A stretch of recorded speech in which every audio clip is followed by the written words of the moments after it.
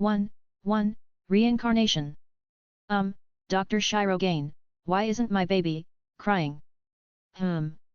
This is a bit weird. Physically speaking, there doesn't seem to be anything wrong with him. It could be signs of his quirk, although rare. It's not uncommon for infants to sort of adapt to their quirk much before they get it. Usually seen in mutant quirks or intelligence quirks. It seems that I've been put into quite the predicament. Some recent studies have shown that while infants don't feel pain the same way adults do, being born still is extremely uncomfortable and anxiety-inducing for the child, so this would be my first time seeing a supposedly healthy baby show no reaction whatsoever to being born. Then, drive. Should I be worried? Not necessarily. The doctor said while a nurse was wrapping me up in a soft towel and handed me to my new mother. As I mentioned before, adapting to one's quirk early is a common reason children don't cry at birth. You see that his irises are currently pitch black. Yes? Most likely an early sign of a perception-based quirk. It would make sense if his senses were subconsciously suppressed so as to not overload him. We have a ton of specialists to help check that.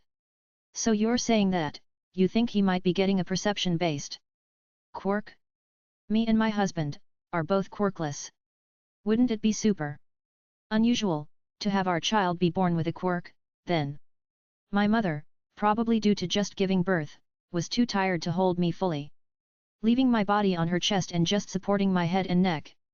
Well, it's far too early to be saying anything now. Having pitch black eyes could be anything. For example, it may look black but may actually just be very dark brown. It's best not to get your hopes up. Like you said, the chance of a child getting a quirk while having two quirkless parents is relatively low. I guess this isn't the worst situation I could be in. It'd be a lot better if I could at least see. After all, babies are supposed to have blurry vision, not a complete lack of sight. Due to the growing number of children with increasingly powerful and unpredictable quirks, you would be fine to simply concentrate on the well-being of your child. You're right, but I can't help but be worried. My life as a quirkless person always felt so difficult. Having to fight for almost anything that a regular person would have. A quirk, intelligence quirks, mutation quirks, perception quirks, and probably a lot of other types. They appear to be some sort of ability, perhaps the supernatural type, which could mean that I'm no longer in the same universe. I understand your concerns, ma'am. Nowadays, the ratio between the quirked and quirkless is about 8:2. However, that would refer to the quirkless population as a whole. For children, it's even more rare. Because of this, about 15 to 20% of the time, I'm meeting a quirkless teenager. It tends to be in less than ideal circumstances, self-harm, depression, PTSD, etc. Dr. Shirogane, is this really the best time to tell her about that? The short-haired nurse interrupted, worried about the current topics of their conversation.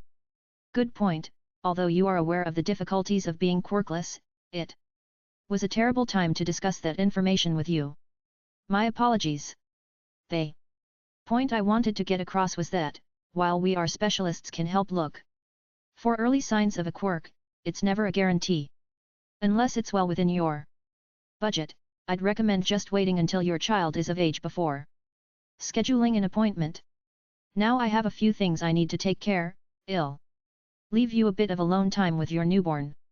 Ending with that, the doctor and nurse walked out of the room. Simultaneously, my little baby had grown tired of thinking, and slowly, my eyes shut closed. Only being able could tell because my vision became slightly darker, and I drifted asleep. I woke up to the sound of crying babies. Not the type of stuff I'd generally choose to listen to. Surprisingly, my vision has improved enough where I can see light slightly. Or sort of feel it in my eyes, a bit of a unique feeling.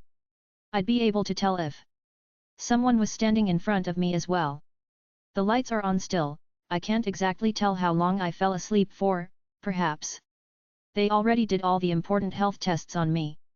More importantly, the real irony is that now I've become a baby and gained my freedom, I can't do a thing with it. Who would have guessed that total helplessness wouldn't be very enjoyable? Assuming that I don't plan on going insane through boredom, I should figure out something to entertain myself with. My first instinct was to start off just playing with my fingers, even putting them into my mouth. That was not my best idea. Whatever they used to clean me doesn't taste very good. Speaking of my mouth, I don't have any teeth right now, meaning to eat, I'll have to. I guess it's best not to think about it.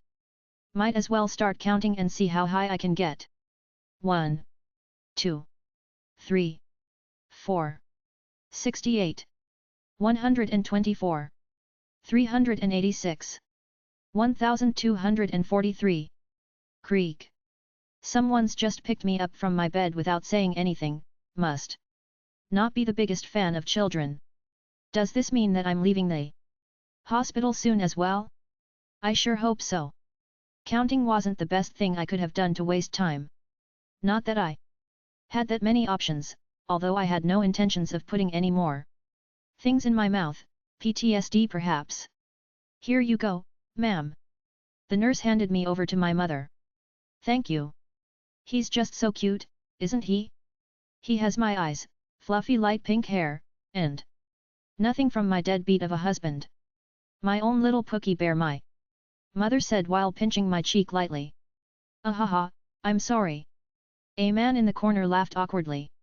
I'm sorry. You showed up a whole hour late to your own son's birth, and all you have to say for yourself is that you're sorry. Before my mother could start an argument with my supposed father about his absence during my birth, the nurse gave a small, deliberate cough, catching the attention of the other two adults in the room. Oh right, did you guys do his tests yet? The man in the corner spoke again, in a nervous tone, trying to divert his wife's anger away. Yes. While your wife was asleep, we finished doing all of his tests, and he turned out perfectly healthy.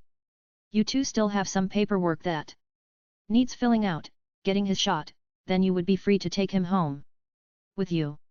You hear that, Kiyopon? You're all healthy, we will be able to take you home without any troubles. My mother chose to let my father off the hook. For now. Wait, Kiyopon? I felt a finger placed in my palm and instinctively wrapped my hand around it.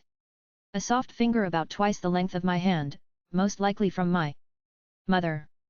Wow, his grip strength is really strong too, my finger's gonna get crushed if I leave it in his little hands any longer, haha. No Kiyopon, no, don't try to put my finger in your mouth. I was in no way planning on putting her finger into my mouth, I wasn't trying to get expelled. While she was playing with me, I heard the door shift open and someone walking in. Is it finally time for Kiyotaka's vitamin K shot? Yes. A new voice answered shortly. It sounded like someone had replaced the nurse who carried me over. The new voice was softer, perhaps they switched her out for someone who was better with children. My mother had sat me while the new nurse walked towards us. Hey there, little Kiyotaka, this is the last thing we need to do with you today, then we'll let you go out on your way. The nurse removed my blanket and started booping me all over, hoping for me to start giggling or playing along, but sounding rather surprised when I had shown no reaction. All right, you're the silent type, are you? No problem, I'll just pinch you a teeny tiny bit, okay? It'll be over in an instant, okay? You're a strong boy. I'm sure you'll handle it just fine. Are you ready? And a 1, and a 2. And it's all done, see? You're such a strong baby, I'm so proud of you. She started clapping and raising my hands up. I must admit, I'm not sure exactly how to react while being giving baby talk, and from the look of the nurse whose face is contorting, probably not like I can actually see her clearly anyway, I doubt I'm doing it correctly. Ah ha ha ha, your face is hilarious, Kangofa-san. My mother laughed at the nurse's expression. Appears I was right. I mean, I already knew Kiyotaka was silent, but you can't help and be surprised when he won't even react to getting a needle injected into him. It kinda gives you hope that he'll unlock an intelligence-based quirk. Dr. Shirogane was saying that he might be getting a perception-based quirk. That was earlier where Kiyopon didn't show any reactions when he was born. Although, what makes you think it'll be an intelligence quirk instead of a perception quirk? So he didn't show any reaction then as well, huh? It may actually be a quirk that affects both aspects. The nurse walked towards me while talking and began tickling me lightly at my stomach and feet unrelentingly. For example, not too long ago, there was a couple that both had an ice and fire-based, and their child was born with a lower body temperature than normal without any noticeable health issues, likely ice resistance, and while we obviously couldn't test it, he could have fire resistance as well. Seeing that, I've still shown no reaction to her annoying tickling, she put on a huge smirk.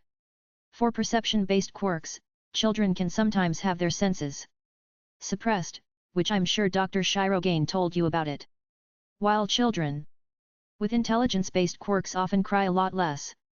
And as you can see, despite me constantly tickling him, Kiyotaka hasn't even shown the smallest like or dislike of it. With quirks constantly evolving each year, it makes me think that whatever quirk, if he even gets one, will affect both his brain and senses. After the nurse was finished explaining her theory, she reached over the desk, pulled open the drawer, and handed some papers to both of my parents. I'll be back in a few minutes, your husband already filled out most of the paperwork, but there is a tiny bit left. Complete that, and then you'll be discharged. It was clear this wasn't something I cared enough to listen to, so I closed my eyes again, already feeling drowsy. Falling asleep was never an issue for me before, but being a baby seems to make it happen almost instantly. This is the fourth time I've woken up in this world. The third instance some unspeakable things happened and I've decided to forget about it entirely, knowing full well I'd have to do it again in a few hours. I am once again in a completely different area from where I went to sleep. I'm in a crib. This is gonna be a long day. Luckily, my mom picked me up and walked over towards the couch-shaped blur. She then set me down on her lap, positioning me so I won't immediately fall over.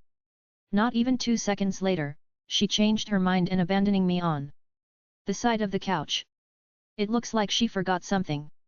Sorry about the Kiyotaka, I forgot the remote and had to move you over. Haha, no hard feeling, yet.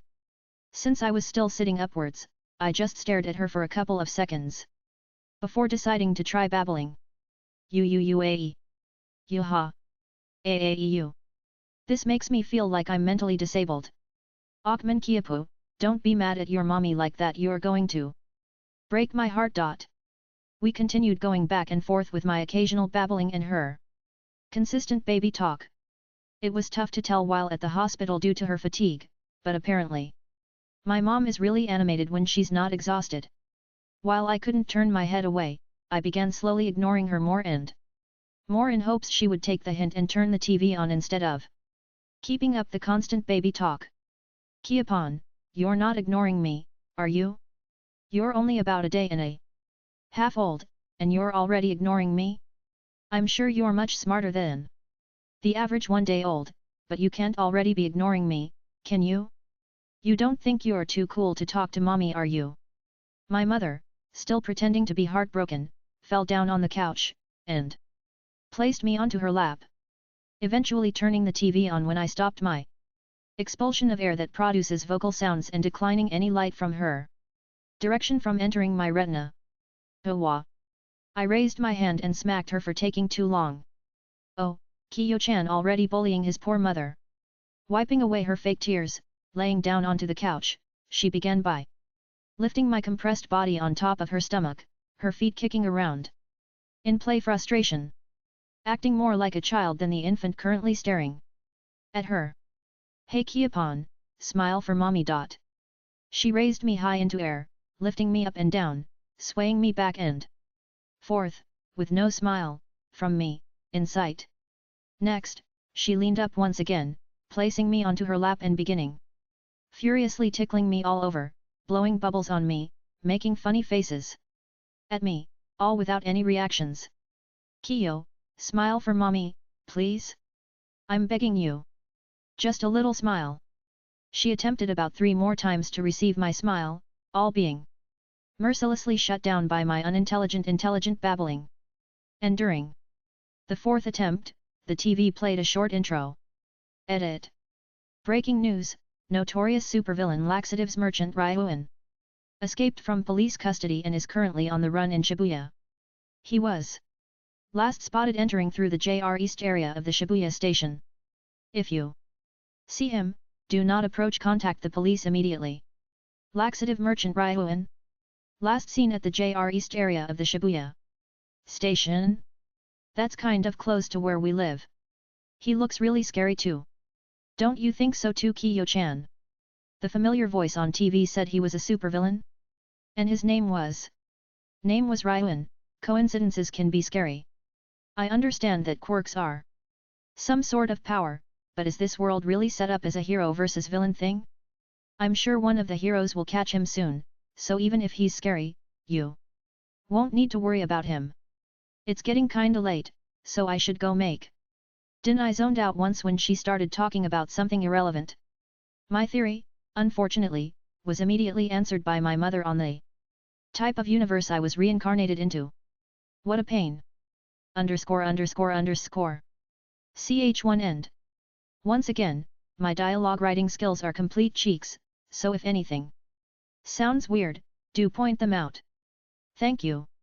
Any resemblance to actual persons, living or dead, from code is purely coincidental. Or in other words, the only characters from code will be Ayanokoji, anyone else would just be a replacement for the irrelevant OC.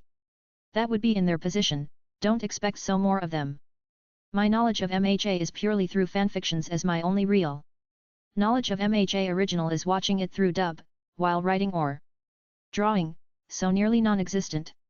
That doesn't mean that I won't be doing any research on the original story, but I plan on making it mostly original content while still using MHA-centric characters as much as possible. 2. Parental drama.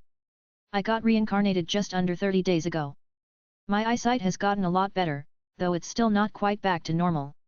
Despite being only a month old and being unable to do any research on my own, I've been able to learn about some major differences between this world and my own, mainly through educated guesses and television audio. Quirks, a supernatural type ability, which grants the users all sorts of mysterious powers, telekinesis, fire generation, intelligence, teleportation. If you can think of it, there is probably someone with the quirk. That doesn't mean someone with a fire quirk would be able to create a fireball with the temperature of the sun. The quirk is usually not very powerful upon awakening, working similar to a muscle getting stronger the more you train it. They are often passed down through genetics, sometimes combining both parents' abilities, or in more rare cases spawning an entire new quirk. Generally speaking, quirks are awakened at the age of 4.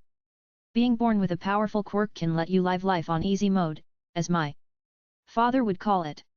Since quirks come in all shapes and sizes, those who aren't born so lucky are looked down upon by those around. Those with weak or villainous quirks commonly get bullied in schools, singled out by their employers, ostracized by society. They feel isolated, helpless, worthless, finding themselves turning to crime as a means of survival. Naturally, giving everybody and their mothers powerful abilities leads to some not very nice people using their God-given abilities for some not very nice things. The government wasn't too fond of villains using their quirks recklessly, which led to the rise of professional heroes. Individuals with powerful quirks or skilled usage of them, who were given legal permission to uphold justice, revered by the general public. My parents are in the low percentage. The quirkless. My father, Sato, has low confidence, self-esteem issues, works as a manager in a call center, and due to his reputation as the only quirkless person in his office, has clearly lost his ambitions long ago. My mother, Hannah, is the opposite. She's currently on maternity leave and never talks about her job to her friends whenever they come over. I'm unaware of what she works as, not that it matters much, but guessing by their savings, not every much higher than Sato. Due to my lack of emotions, I was sent to the 2 different hospitals, both times being sent back, telling her I was perfectly healthy. Hana, only after making continuous attempts throughout the month in getting me to smile, all resulting in failure. Accepted the fact that I wouldn't be smiling anytime soon. 6 months have passed since my addition into this world.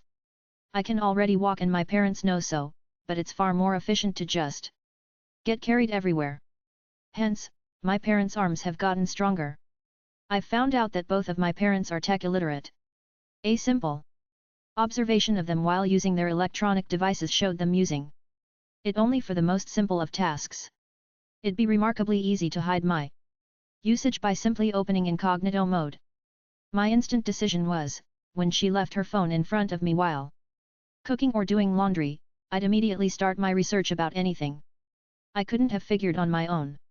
Most of my important questions were answered by my third secret phone investigation. Surprisingly, this universe is extremely similar to my own. Quarks arrived roughly 200 years ago, and the origins of which are still a mystery, with the most popular theories being through evolution or a disease transmitted by small animals to people. The hero ranking was chock-filled with heroes that mostly relied on their quirks, the biggest culprit being All Might. The amount of power his quirk gives his is insanely powerful, just from the videos I've seen of him, far above the current second-ranked hero in Japan. It makes perfect sense as to why he doesn't learn any techniques or martial arts, he simply never needed them. Quirks may be the most noticeable difference between this world and mine. But that's not the only supernatural thing I've discovered. There are heroes who, even without a quirk enhancing their physical abilities, are faster, stronger, and more resilient than anything I could have achieved in my previous life. On the topic of my previous life, I looked up the full list of presidents of the USA to compare it with what I knew. While there were people I knew, 10 or so people were ones I had never heard of, the ones I did know had different careers as well, meaning it'd be accurate to call this a parallel universe. And finally, back to the current time. Hana's maternity leave ended a while ago, and she's gone back to her job in a warehouse, working part-time, sending me to daycare because Sato works at around the time as her. Spending time at daycare is K. Slam. The front door was slammed shut. Hana sprinted out from her bedroom with a hairdryer still in her hand, her hair soaking wet dripping water onto the floor. She had just come out of the shower minutes ago. What's going on? Hana shouted and stopped her sprint right in front of me. The man had a slightly surprised look, which quickly switched a guilty one. Oh. Hana. That was accidental. I didn't mean to put that much power into shutting it. Sato's eyes were glued to the ground, and his fist was clenched, shaking ever so slightly. Something had clearly been done to him, Hana noticed this, and kept silent, waiting for him to explain what the issue was. I got fired. He stopped for added suspense. About a month ago, I didn't tell you about it, our company was bought out by a larger company and I had gotten a new boss. My old boss was kind and didn't care what you looked like or if you had a quirk. Sato talked while he walked and sat down on the couch without looking up at me or Hana. Hunched over, his arms on his legs, hands intertwined, and his head tilted down significantly. My new boss was kind as well, she was strict, yes, a bit on the quieter side too, but didn't show any sort of disgust when she saw my coworkers with the insect mutation quirk. We had a bunch of new employees ever since the change in management, so we decided on going out drinking together and officially introduced ourselves. I told her about how I was quirkless as well, and she told me about how her little sister was quirkless as well, so she didn't care about that thing. It's obvious where's he's going with this. With an unmistakable look on her confusion, Hana chose to stay quiet. Again, waiting for Sato to finish his story. Today, she called me into her office when I arrived in the morning. He took a deep breath. The first thing she did was ask, "Why do you think I called you here?" I told her, "I'm not sure ma'am, did I do something wrong?" His voice was shaky and slowly, getting louder, matching the growing anger in his expression as he recalled what happened.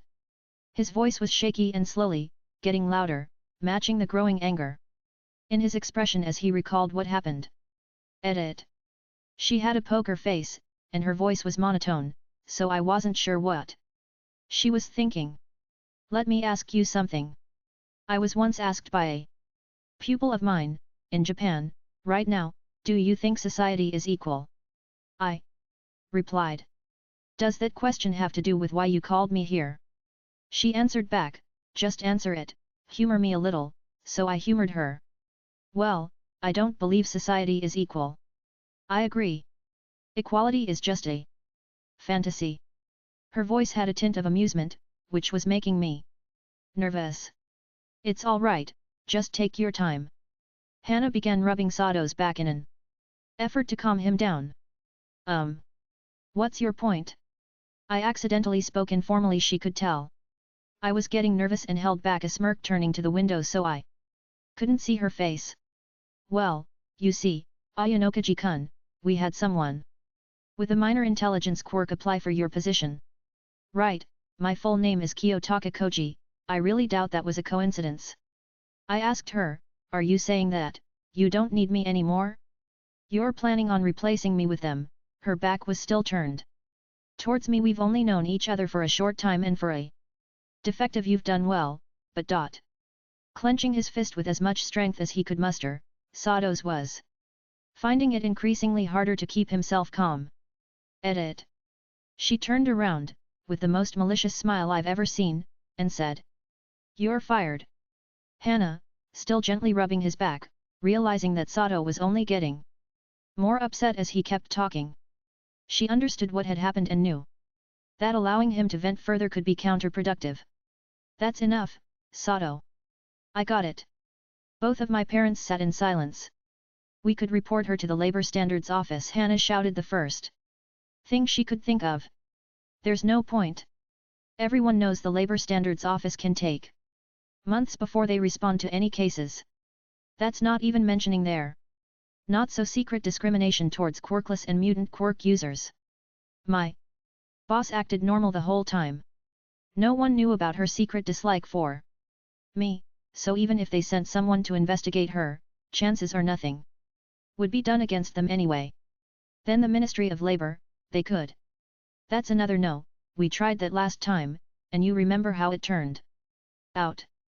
Sato once again turns down her idea due to some past problem he had with them. Biting down at her lip, Hana made one last attempt to support Sato. See court. We can take her to court. That's the worst option of the bunch. We don't have any extra money to put into hiring a lawyer. Just trying would bankrupt us. He once again immediately denies Hana. While I may not know the current laws on this, I doubt they have any laws that would blatantly exclude quirkless people. Even if he would have to find another job while waiting for his case to resolve, it'd be better than sitting around feeling pity for himself. What are you going to do then, Sato? We're already in debt, and ever since we had Koji, we have been living paycheck to paycheck. Her voice came out barely louder than a whisper. I don't plan on doing anything. I couldn't do anything to them if I wanted to. Putting his hand on his face in shame, they sat in silence again, thinking over what they'll have to do if they want to stay afloat. I'll have to find a new job. I don't know how long that'll take, it's not like I have many options. And from there, we might need to sell some stuff, but we'll get through this, I promise. Unconvinced by his own words, Sato felt compelled to maintain his strength for his beloved wife and their unervingly smart child. Grabbing Hana's hand, he pulled her into a tight embrace as they cuddled in their small two-bedroom apartment while I watched quietly. Ch2 end. Not much to say this chapter. Kiyo recaps his research. Sato gets fired by a girl with a suspicious resemblance to a female teacher in coat and does nothing about it. The time skipping will go on for a few more chapters. Ch3 is mostly done as well. If there are any inconsistencies or spelling errors, do point them out. Thank you. 3. Amusement park visit. Today is 2 weeks after my 1-year reincarnation anniversary.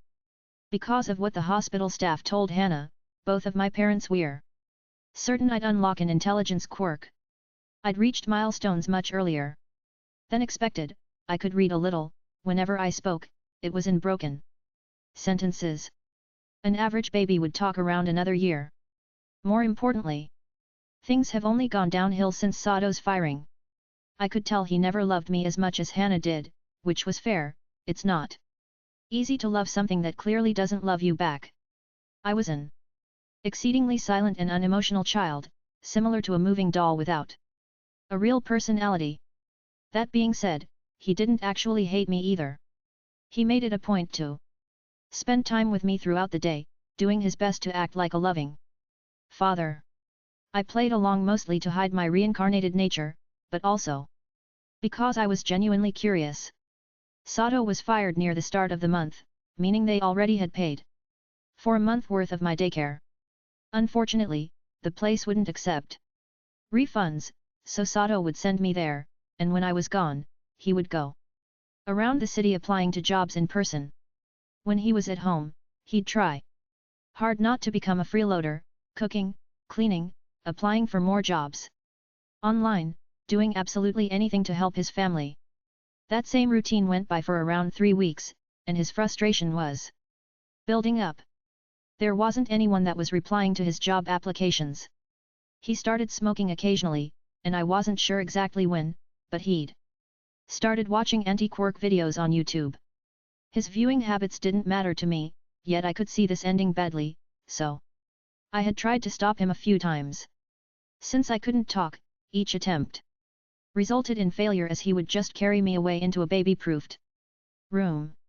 Fast forward another week, Hannah declined paying for another month of daycare to save money. Sato, perhaps because of his depression, he began watching extremist anti-quirk videos. He was falling apart faster than I had anticipated. Initially, I just pestered him enough where he would move me out of the room and go back to his computer. Now that daycare was out of the picture, I was spending far more time in Sato's company. His patience seemed to wear thin quickly, and he stopped concealing his growing dislike for me, as if he was being forced to take care of me. He began leaving me in that room for hours with nothing to do, rarely checking in on me. Quite devastating for a child such as myself. He'd put me there whenever he was doing chores, not just whenever I was annoying him. It was clear that he wasn't doing it as a punishment, almost like he couldn't stand to look at me at times. He was also growing distant to Hannah, who conveniently was working overtime. Talking to her less, intentionally avoiding her in the same house. Lying about mundane things. Assuming it was because of his depression, Hannah, already knowing about his problems, tried to get him to talk about it, to help him feel better. Each time, getting brushed off. Sigh. This wasn't good.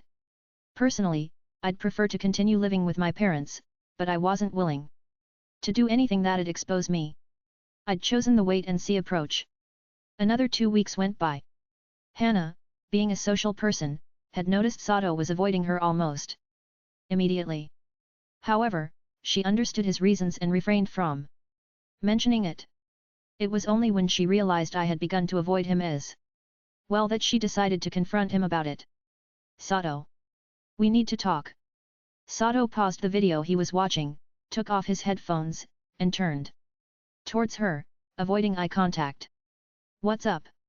He already sounded defensive. You've been avoiding us, right? Avoiding you too? You're imagining it. Sato, I'm not messing around here. I didn't mind leaving you some time to yourself, but Kiyotaka has begun avoiding you too. She placed her hand on her hip. I didn't mean for that to happen. It doesn't matter what you meant to happen. You know Kiyotaka's a special child. He doesn't show much emotion. He's much smarter than average, but he's not that smart. For all he knows, you might just hate him. All you're doing by avoiding us is making things worse. I'm sorry. It's just I've been really frustrated. None of the places I applied to have replied to me, some of which declining my resume because I didn't show my quirk on it. Sato spoke, feeling pity for himself. I know, it sucks, but there's nothing you can do about that. Instead of just mopping around, scaring away Kiyo-chan, you should take a break from searching for a few days. Relax a little bit, take Kiyo out with you to have some fun. It's only been a month since you started job hunting, I'm sure someone will contact you soon. Just be patient. He looked up at her, guilt written all over his face. I'll try my best. Walking towards the bathroom, she turned back at him with her face unchanging.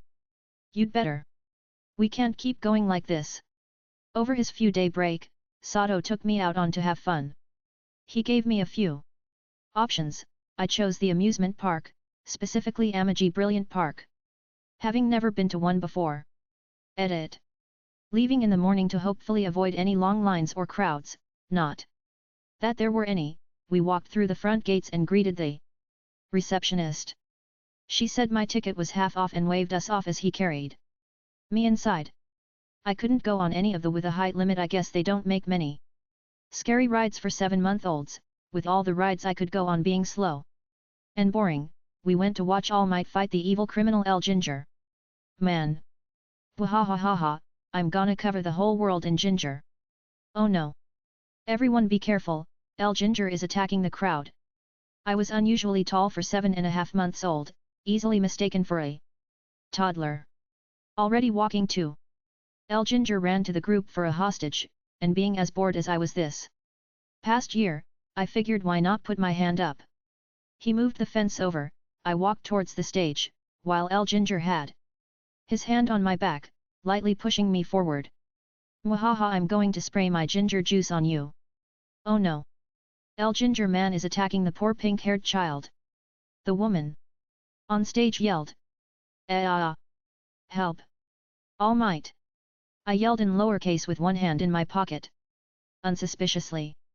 A man about 6 feet tall, an abnormally large head, and, except for 2 large strands which were pointing up, his blonde hair was pushed back. Walked out from behind the curtains and crossed his arms, his mouth did not open but he started talking. Ha ha ha ha, fear not child. For I am here. The children in the group all cheered. Then El Gingers put his hand onto my shoulder. Back away All Might, if you come any closer then some bad things will happen. How lame. I suppose that's what you'd expect from a show aimed at kids. You evil criminal. Let that innocent child go, he pointed his finger at me. El Ginger Man's using the hostage to stop All Might in his tracks. A dirty villain move. All Might dramatically raised his fist, as if deciding whether to charge forward. The children in the crowd all gasped, unsure of what was going to happen. You won't get anyway with this, surrender immediately. All Might shouted, taking a stance when El Ginger Man was still holding onto me. Meanwhile, El Ginger lightly tightened his grip on me while taking his own stance. One wrong move and I'll spray this kid with my ginger juice, All Might. And you call yourself a villain? You're nothing but a coward. El Ginger growled, subtly pushing my back, simultaneously All Might right hand, invisible to the crowd, subtly curled 2 fingers, asking me to come forward. I, as a 7-month-old, of course ignored them and stood still. Fine, I'll fight you fair and square, All Might. Realizing I had no plans on moving, El Ginger ran past me towards All Might, raising his fist back, he shifted his torso aiming for the face. All Might caught his fist and shot back with his own attack. Edit. Carolina Smash. Ginger Punch. A weak gust of wind blew past me, not from the power of his punch, rather a wind quirk. All Might's true quirk is unknown but I've never thought it'd be a wind quirk. They continued trading blows, El Ginger was failing to keep up. Until finally, All Might landed a punch onto his stomach, making El Ginger dramatically fall to his knees. Damn you All Might! You win this round, but don't think this is the end of. El Ginger stopped mid-sentence, seemingly passing out. All Might walked over to me and patted my head. You are so brave young man. Not many would stay so strong in the face of danger.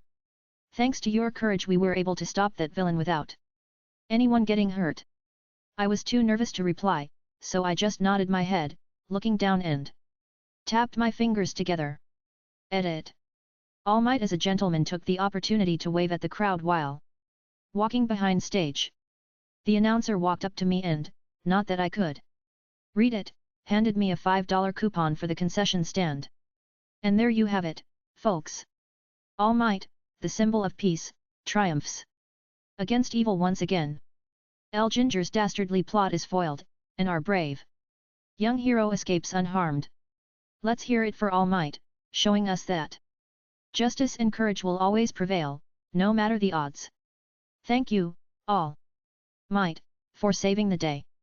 The announcer started the applause and bowed before the crowd. As I was walking down the stage, I noticed something unusual. A man in All Might's costume was holding All Might head on the side of waist. All Might is a fake. The fight between him and El Ginger was fake. My life is ruined. I walked back to my father and handed him the mysterious paper.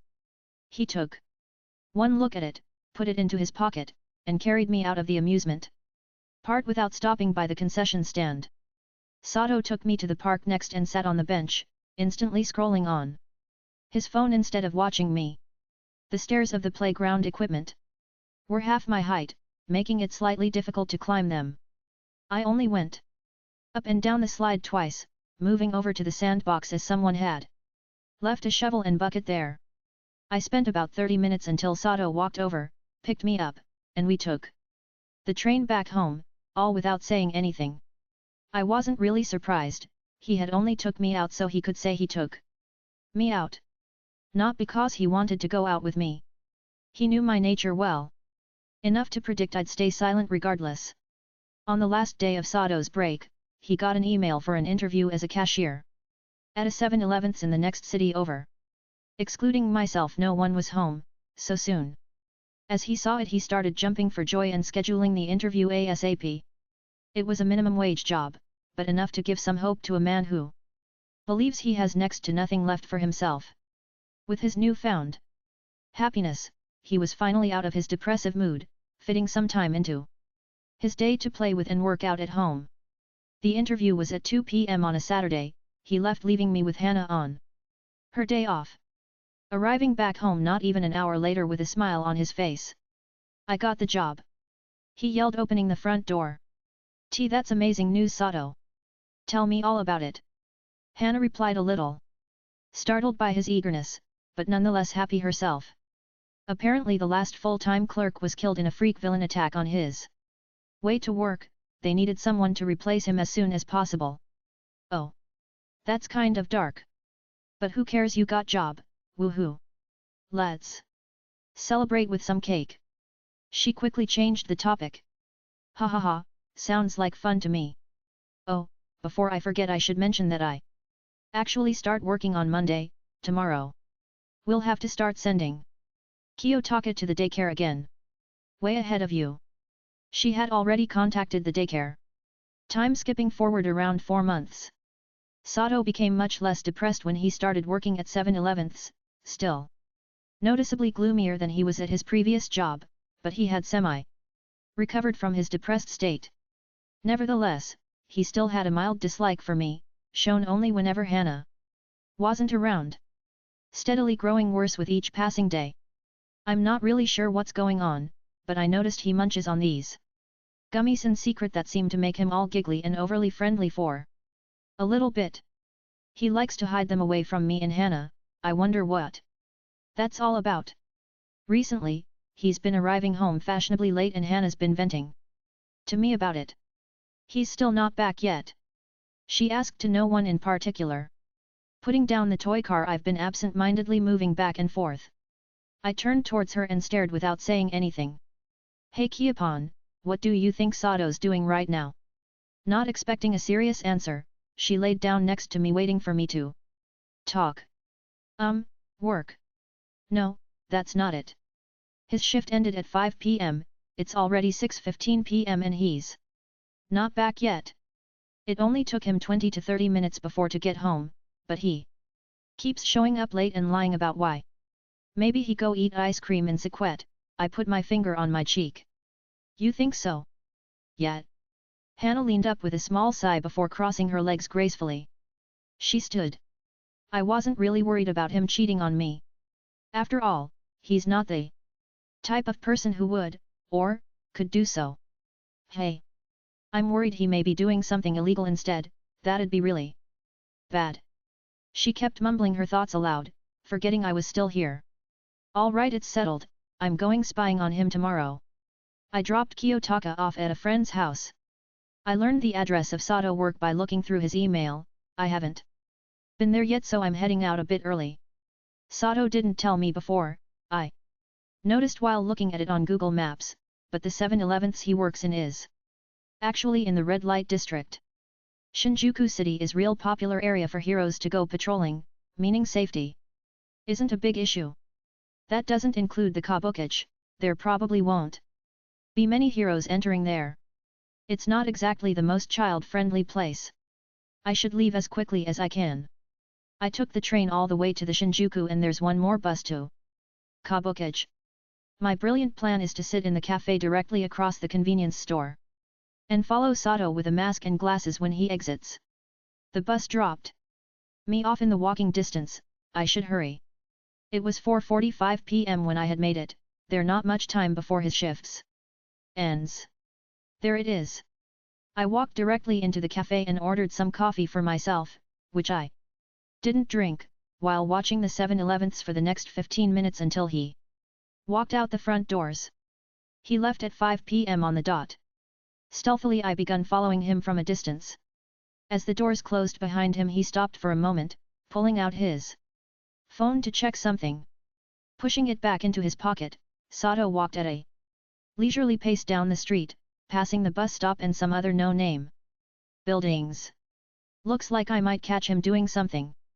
After wandering for a bit, he found a quieter part of town, taking a right on the corner. When he glanced around to not draw attention, I quickly hid behind some street sign. Walking into the alleyway, I tiptoed after him, peeking my head around the corner, only to spot him on his phone by the dumpster waiting for someone or something. Loitering by a dumpster with your phone in hand? That's suspicious enough to be illegal. Is he waiting for someone to come? If so, I should probably move to not get sandwiched. As I was about to leave, I spotted someone walked from the other end of the alley. The man who appeared looked about a foot taller than Sato, a relatively large build, and black hoodie. Unfortunately I wasn't close enough to tell what they were saying. He handed Sato a small plastic bag in return for some cash and looked in my direction. Shit. Who the fuck are you? Perhaps because of his quirk, the man was far too fast for me to run away. He grabbed my arm, throwing me at the wall, and jump kicked me straight in the stomach. Poofa! The air in my lungs was knocked out. My sunglasses were knocked off and my mask fell down below my chin. Hey chick? You with the popo? Sato, seeing my face and current state, eyes spread open, and started to panic. The dealer reached for my neck, but before he could touch me, Sato charged towards us. Don't touch her! He screamed as he threw himself at the man, but it was easily sidestepped. In desperation, Sato swung his fist, aiming for the face, instead accidentally pulling down his hoodie, so we could both see his face, which was showing. Slight surprise turned into anger. Grabbing Sato's collar, and with no difficulty, he slammed him face first into the concrete. In an futile attempt to stop himself from dying, Sato raised his arms to protecting his head from the cold concrete floor. He wasn't fast enough. Crunch! The sound of his skull breaking was petrifying. I screamed at the top of my lungs. Sato was right next time, blood leaking from his head, spilling onto the sidewalk. He lied there, completely motionless. Was he dead? It wasn't even a fight. Sato was simply so much weaker that his opponent had no difficulty eliminating him. There wasn't any time to think. I hopelessly sprinted as fast as I could away from him. I knew it was useless, but I had no other choice. My baby was waiting for me. Where the fuck do you think you're going, bitch? Predictably, I was grabbed by the hair before I could exit the alleyway. Instead of attacking me, the dealer froze, looking to the right at the massive figure appearing in front of us, with black and white skin similar to an orca. And almost 7 feet tall. Edit. Why Yuri? Mid-sentence, the man was cut off by a powerful kick, launching him backwards as his nose gushed with blood. Gang Orca looked behind me at the unmoving body and with an unfazed expression, pressed his fingers on Sato's neck to check his pulse. Are you alright, miss? Oh. Is Sato alive? I ignored his question, asking what was more urgent. Gang Orca glanced at me. Sorry. He spoke, not looking at me. Responding much more quietly compared to before, he walked over to the alive, but limp body of the criminal still bleeding profusely. Whatever, that didn't matter to me anymore. Sato was dead. Gang Orca answered my question, it was clear he was gone forever. Hyperventilating, my vision blurred as my heart pounded uncontrollably. I clutched my chest, struggling to breathe. I barely noticed Gang Orca approaching, his phone pressed to his ear. Then, everything went black as I fainted. She's late. Ch3 end. This story isn't going to be super fast paced. I plan to have a few chapters each until he hits the prime age before retiring my time skips. Some do take a bit of time to make, but I really like adding shitty edits into these chapters. Let me know if you like them. I'll also eventually be adding actual art, like the cover drawing that I may redraw at some point, too. Moments I really like, no promises though. My longest chapter so far, Kiyo recaps his father's issues, goes to an amusement part as a suspiciously grown 7-month-old, and then his parents gets beat up. I was going to make it longer but decided against it cause I don't really care about the ox. If you notice any inconsistencies, do point them out, thanks. 4. Abandoned. The morning light poured through the white curtains, following a feeling of cold air throughout the quiet beeping sound by something standing next to me. My body felt heavy, covered in sweat, and a subtle numbing feeling in my stomach. Blinking slowly, I reflexively reached for my eyes, attempting to rub out any of the dust accumulated there overnight, attempted as I was thwarted by wires stuck onto my arm. Waking up in a new location, it took me a moment to realize where I was. Wires? A unfamiliar white room? Is this a hospital? A hospital? Why am I in a hospital? A surge of panic sent my heart rate skyrocketing, and I shot up, holding my chest to slow my breathing. Coincidentally, a nurse, the same short-haired one from before, marches in, alerted by my anxiety. I see you're awake, ma'am. I don't answer, still shook by the situation I'm in. Don't worry, ma'am, you're completely okay now, she spoke, sounding unconcerned. Forget about me. Tell me what happened to Sato and where my baby is. I yelled at her. Calm down, I was going to explain that to you. Give me a minute. Her face when she left so suddenly felt strange. Was she nervous? Avoiding telling me something? My thoughts spiraled as I stared at the empty doorway, unsure of what happened last night, counting each second till she came back. After 5 long minutes, she finally returned, holding something in her hand. That seemed to signify we were about to have the conversation I would dread. I'm asking to confirm this, but do you remember what happened to you last night? Most of it, I just followed Sato and getting kicked, but it's blurry after that. Got it. To start, when we reached out to your emergency contact, they mentioned that you had asked them to babysit your child. Is that correct? Oh. Yes, I remember that. Then, is Sato all right? Keeping her head down, avoiding eye contact, she kept silent before apologizing. I'm sorry. Sato is dead, he dash. She continued on, but I had already stopped listening. I struggled to breathe as my memory returned. Being jump-kicked in the stomach, Sato's skull being crushed with some of his blood splattering onto me, Gang Orca arrival right before my demise, all of it happening the previous day. The nurse walked over and rubbed my back to try and calm me down.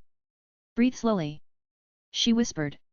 Following her advice, I gradually inhaled till my lungs were filled with air. Exhaling at the same pace repeatedly. Closing my eyes, I focused on clearing my mind, but my thoughts were not cooperating. Replaying the situation in my mind, if I hadn't followed Sato to catch him buying drugs, he'd be alive right now, wouldn't he? I may have been suspicious of him, yet in a healthy relationship, we would have simply talked about his questionable behavior, right? Right? No, no, no, I can think about that later. How am I going to raise Kiyo? We're barely able to raise him with both of our salaries. Without Sato, I wouldn't even be able to afford the daycare to leave him at. What the hell am I even supposed to do? I could contact my parents and see if they'd be willing to babysit him, but I had been disowned as they didn't want a quirkless son-in-law. There's no way they'd accept Kiyotaka, and Sato's parents are already dead. Once again, I began hyperventilating. There's too many things to worry about, and nothing I can do about it. Money issues, raising Kiyotaka as a single mother, the stress of it all, I don't know how I can manage that. Here, drink this and calm yourself down, the nurse said, handing me a cup of water. I chugged it as fast as I could, feeling the lukewarm water run down my throat, and laid back down onto the hospital bed, with my arm placed on top of my forehead, blocking the nurse's view of my eyes. The future is not looking good. It's been about a month since I left the hospital. In that short time, I've tried anything I could find a solution to staying with Kiyo, all resulting in failure. My parents simply ignored me. There wasn't any government support I could apply for that'd help us, and nothing with my friends' schedules worked out for us. So, I've tried to spend every moment I could with Kiyo, knowing my time with him was limited. He's so much smarter than I give him credit for. He only asked a few times about Sato's absence. I couldn't bring myself to tell him the truth. How could I? How do you explain to a child that his father's never coming back? Somehow, he just stopped asking. Has he already figured it out? Or does he think Sato will eventually return? Despite my efforts to act normal, Kiyo has probably sensed the changes in me. The way I hold him a little tighter when we're together, how I linger in his room longer than usual at night, my fake smiles. I'm terrified of what's going to happen next, ignoring my own issues. How will Kiyotaka survive in the orphanage? He might get bullied by the other children there because of his quietness. What if he doesn't unlock a quirk? 2. The overwhelming guilt I felt when I looked at his clueless face, leaving him by the door of the orphanage and telling him to stay there. Watching from afar, as 10 minutes passed and someone from the orphanage finally noticed him lingering outside. Following them inside, he was still with no visible reaction. Haha. I guess I won't ever get to see him with any emotion. I walked back to my apartment. Reaching the rooftop, I sat down, greeted by the breathtaking view of the city combined with the color of the sunset, the wind blowing through my hair, closing my eyes to allow the sound of traffic to flood into my ears. Feeling a sense of liberation as I stood up, stretching my arms out wide. Letting all the stress I had been accumulating fading away, realizing that in this beautiful moment, edit, I felt fear for the very last time. Although she hadn't said anything, what Hannah intends to do after dropping me off at the orphanage was obvious. Not that it's any of my business anymore. It's been a few minutes, and no one has noticed me yet. Until a girl with short dark green hair, green eyes and an above-average build for a woman locked eyes with me through the window. The girl, after opening the front door, kneeled down to slightly above my eye level and with a small smile on her face asked, "Hey there, little mister, do you know where your mommy or daddy is?" She spoke softly. I could see the concern on her face, presuming I had been left behind. I responded by twisting my head left and right. "That's all right. Can you tell me your name and how old you are?" Kiyotaka, and I'm 1. I said in a monotone voice. She visibly flinched at my response, her eyes widening in surprise. Perhaps it was my permanently monotone face and voice and my age not matching her estimation. Her initial shock quickly shifted back to concern, likely deducing that my abandonment stemmed from being unwanted rather than from financial struggles or an inability to provide for me. I see, well Kiyotaka-kun, my name is Hanaka-san. While I go do something quickly, would you go sit on that chair for me? Okay.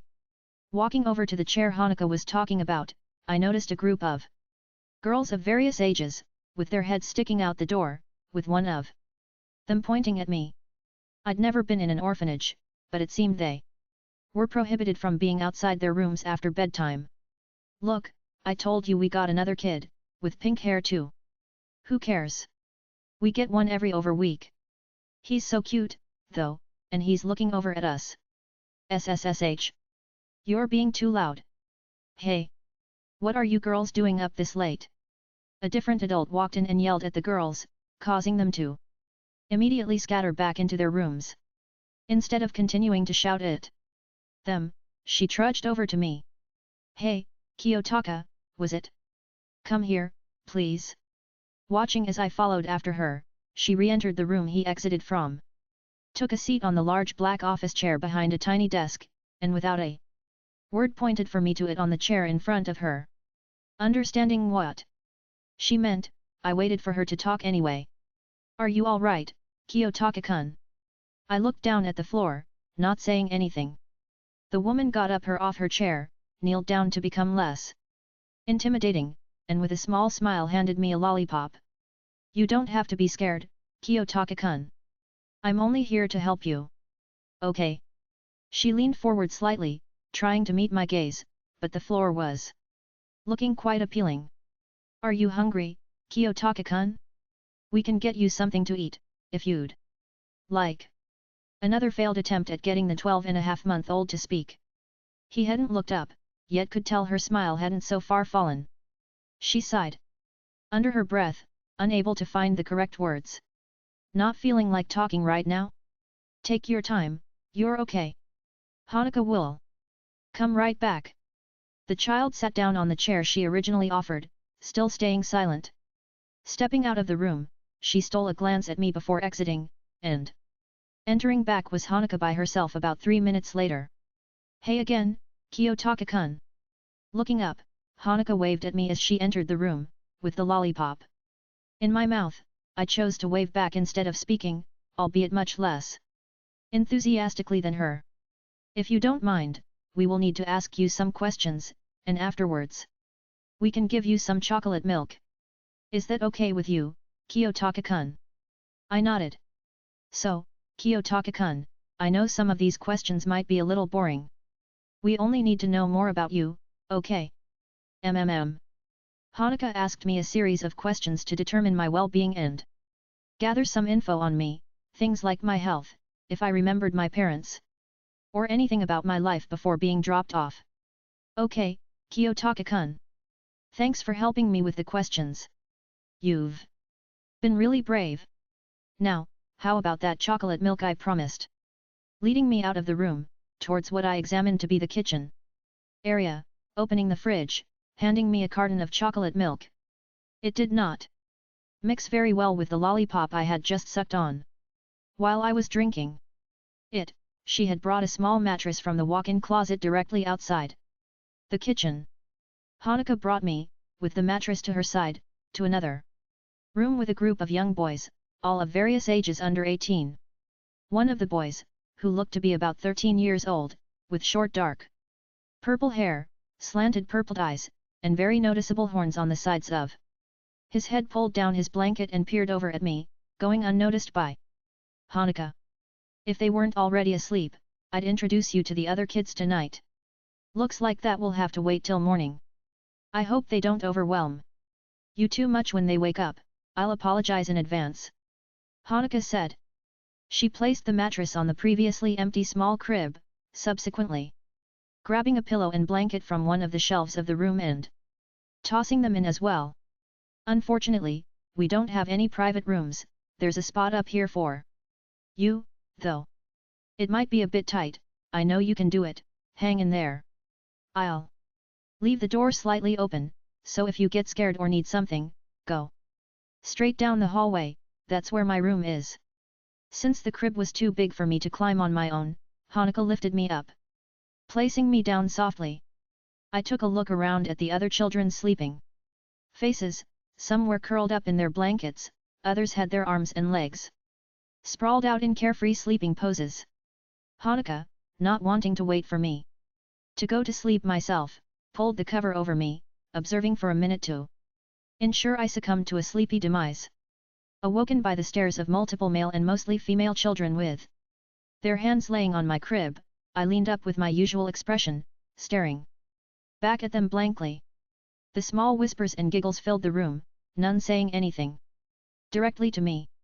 One of the younger boys, around 5 or 6, reached out to try and touch my fluffy pink hair, but was quickly deflected by my small baby hands. "Why is he so quiet?" one of the girls whispered, glancing at the others for reassurance. "Maybe he's shy," the one next to her replied. The purple-haired boy from last night and currently oldest looking one in the room interrupted. "You'll scare him by crowding around him like that. Do you think he even understands us?" Hanako said he turned 1-2 weeks ago. "Guess they found my information. Do you want to play with us?"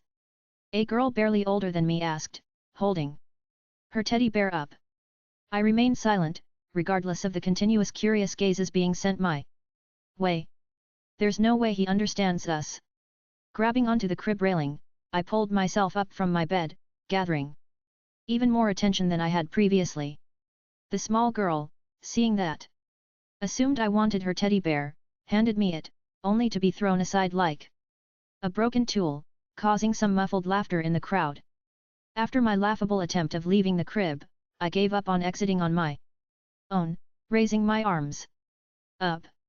I said. The collective gasps from the group silenced the room. A mixture of shock and disbelief painted over the children's faces. The girl with the teddy bear dropped it and while pointing at me, opened her mouth.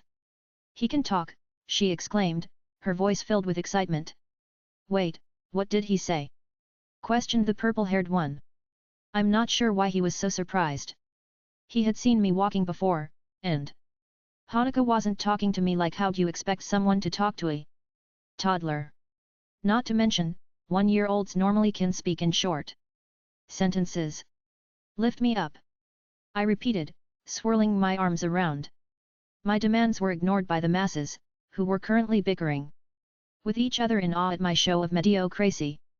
Meanwhile, one of the smaller kids pulled on my blanket, forcefully releasing my grip, and making me land chin first onto the railing. Edit/drawing. "Hey, watch it! You tripped him," one of the girls yelled.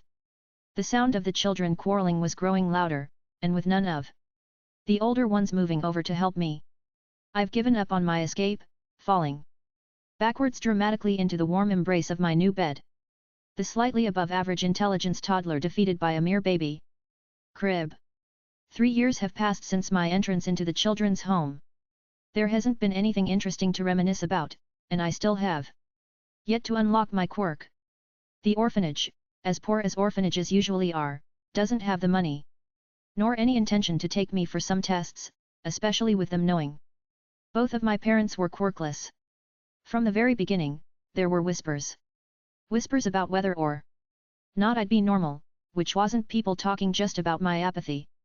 Considering that most children here had already manifested their quirks by the age of 4, and rumors about my parents both being quirkless had accidentally been leaked. The other kids with quirks had already lumped me together with the other quirkless losers in the orphanage. A group of 4 children, 5 if you include me now, who would be constantly picked on whenever the others were bored and the nice caregivers were busy, so quite often my lack of any sort of emotion shown has been a big reason I've been targeted as well. There are 2 types of people in this building, those that consider me a emotionless freak, or those that are indifferent and or accepting of it. Wouldn't be difficult to figure out what group does what. As a helpless 4-year-old, I had no choice but to stick with them, and while I wasn't close to any of them, we would occasionally sneak out with my fellow quirkless companions, running in fear of being bullied by our quirked superiors. We wouldn't be able to go far, only venturing to areas Like the forest behind the orphanage, the park about a 5-minute walk away, the river, and anything we found interesting. Today is Sunday, there aren't any lessons planned, that's why we're planning on sneaking out in the morning. After breaching out unnoticed, we walked around the city in a small group for around 2 hours, greeting any heroes we recognized on the way. Shouldn't we go back now, we might get in trouble if we stay out for too long. The lone girl in our group spoke. What are you worried about? Hanukkah isn't working today. Even if we did get caught, they wouldn't care, and we haven't seen All Might yet, said the self-proclaimed leader of our group. I think we should go back too. Besides, you've already talked to a bunch of pro-heroes. I met All Might a few years ago and was extremely disappointed. Shut up. There's no way you did. And I wouldn't expect you to understand. Kiyotaka, you've never cared about heroes, so why'd you come along with us? It sounded like fun. I support leaving as well, this got boring a while ago. The oldest in our group, at 13 years old, spoke. Ugh, fine, we'll go home, but we're going to take the long way back. Works with me. Strolling through the city with my small worn-out shoes, we took a route I've never taken before, turning right on the corner. As we passed the Royal Korkin Bank, an explosion burst from inside the building, followed by the sound of screaming, and sight of people running out, some with visible injuries. Run away! It's a villain attack. A man, his face bloodied, staggered past us in a panic. Chaos erupted, panic spread through the street, the few civilians that were there all ran in opposing directions to the destruction, our group included. Being the shortest and youngest on the street, I naturally was the slowest. And without a second look back, I was abandoned by my comrades. I kept running, desperately trying to escape the destruction behind me, and without warning, something or someone flew above me, landing at the entrance of the bank. A hero! Put your hands in the air, villain! He commanded. A deep mocking laugh came from the smoking bank building. As if bitch, if you wanna catch then just come at me. He stepped out of the bank, debris crumbling around him. His figure was massive, towering over the crowd that had gathered immediately around the famous hero, as he prepared to fight, buying time for his villain teammates. The hero rushed at him with no hesitation, swinging his support weapon at the villain, a flail. But, despite the villain's large build, he was far too fast to be hit by such a lousy attack, punching the hero straight in the face, knocking him out in one hit. Fucking weakling! He said, clearly disappointed. His eyes glanced over at the crowd, scaring away those who had just gathered to watch the fight, before turning back in the direction of the bank. As he turned back toward the bank, a shadow flew above me, a shadow I recognized. Look! It's Edshot! Screamed a random civilian. Edshot's arm flattened and twisted into a thread-like weapon, attempting to impale the villain's neck and twist his insides around a little bit, incapacitating him in one swift motion. Dodging the hero's sneak attack by the call-out from the crowd, the massive villain smirked. You're someone famous, hey? Let's see how much you're worth. Edshot didn't reply, twisting his foldable body to evade the villain's counter-attack, and springing his arms instantaneously chipping the villain's side. While Edshot was clearly the stronger one, the villain was slightly faster, slipping out of each finishing attack with minor injuries. The two traded attacks at each other, the villain punched and punched only to ever hit the air. On the other hand, Edshot was consistently hitting him with small cuts, slowly wearing him down. The villain found himself on the defensive, all of his attacks useless against someone as slippery as Edshot. His breathing became labored, he knew he couldn't win in a battle of attrition. In desperation, he scanned the area for anything he could use, our eyes locking to each other. He changed tactics from a defensive strategy to a hostage strategy, sprinting towards me with a feral grin on his face. At that moment I froze, my vision blurring. My head trembled uncontrollably, heart racing wildly. Cold sweat slipping down my cheek. This feeling. Is it? Dash. Ch4 End. This chapter took a while because of two reasons. First, I was so indecisive on what quirk to give him. I originally had the quirk planned out at the start. Only the simple details, as I didn't give much thought of how it would actually work. When I was thinking about all the different things Kiyo, because he's not stupid, could do with it, I immediately scrapped that quirk idea as I didn't want to nerf it to the ground. And spent hours thinking and searching for a new quirk that would fit the story. That said, the one I've chosen isn't. Second cause, I added some art and was redrawing another cover but didn't think it looked that nice, so I dropped it for now. In this chapter, Kiyo's mom drops him off into an orphanage, and although I consider it a bit long, I wanted to include numerous reactions to child Kiyo. I'd think he'd be incredibly creepy IRL. Do point any grammatical errors or inconsistencies, thanks. 5. Quirk Awakening. The villain found himself on the defensive, all of his attacks useless against someone as slippery as Edgeshot. His breathing became labored, he knew he couldn't win in a battle of attrition. In desperation, he scanned the area for anything he could use, our eyes locking to each other. He changed tactics from a defensive strategy to a hostage strategy, sprinting towards me with a feral grin on his face. At that moment I froze, my vision blurring. My head trembled uncontrollably, heart racing wildly. Cold sweat slipping down my cheek. Art.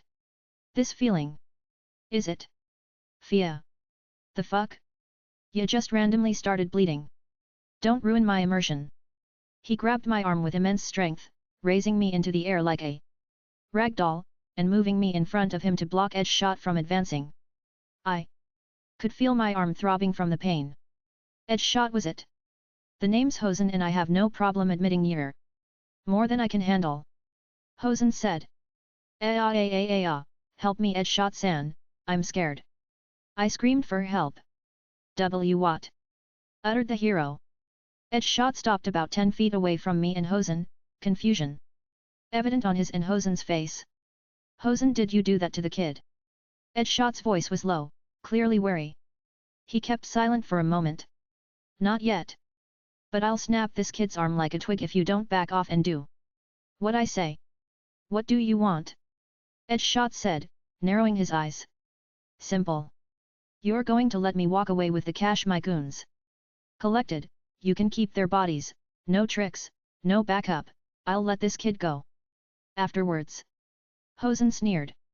You don't want to do that, Hosen, hurting a kid will just make it worse for you. As if, we both know I'm in for life if I get caught anyway. With one hand still lifting me into air, Hosen tightened his grip, the pressure in his hold was growing, threatening to squeeze the life out of my arm.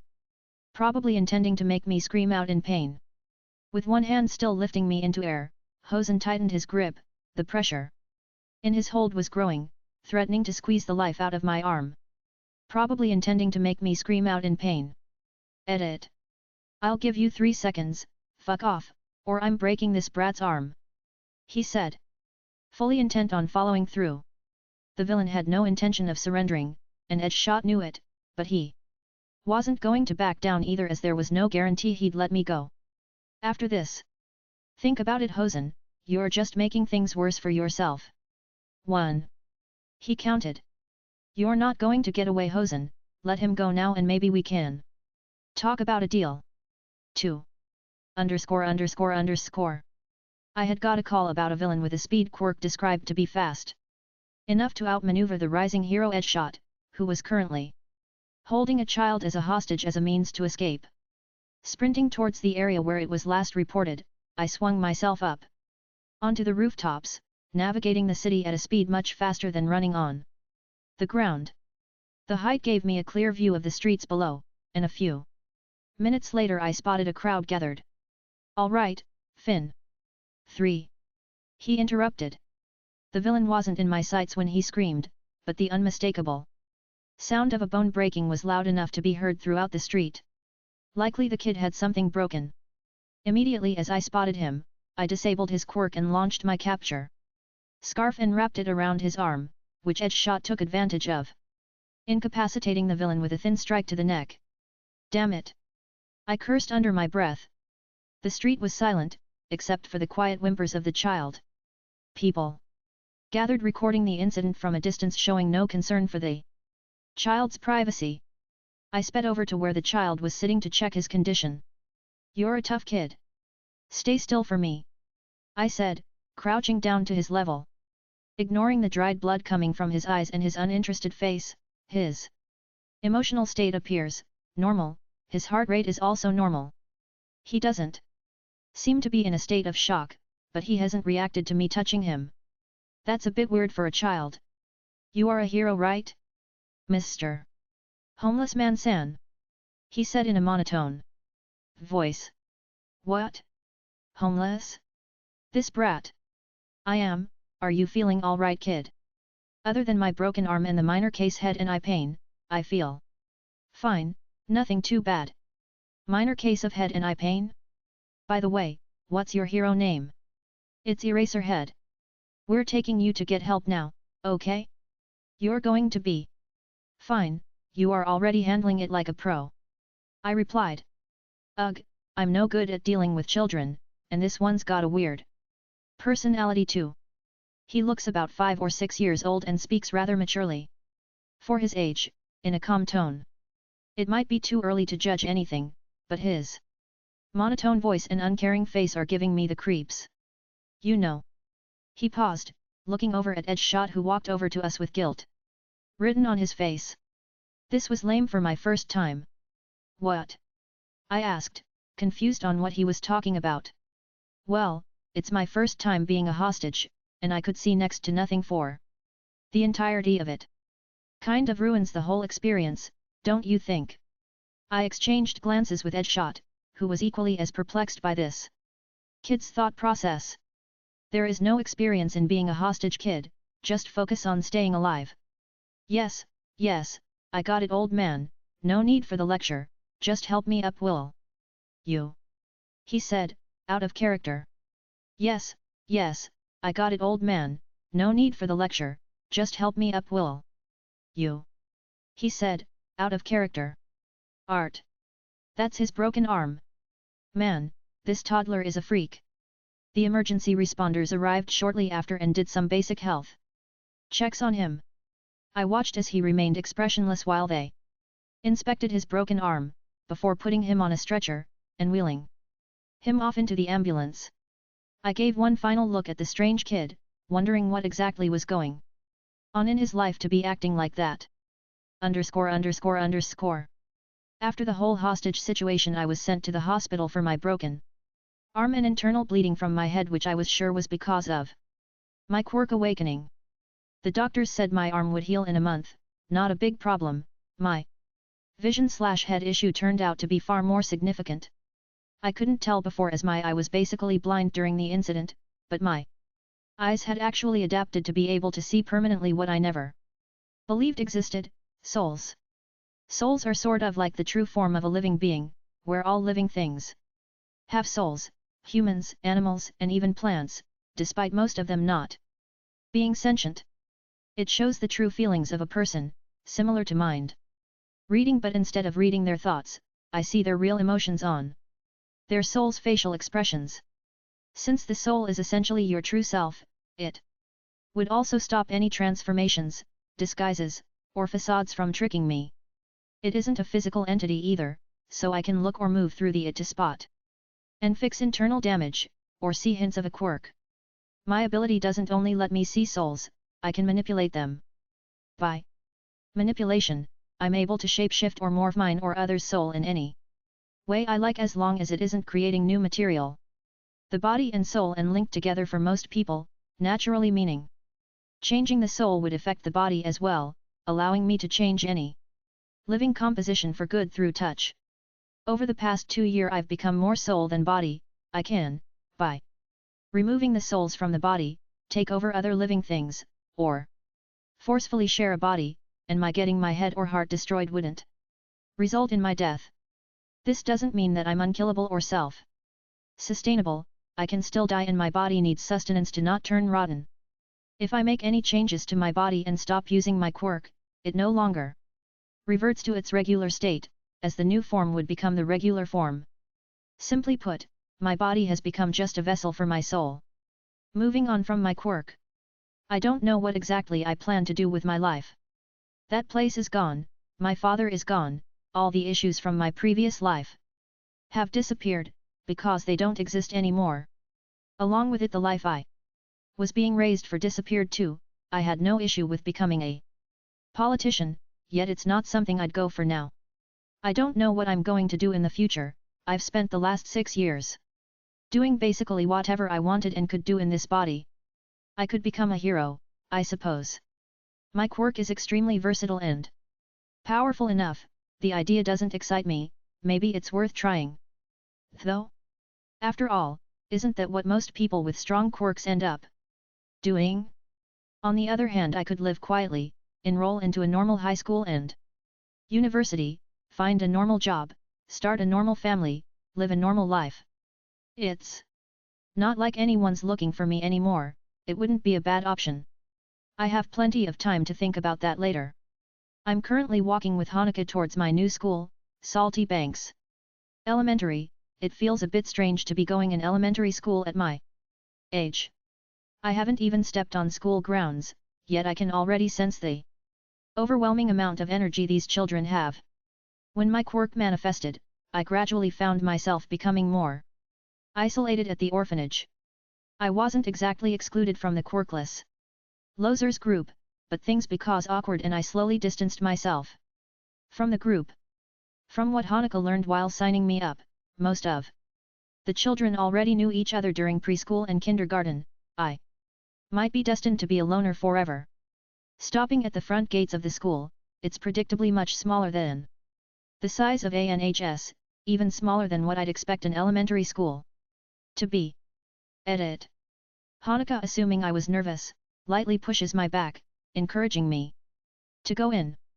There's no need to be nervous, Kiyo-chan, I'm sure you'll love hanging out with the other children, she said. I nod quickly, continuing forward while gazing at children playing on the playground, and entering through the front office, Hanuka went to talk to the receptionist. Shortly after, the receptionist waved us in for orientation. I trudged along, hand in hand with Hanuka into the packed gymnasium, waiting in silence for the thing to start. I don't like the entrance ceremony, a lot of first graders think the same way. The principal and the other teachers explained why orientation was rescheduled for the same day as the entrance ceremony and other stuff no one cares about. There's too much standing, and it's a pain in a butt because there are too many troublesome things. The entrance ceremony for the elementary, middle, and high school marks the start of one major trial for students. For the first few days after the ceremony, students must make friends in order to enjoy the rest of their school life. Should someone fails at this task, it is said that a miserable school life awaits them. Based on my usual strategy of avoiding trouble, it would probably make sense to make friends and maintain surface-level relationships. I would have chosen that path in high school, but frankly, maintaining friendships with children seems like more trouble than it's worth. Technically, the quirkless group I was a former member of were all children as well, although the youngest, excluding myself, was a few years older than me. Perhaps I'll just wait until high school and reinvent myself. The ceremony ended, Hanuka left, and I was transitioned to the classroom. The classroom had 30 desks, with 3 rows placed together in pairs. I was placed on the 3rd row on the right by the door, middle right desk. In the seat paired with mine was girl with large hands, long dark green hair, tied up like a bow at the bottom, and a face similar to a frog. I sat down next to her without introducing myself, ignoring her obvious staring. Edit. Alright kiddos. Welcome to your new classroom. I'm going to be your teacher this year. My name's Asahino Nazuno, you can just call me Asahino Sensei. Alright kiddos. Welcome to your new classroom. I'm going to be your teacher this year. My name's Asahino Nazuno, you can just call me Asahino Sensei. I'm so excited to meet each and every one of you. Are you all excited too? Yeah. A majority of the class said simultaneously. Great. Most of you might know each other already from kindergarten, but for those who don't, why don't we all introduce ourselves? I want to know. All your wonderful names, and if you have a quirk, you can share that too. Who's ready to go first? She said, moving around animatedly. One by one, the children eagerly introduced themselves. Some kids spoke loudly, while others shyly mentioned their quirks. Most were uninteresting. But there was some girl with blue eyes and long pink hair who had a quirk that let her steal items that are only under 10,000 yen, a weird quirk. And another with red eyes, short brown hair, who claimed he had All Might's quirk. He refused to show it though, claiming to be in rehab due to an injury. Eventually the girl next to me was asked to introduce herself. Hi, I'm Tsuyu Ashui, Ribbit. My quirk, as you can probably guess, lets me do anything a frog can do, she said, sitting down quickly. Her quirk was rather self-explanatory, so no one in the room felt the need to ask her any questions. After that most of the class glanced at my direction, waiting for my introduction with curious eyes. Hello. My name is Ayanokoji Kiyotaka and I guess I can see souls. I sat down as quickly as I stood up, not elaborating on my glowing eyes that supposedly could see souls. If you don't mind me asking, Kiyotaka-san, what do souls look like? Asahino asked, seemingly more interested than any of the children. They look like people but air, see-through. Wow, really? Is that why your eyes glow? That's so cool. Judging from her face, it appears like Asahino has come to the conclusion that I see the souls of dead people, and she's decided not to inquire further. As long as she doesn't ask me to talk to her dead relatives, I don't have any reason to clarify. Tsuyu blinked her large cartoonish eyes, looking at me quietly for some reason. She doesn't seem nervous and isn't as energetic as the other children, a result of her quirk maybe? Does that mean you can see dead people? She asked, loudly enough for everyone else to hear. Not really, I can only see the souls of living people, so like any disguises or transformations don't work on me, I replied, causing most people to lose interest. I guess she saved me the trouble. The introductions continued on with me only partly listening to the rest of the students talking. After the last student introduced herself, we started off the day with the typical first grade activities, learning basic hiragana and some extremely basic kanji, mixing in some writing and reading activities into them. Following the lessons, we were given free playtime, some students ending up playing up with building blocks, coloring pages, or reading picture books. Time went by fairly slowly, recess and lunch passed, and the lessons continued while I struggled to pay attention to any of them. The final bell rang, breaking the monotony of the day. I packed my things in silence, watching as the rest of the class excitedly hurried out. The first day was over. Simple and uneventful. Ch5 End. This would be my favorite chapter so far of this fanfiction, although I did have some trouble writing for it. Specifically, the quirk took a while to decide on, and it's not the perfect quirk, but I liked it the most and it seemed like the funniest to write, which was I choose it. Not much else to say. Do point out any inconsistencies or grammatical errors, thanks. 6. Bunny. It was 2:45 p.m. on a Friday afternoon. The clouds covered the sky, making everything look a little grey. The temperature was just right, not too cold that I'd need to wear a light jacket, yet not too hot that I'd want to go for some ice cream. I was sitting in my math class, leisurely passing the time by secretly using my phone that was hidden inside my head through the use of my quirk. Alright class, for the last thing we're going to do today, is this 5-minute math multiplication worksheet. As usual, we were assigned a timed multiplication worksheet at the end of the school day. The first to finish gets a full-size caramilk. Being treated by our teacher, Mr. Mashimo, is a rare occurrence, because he isn't paid very much. Despite that, he sometimes spoils his 4th grade students with treats, getting little to nothing back in return. With the caramel chocolate bar as incentive to take this seriously, they students of Class D rushed to complete the assignment, all of whom losing motivation as the first worksheet was passed in. Time's up, pencils down, Mashimo said, while handing out the caramilk to the student who finished the fastest. Mashimo gathered up the rest of the mostly unfinished papers. We have about 10 minutes left till class ends. There's not enough time to do anything else, so you can all get ready," he said. Packing my school supplies into my bag, I marched to the front of the classroom, slowly unraveling my prize in front of the girl with an intelligence quirk, called IQ. "This caramel bar is pretty good, real sweet," I said.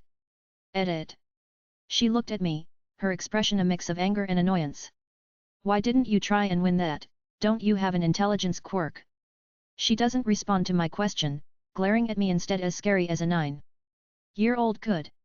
"Oh, that's right, sorry, I forgot you need coffee to activate your quirk, or was it milk?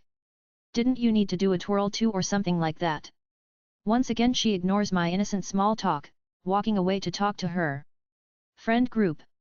"Do you really need to taunt Intelli-san like that?" Tsuyu asks me with her signature poker face. I wasn't taunting her, I simply had forgotten why she didn't use her IQ quirk to win the caramel bar. Right before the papers were handed out, I overheard her saying it was favorite chocolate. Thought it was a bit odd. I replied. "Sure," she said, clearly not believing me. "You going straight home again?" "Yeah, I have to babysit again. See you tomorrow, Ribbit." Tsuyu left the classroom, taking one last glance at me before she left, and heading home to her siblings. Not wanting to go back to the orphanage right away, I opted to enter the school's library for a few hours. I schemed the aisles, picking up a few random books I hadn't read before, and sitting down on a secluded couch. A few hours go by until the librarian give me a few looks like she's about to kick me out. I get up, putting the books I read back into their proper place. Ambling towards the library doors, I go back and pick up a few more books before sitting down again inside. After being kicked out of the library, I found myself on the dimly lit streets. My curfew was in an hour, meaning I had to return to the orphanage now. Greeting Hanukkah as I entered, I retreated into my shared room, placing my school uniform and bag into my personal space. There wasn't much to do. I spent most of my time before we were forced to go to sleep practicing different applications of my quirk. Excluding the older teenagers who had a later curfew, most of the children had fallen asleep. Guess now would be a good time to go. I've been running low on money after all. I sat up on my bed, my bubbling flesh began separating from my arm, slowly morphing into an empty husk of myself, perfectly formed, clothes and all, its body infused with a portion of my soul, and tucked it into bed. It'd be annoying if someone were to attempt to wake it up, however the lights were off and our caretakers don't normally enter our rooms at night, so the chance was low. With that settled, I slipped out of my room fully transparent, exiting quickly through the side window of the vacant kitchen, the most common exit for when I sneak out, morphing myself into a woman, named Shoko, a woman who had medical enhancer quirk and went missing a few years ago. I've been earning small amounts of money by turning into her, and temporarily enhancing or producing extra quirk biochemicals which would increase the power or effectiveness of a quirk similar to the trigger drug, just without the major side effects. This small legal loophole works because temporarily increasing biochemicals of someone's quirk isn't classified under medical practice. Rather would be the similar to privately using my quirk on someone with their consent. Similarly, morphing my body into Shoko's wouldn't be classified under impersonation, since I don't dress myself up as to look like a doctor, nor actually claim to be her. The cool wind blowing through my hair as I jogged through the city. I arrived at the side of a black building, lodged between a bar and a pawn shop. It was 8:30 p.m., the streets were mostly quiet. I unlocked the door with a key I was never given, and entered without knocking, causing Jiren, who was working on his laptop, to immediately reach for his pistol, stopping once he recognized me. "You've gotta stop doing that, how do you even get those keys?" he said, slightly annoyed by me. The door was unlocked. I lied lazily and ignored his request. Jiren sighed, returned his pistol into his jacket pocket, and messed around on his laptop, before turning it around to show me. "I've got another client for you who specifically asked for you, Suzuki. He'll be in the coffee shop down the street in 15 minutes. He already knows About your abilities and is willing to pay well, the details are right here. He said, pointing to the laptop. I gave the laptop a quick look before exiting the building, taking my time. Walking to the coffee shop and ordering a Swiss roast beef sandwich along with a cherry vanilla milkshake. I don't need to care about what I eat anymore, so I enjoy trying new things. The sandwich wasn't terrible, but the lettuce was soggy, and the bread was hard. The milkshake was very sweet. Still enjoyable though. Around a minute later Death Arms enters in hero costume. He marched over to my table. Are you Suzuki? He asked, his tone audibly tired. That's me. I replied with no enthusiasm. I was referenced to you by an acquaintance of mine, Sliding Go. Is that so? I replied, again without any interest in the conversation. I see, I'll make this quick then. You are able to speed up or produce chemicals within anyone's body, is that correct? He inquired, curious about my quirk. Edit. I mean sorta, I can only do certain ones. Quirkistrategy is the most popular. Like recovery girl quirk but for more than healing. That's good then. I've reached a bottleneck in my training, stuck on an invisible wall that's blocking me from reaching my maximum potential. Unsure of what to do, until I was told by Slide and Go, about how you recently learned how to produce a similar enhancement effect to the trigger drug. Without the side effects. My quirks only works temporary, you'll return back to being stuck once the effects release. I'd recommend going with a recovery and energy boost. That'd be more helpful for a breakthrough. You think that would be the best option? He questioned. I'm just guessing, I'm not a doctor, you know. It makes sense since you have an arm strength quirk, it improve your training a little. I'll go with that then. Another thing though.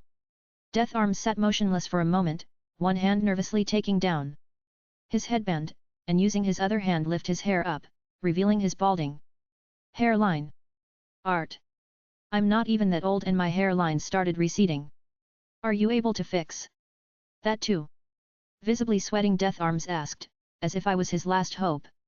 That's fine, give me your hand. He raised his arm right over my food, I grabbed it, channeling energy in his body to complete his requests, watching as small hairs popped out of his forehead. I can feel it affecting me already. He said with a smile on his face. Yet, I accelerated it a little so you could see the effects. Increasing the intensity further would be bad for your health, it'll grow to the length of the rest of your hair while my quirk is still active in your body. However, it is not permanent. If you shave the hair off or it falls off naturally after my quirk's effect is gone, it won't grow back. That and the rest of the effects will last for 20 hours from now.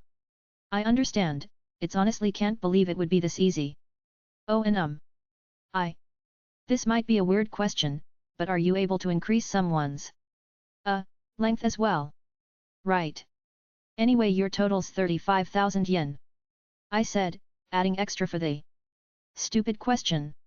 Death Arms awkwardly handed me the cash in response to my transparent dislike of his question and walked out of the store after thanking me once more. I pocked the money he handed over, finished my meal, and stood up to leave. While I didn't need to earn money, doing small tasks like this paid decently, no reason not to start working now. Making my way home through the familiar empty side streets. It was a quiet night until two fairly quick and likely powerful individuals begun heading in my direction. Undoing my transformation, I hid myself around a random store's front door. At first glance, it seemed like the villain had an acid quirk, with shoulder-length slimy hair that was made of the same acid substance dripping from his scalp, and dark purple skin similar to a zombie's. I've currently nicknamed him Toxic Chainsaw. I watched from around the corner as the rabbit hero Mirko violently kicked the villain's stomach, sending him flying 30 feet in the sky. Her ferocity was unbelievable for a literal human rabbit. Pfft, that really hurt. He shouted, sounding more amused than hurt. She ignored his screaming, sprinting on the rooftop as the villain slashed his chainsaw at her, spraying green liquid in a crescent-shaped slash, cutting through the nearby buildings. Flipping off some rubble, she quickly closed the gap between them. Mirko was faster and physically much stronger, her kicks were overwhelming, sending vibrations throughout the street. She sent another kick at him, which Toxic Chainsaw narrowly avoided, barely brushing his shoulder. The villain's chainsaw revved louder, increasing the output of his quirk in retaliation. He swung another chainsaw-buffed attack, nicking a small part of her cheek, barely visible even from up close, his poison infiltrating into her blood system. Her breathing grew heavier, she was getting noticeably slower, and it hadn't even been a minute since the poison had entered. That small cut is already affecting me, she muttered, a little irritated. But that wouldn't be enough to stop Mirko. A massive grin reappeared on her face, even larger than the ones she had on before. She crouched slightly, getting ready to jump, her muscles expanding rapidly. Pick! She took a large breath before leaping at him faster than Toxic Chainsaw could evade. He swung his revving chainsaw at her. Mirko twisted her upper body mid-air, moving out of the chainsaw's reach. She grabbed a hold of Toxic Chainsaw's arms. "I've got you," she said mockingly. While holding both his arms down, she kneed him straight in the face, sending him flying backwards with blood splurting out of his nose, tears blocking out Toxic Chainsaw's vision. Barely able to see anything, he blindly shot his quirk at her, whizzing past the hero's ears, spraying toxic sludge across the pavement. The range of the fight was very wide, meaning the streets were mostly cleared out by now. Mirko wouldn't need to worry about any citizens. Toxic Chainsaw squinted his irritated eyes, his chainsaw still spraying acid. "Seemed to have locked eyes on me, a second before being kicked in the head. Luna fall!" she shouted, a smirk plastered on her face. Art. Taking a risk, he tried to block Mirko's vicious kick by spraying a powerful stream of acid a meter away from his head. The acid absorbed a decent amount of the force behind her kick, but it backfired on him. While he melted some metal off her shoe, she reflected a portion of his acid back onto his face, melting one of his eyes and other less important areas. Combined with the might behind Mirko's attack, Toxic Chainsaw laid limp on the concrete, half of skull exposed to chill night air. Assuming he was incapacitated, the hero stepped back, taking out her device to inform the police. During that slight interval of oversight, Toxic Chainsaw in his half-conscious state, used a burst of acid to launch himself towards me. Caught off guard by his last-ditch attempt, Mirko, slightly surprised by my appearance, wasn't fast enough to intercept him, causing more blood was unnecessarily spilt on the city streets. Not my blood though, as I had lazily sidestepped the villain, who had been moving at around 70 kilometers face first into a brick wall, his previous damaged head getting more injured, stuck into the bricks, and a near-lethal amount of his blood dripping out from it, further cementing his defeat. "A kid?" she questioned, looking at me with a raised eyebrow. "That looks like it could be bad." Ignoring her comment, I pointed at the barely alive villain. Mirko glanced over to him, looking at the puddle of blood he'd created, her expression completely unfazed, and then shrugged. He got what coming to him," she said, clearly unconcerned if he lived or died. She walked over to me, not stopping till she was less than a meter apart, studying me briefly with that intense and unwavering look. "What's a kid like you doing here at this hour anyway?" I doubted she actually cared much about why I was out. She'd had a history of being expelled from her middle and high schools for illegal underground fighting, rule breaking, and other things you could expect from a battle junkie. If anything, she'd probably respect my sneaking out, not that it mattered. "Nothing special really," I said, then looked at her leg. "Doesn't your foot hurt?" "It's nothing more than a scratch," she replied. Taking her medkit out while waiting for police to get here, she pulled out some antiseptic wipe to clean her injured foot. Right before she could continue the treatment, I spoke up. "I can fix it for you, if you want." She looked up at me, without her signature smirk on. "This? You think I need patching up from a kid?" She scoffed, though sounded intrigued, as if she wanted to see what I'd do. "My quirk is very good for healing. I can only treat small injuries, but that acid burn would be easy." I stated, my voice completely monotone, yet still full of confidence. Alright kid, but any funny business and I'll beat your ass. She exclaimed. I reached out, slowly placing my hand onto her thigh. We both stood by silently as the acid burn on her foot began fading, the damaged muscle regenerating to their previous condition in seconds. Not bad, you got rid of the poison too? She questioned, noticing the poison's side effects disappearing. I replied by simply nodding. Her grin had reappeared as she rotated her foot in circular motions, and then strolled over to the newly arrived policeman, without sparing me another glance, to explain the situation. Turning around, I blended in the shadows of the side street, morphing into another random civilian, leaving before I could be questioned for my involvement. Lacking anything else I wanted to do, I casually heading back to the orphanage, letting the silence settle in around me on the journey home. Ch 6 End. This chapter took a while to come out.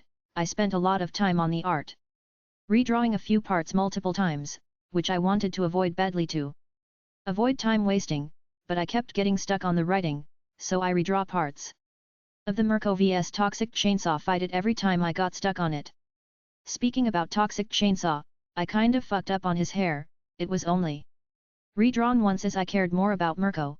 I could have redrawn it again, but this chapter was already taking way longer than usual to come out anyway. I also got sick and couldn't do jack for 2 days. It was technically my second time writing a fight scene. The first time was intentionally extremely one-sided though, so I don't really count it as one. As always, point out any errors or inconsistencies I may have missed. Thanks. 7. Watching a tournament. The Quirked Martial Arts Fighting Tournament is an annual event in which a large number of heroes around the world test their combat skills against one another in a high-stakes, controlled environment. Known for its intense quirk fights, this tournament is broadcasted globally and is extremely popular, gathering immense support and funding, drawing in millions of spectators both in person and via live stream, making it one of the most watched events in the world. Participation in the QMA is highly selective. Heroes who make the cut are usually known for their flashier quirks, or dramatic fighting styles, which create long and exciting fights that draw in spectators.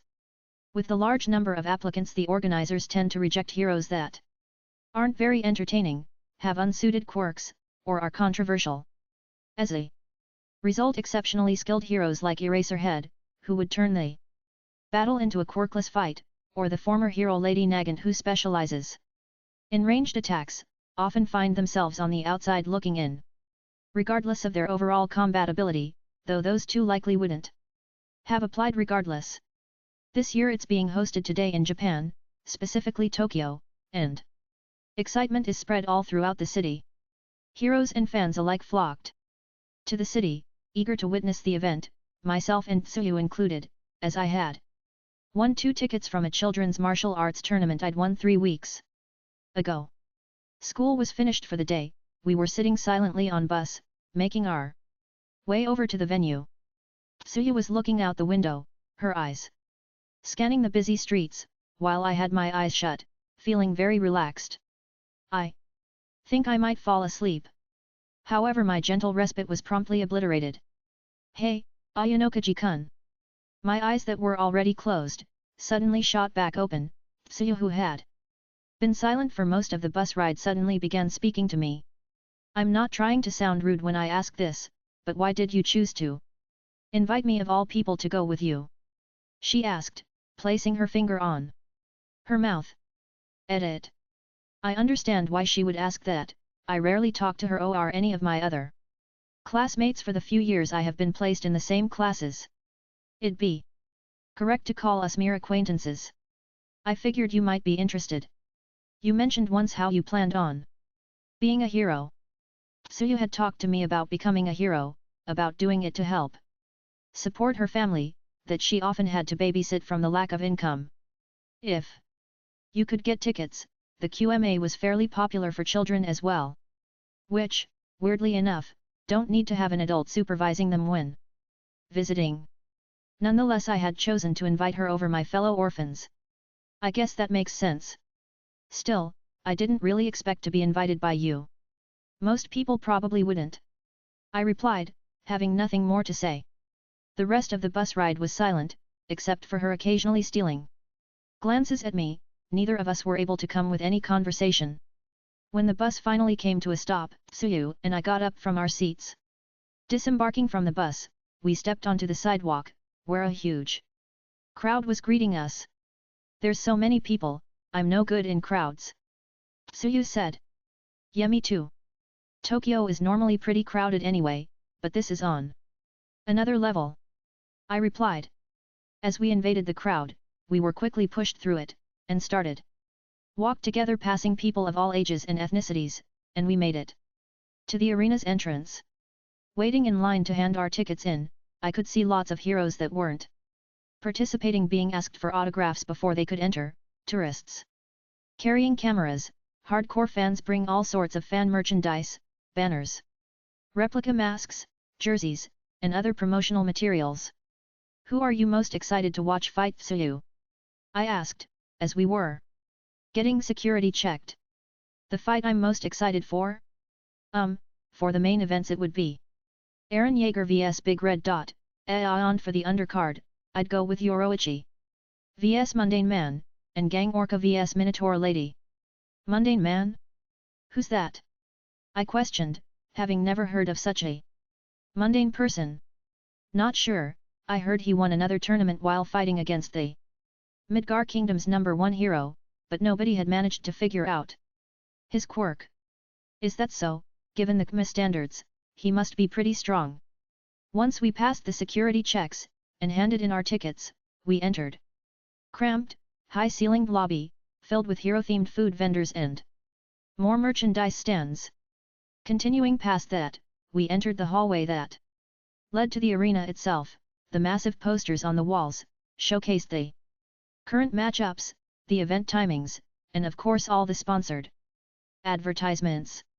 Upon arriving in the seating area, the sheer size of the fighting ring was the first thing I noticed, about 3 times the standard size of an MMA ring, or 100 feet. This expansive design change was crucial for managing the overwhelming power and devastation that quirks could cause. I recognized several pro heroes serving as temporary members for the event, including Cementos, Crust, and Recovery Girl. Their presence was essential to ensure the health and safety of both the audience and the participants. You said you were here for Mirko, right? Why her? I met her when she was fighting a villain. She's pretty strong. I'm not sure about her opponent Fubuki. They're both rookie fighters. Suyu's eyes glinted in curiosity for a minute, but didn't press further. Nodding as President Mike began announcing the fighters. Hello. Mike yelled, dragging out each syllable as his voice filled the packed arena. Right as President Mix started hyping up the audience, the lights were dimmed, and spotlights flashed across the masses, attempting to generate an atmosphere of suspense and excitement. The crowd cheered as the lights landed on the entryway, where one of the fighters began walking out. Aeon Nuo entering the stage, we have the fearless and very independent rookie, who is constantly pushing the boundaries of the hero law. The rabbit hero, Mirko. Mirko strutted into the arena with her usual cocky grin, looking unfazed by the thousands of cheering fans. Her thighs looking as thick and powerful as they've ever been, highlighted by her sleeveless white leotard and long, straight white hair. In a single leap, she cleared over the barriers, landing directly in the center of the 100 feet octagon. Aeon Fa Asiaing her, entering the stage now. The younger sister of the little girl known as the Tornado of Terror, a rookie hero known for her reliance on her sidekicks and inferiority complex. The Blizzard of Hell, Fubuki. Fubuki entered the arena more elegantly than Mirko, her curvy figure accentuated by a tight green dress and a long white fur coat. Her short, dark green hair styled into a bob swayed as she walked, every step carefully placed like a runway model, and a very clear look of irritation stuck onto her face. Seriously? That's the introduction I get?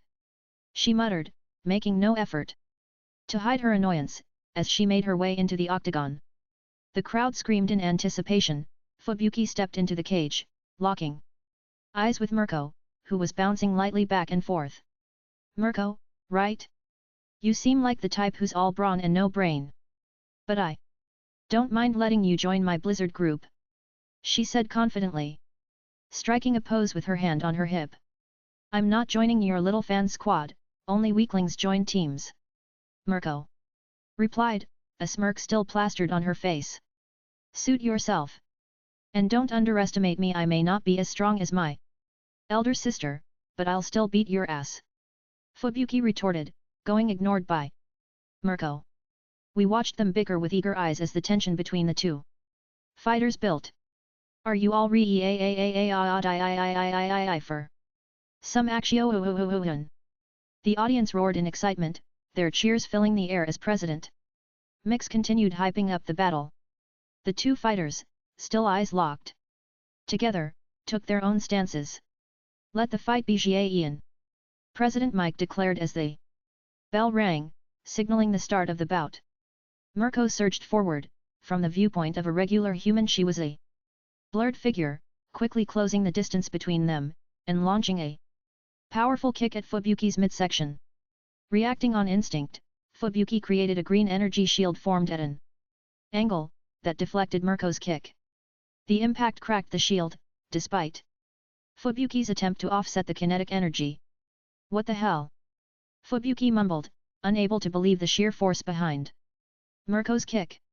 The green-haired girl formed a shimmering green pillar beneath her feet, propelling herself into the sky to create distance. The pillar vanished almost as quickly as it had appeared, with Fubuki deploying an energy parachute to steady herself in the air, then materializing an energy crossbow, drawing back a dull arrow homing aimed directly at Mirko. Fubuki wasted no time, firing a volley of arrows in rapid succession, each projectile homing pushing through the air locked onto her opponent. Mirko sprinted through the arrow barrage with remarkable agility, twisting and turning past the arrows that were homing too slowly to land a hit. She leaped into the air as Fubuki materializing wings, lifting herself higher out of Mirko's reach, continually firing arrows at her. Mirko calculated her jump perfectly, letting an arrow graze her leg, before catapulting herself off of it, a feat that defied logic. Caught off guard by Mirko's sudden attack, Fubuki had little time to react, forming only a small shield that was promptly broken by Mirko's powerful kick. Luna Arc! Mirko shouted, destroying the energy barrier. KMPH! Fubuki felt a jolt of pain as Mirko's kick connected with her shoulder, sending her plummeting toward the earth. In a desperate move, she summoned an energy slide just before impact, which sent her soaring back into the sky. Shit gif! The injury throbbed, making it difficult for Fubuki to focus, but she couldn't let Mirko take advantage of that. She changed her tactics, still floating in the air. She charged her crossbow with a homing bola, a projectile formed of two weighted spheres connected by an energy tether. The arrow bola shot forward, spiraling through the air, and to Fubuki's relief it wrapped around Mirko's legs, momentarily hindering her movement as she landed on the ground. However, the energy bola quickly broke apart, unable to restrain Mirko's leg strength. The Blizzard of Hell remained at a distance, recognizing that charging in would have been a deadly mistake.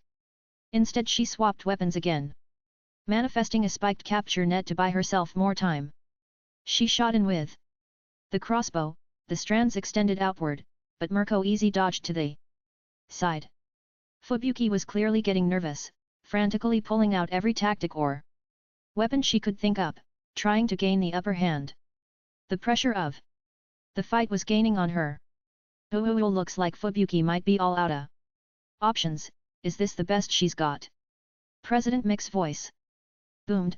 He seemed to have some sort of dislike for the Tornado Sisters. She summoned an energy whip next, pulling her arm back, she lashed the whip with all her might. To the audience's shock, Mirko deliberately allowed it land, feeling the sting as it wrapped around her. Fubuki froze in confusion, as Mirko yanked on the whip, pulling her opponent closer. Failing to properly respond to her opponent's strategic trade, Mirko broke through the small barrier Fubuki put up, and kicked her harshly in the chest. Too slow. Mirko exclaimed, as her kick landed. On down she goes. How much more can she take, folks? Her blow sent Fubuki crashing down to the ground, no slide to catch her fall. This time, she laid limp of the floor, gasping for air. The crowd erupted into a frenzy, the energy in the arena doubling as Fubuki struggled to stand up, her determination to win still showing. Mirko stood over her, a confident grin plastered over her face. She glanced over at the referee waiting for him to call it, but he kept watching. Fubuki managed to push herself up on shaky, gathering all her strength she put up another fighting stance. Mirko, who had gotten bored of the fight, sent another kick at Fubuki, throwing her 10 feet back, and watched as she struggled to get back up. Mirko slowly walked over, raising her leg up high for another axe kick. Edit. Just as she was about to break through Fubuki's barrier, the referee rushed in, stopping the match, and declaring victory for Mirko. What a finish! Everybody give it up for Mirko. The noise in the stadium was deafening, whistles were cutting through the air, and fans were shouting her name. The rabbit hero walked triumphantly off the stage, soaking it all with her cocky grin. Her victory was completely undisputed. I rose from my seat, pushing my hands into my pockets as I slipped past the people in my row. Suyu looked over at me, curious on where I was going. And I answered before she could ask. Washroom, I said. I continued, not waiting for her response, navigating through the packed arena.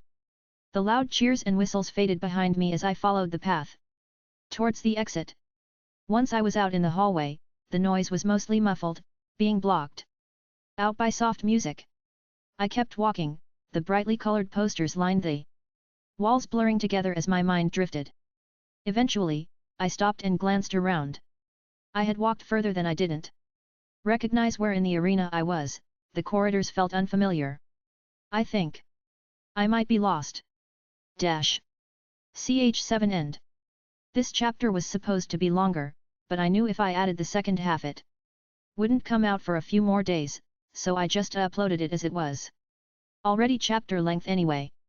Also adding in random events, cause I really doubt the UA Sports Festival would actually be as popular as they claim it to be, and I wanted to improve my fighting writing skills. Do point any inconsistencies or grammatical errors as I didn't have time to reread it today. Thanks. 8. Lost. Once I was out in the hallway, the noise was mostly muffled, being blocked out by the soft music. I kept walking, the brightly colored posters lined the walls blurring together as my mind drifted. Eventually, I stopped and glanced around. I had traveled further than I thought, and didn't recognize where in the arena I was. The corridors felt unfamiliar. I think I might be lost. After about a minute, I decided to try retracing my steps, turning back the way I'd come from.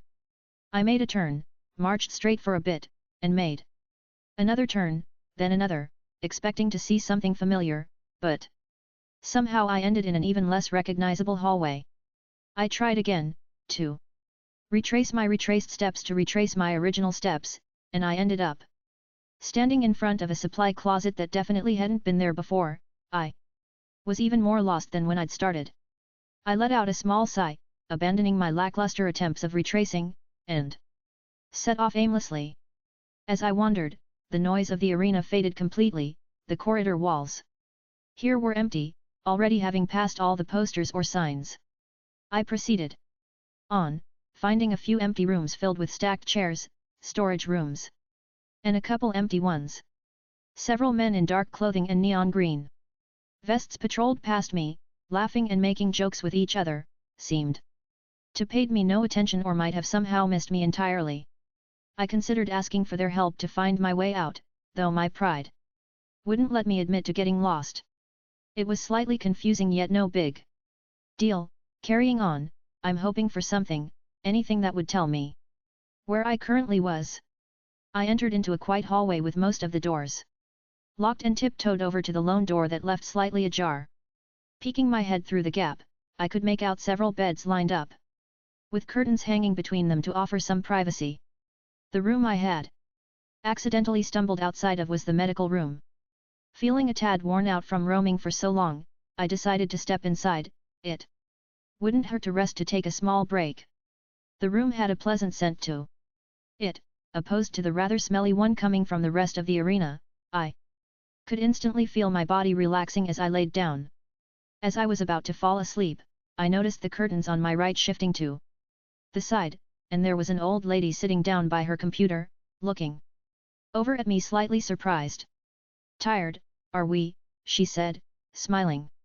I thought about a few responses, staring back at her unnervingly as she waited for my reply. "Yeah, I was looking for the bathroom, got lost, and was going to take a break here." Unwillingly, I was forced into admitting that I had gotten lost. For crying out loud, this place should be off limits to any visitors. I swear, those guards are so useless sometimes, letting a young boy wander through the gaps," she said, placing her hand on her forehead and sighing. "Well, as long as you keep quiet I don't mind you taking a break here. Anyway." I nodded, accepting her offer with a silent agreement and got comfortable on the bed.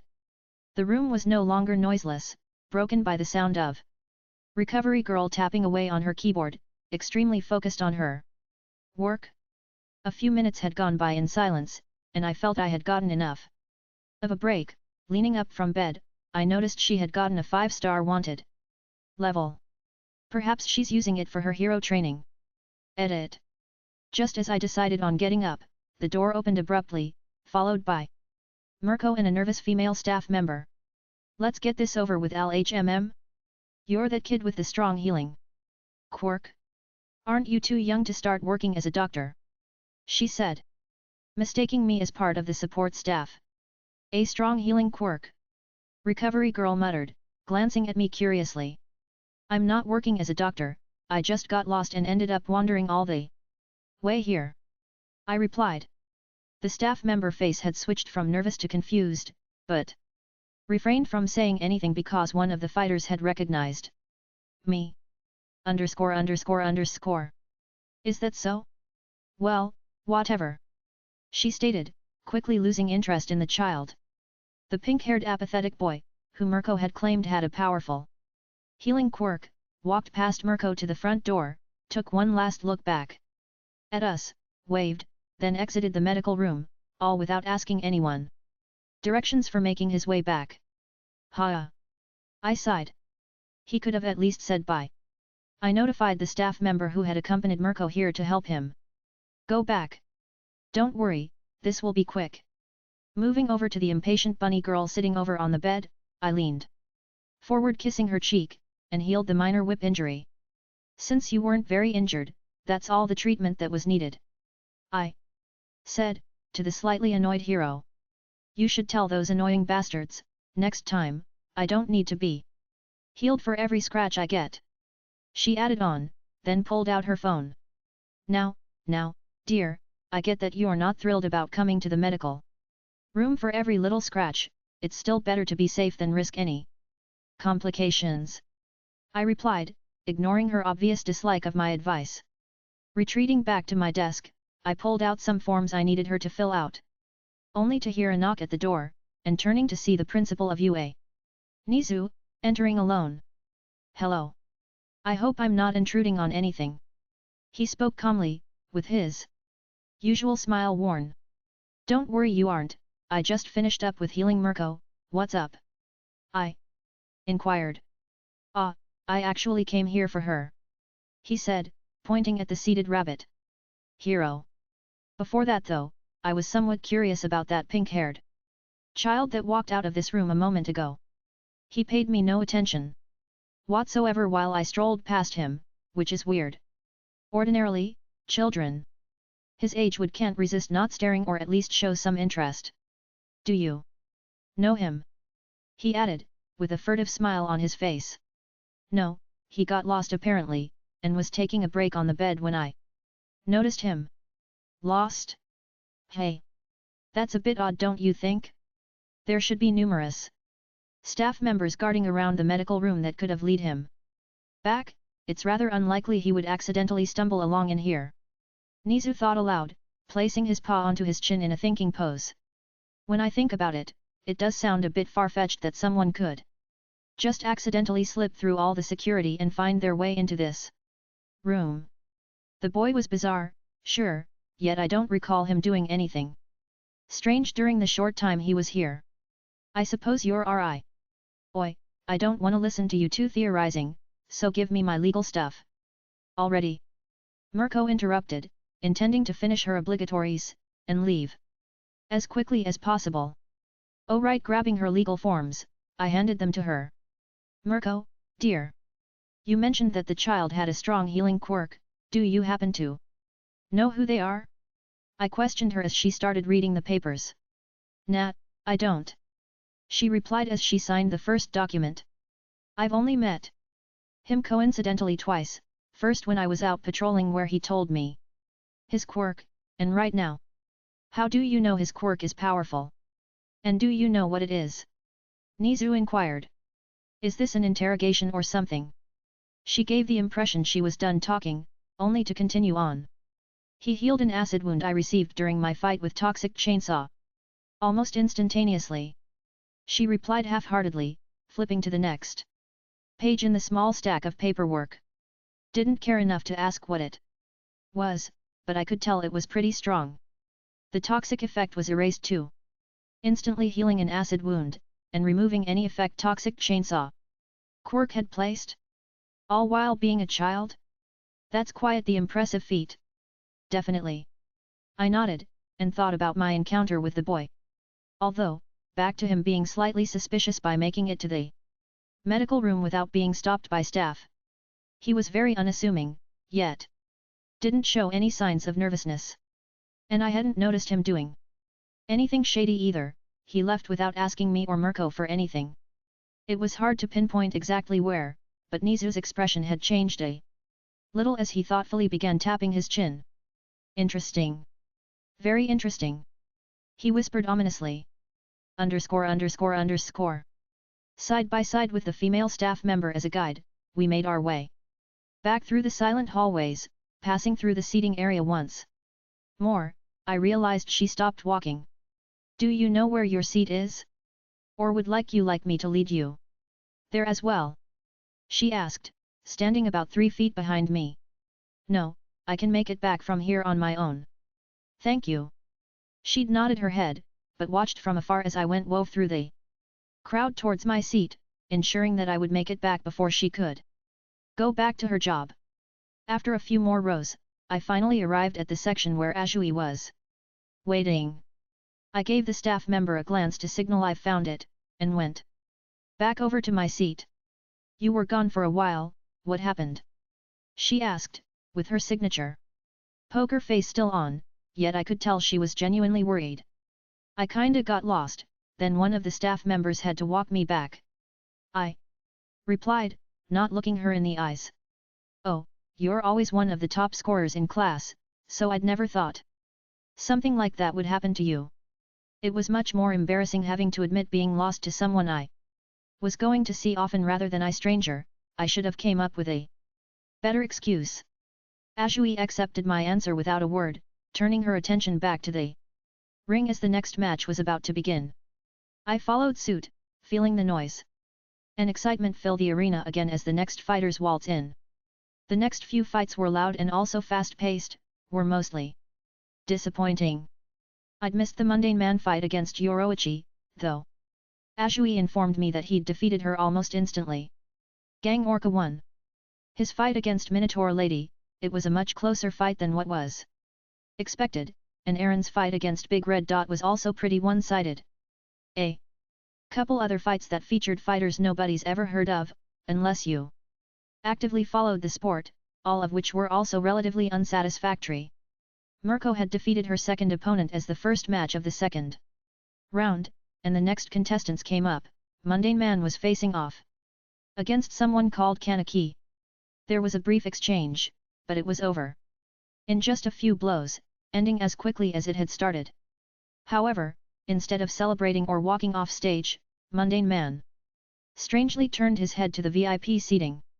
An apathetic look appeared on his face, as he jumped over to it, breaking through the glass barrier. Is that the choice you've made? He muttered, defeating the guards. He placed his hand over his head, and pulled the skin off, revealing he had been wearing a silicone mask to hide his identity. That's Shadow. A scream rang out from the crowd. Who? Someone questioned him. Shadow. He's a terrorist wanted in the Midgar Kingdom. Panic rapidly spread throughout the building as hundreds of civilians ran out of the arena fearing for their lives. President Mike attempted to calm them down, while numerous heroes had begun fending off the terrorist. Ashui had tensed up beside me in fear, not that you could tell from her face. She was frozen in her seat. I grabbed her arm, pulling her towards the closest exit, attempting to leave as fast as possible. We should leave, I said, as we rushed through the mob. Uninterested in needless violence, Shadow focused on fighting the attacking heroes, while the support heroes began directing the crowd to safety. Thanks to them, we were able to escape unharmed relatively easily.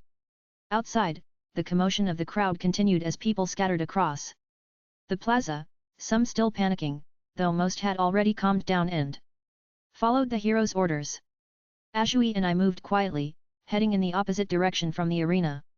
The once packed masses now thinning out into small groups or individuals, scattered along the same path.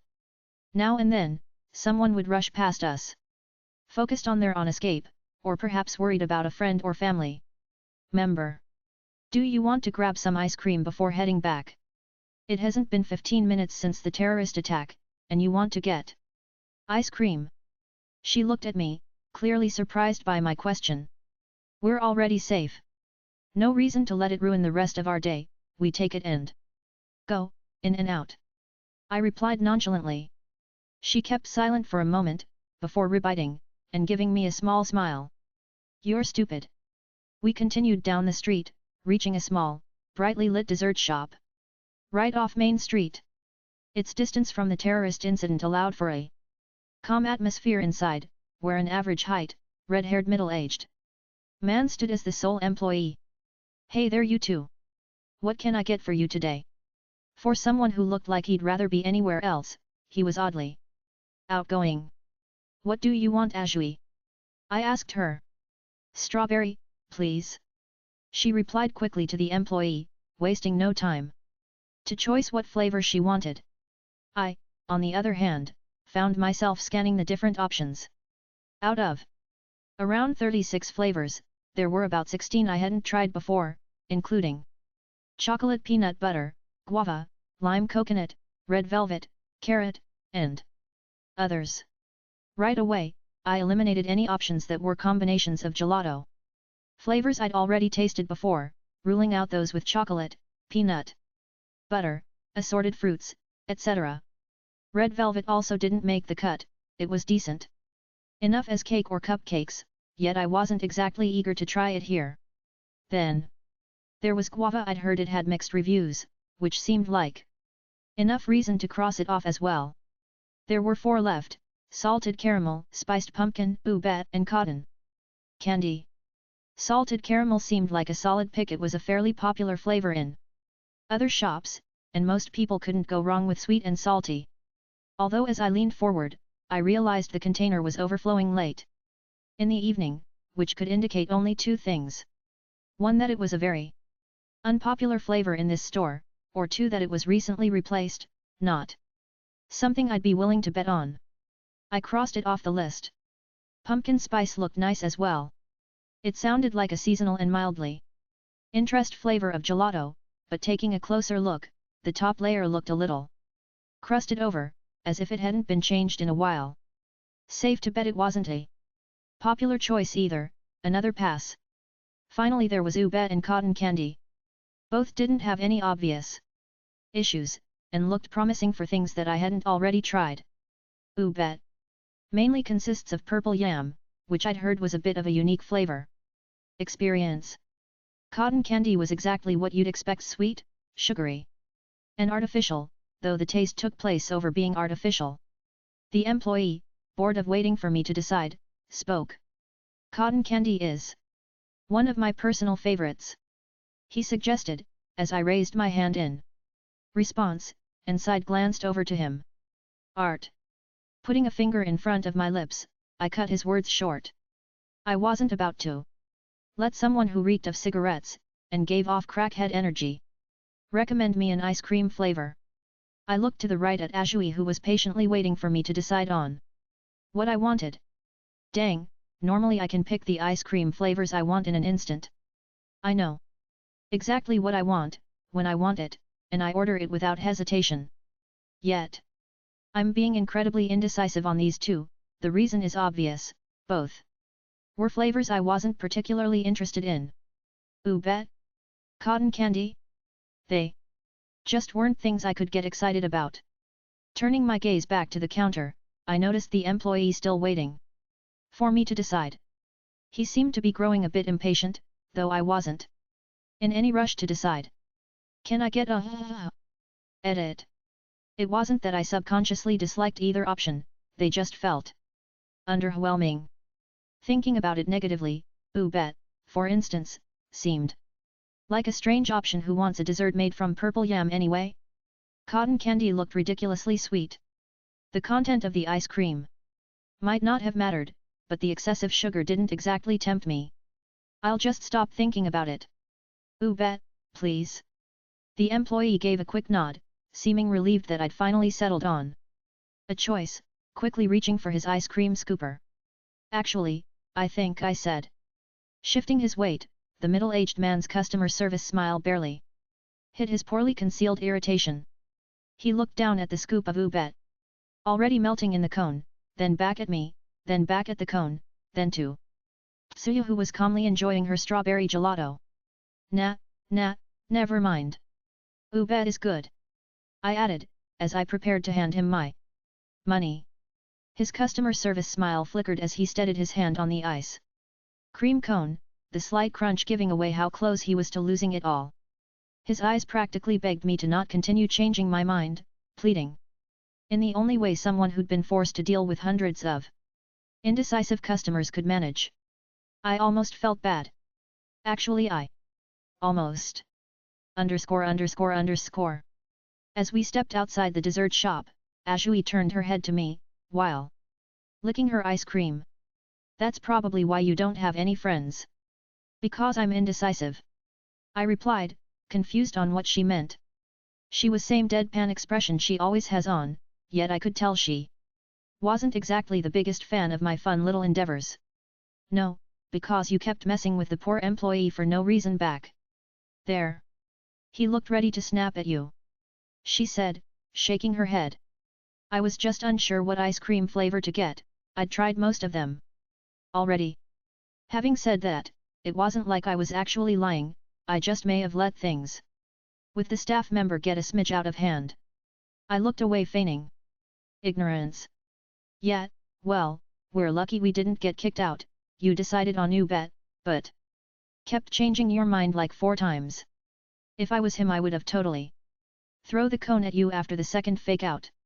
You're exaggerating, I'm sure he gets much more indecisive customers than me. She rolled her eyes, but didn't press any further. We kept walking, the conversation mostly focused on our thoughts about the fight and school related topics as we boarded the bus, and was ended short because of all the people around. Thanks for walking me back, and for inviting me out in the first place. Ayanokoji-kun. Except for the terrorist thing, it was fun, she said, giving out a closed eyes genuine smile. Edit. Don't worry about it, I had fun too, Azui. You can just call me Tsu. That's what my family calls me, she added, tilting her head. Remembering she hadn't let her parents know she was safe yet, she pulled her phone out, and took the quiet moment to do so. All right, Tsu. You're not going to ask me to call you by your first name. She lifted her gaze from her phone, seeming a little uncertain, as if friendship was as new to her as it was to me. Unlike me, however, her lack of experience was clearly not a choice on her end. Wow, already wanting to call me by my first name? How bold. Guess I jumped right into that one, hey. Yup. Dash. Ch8 end. I've always wanted to write Ayanokoji monologuing about something Stupid, and choose him picking ice cream flavors. Pretty decent topic if I say so myself.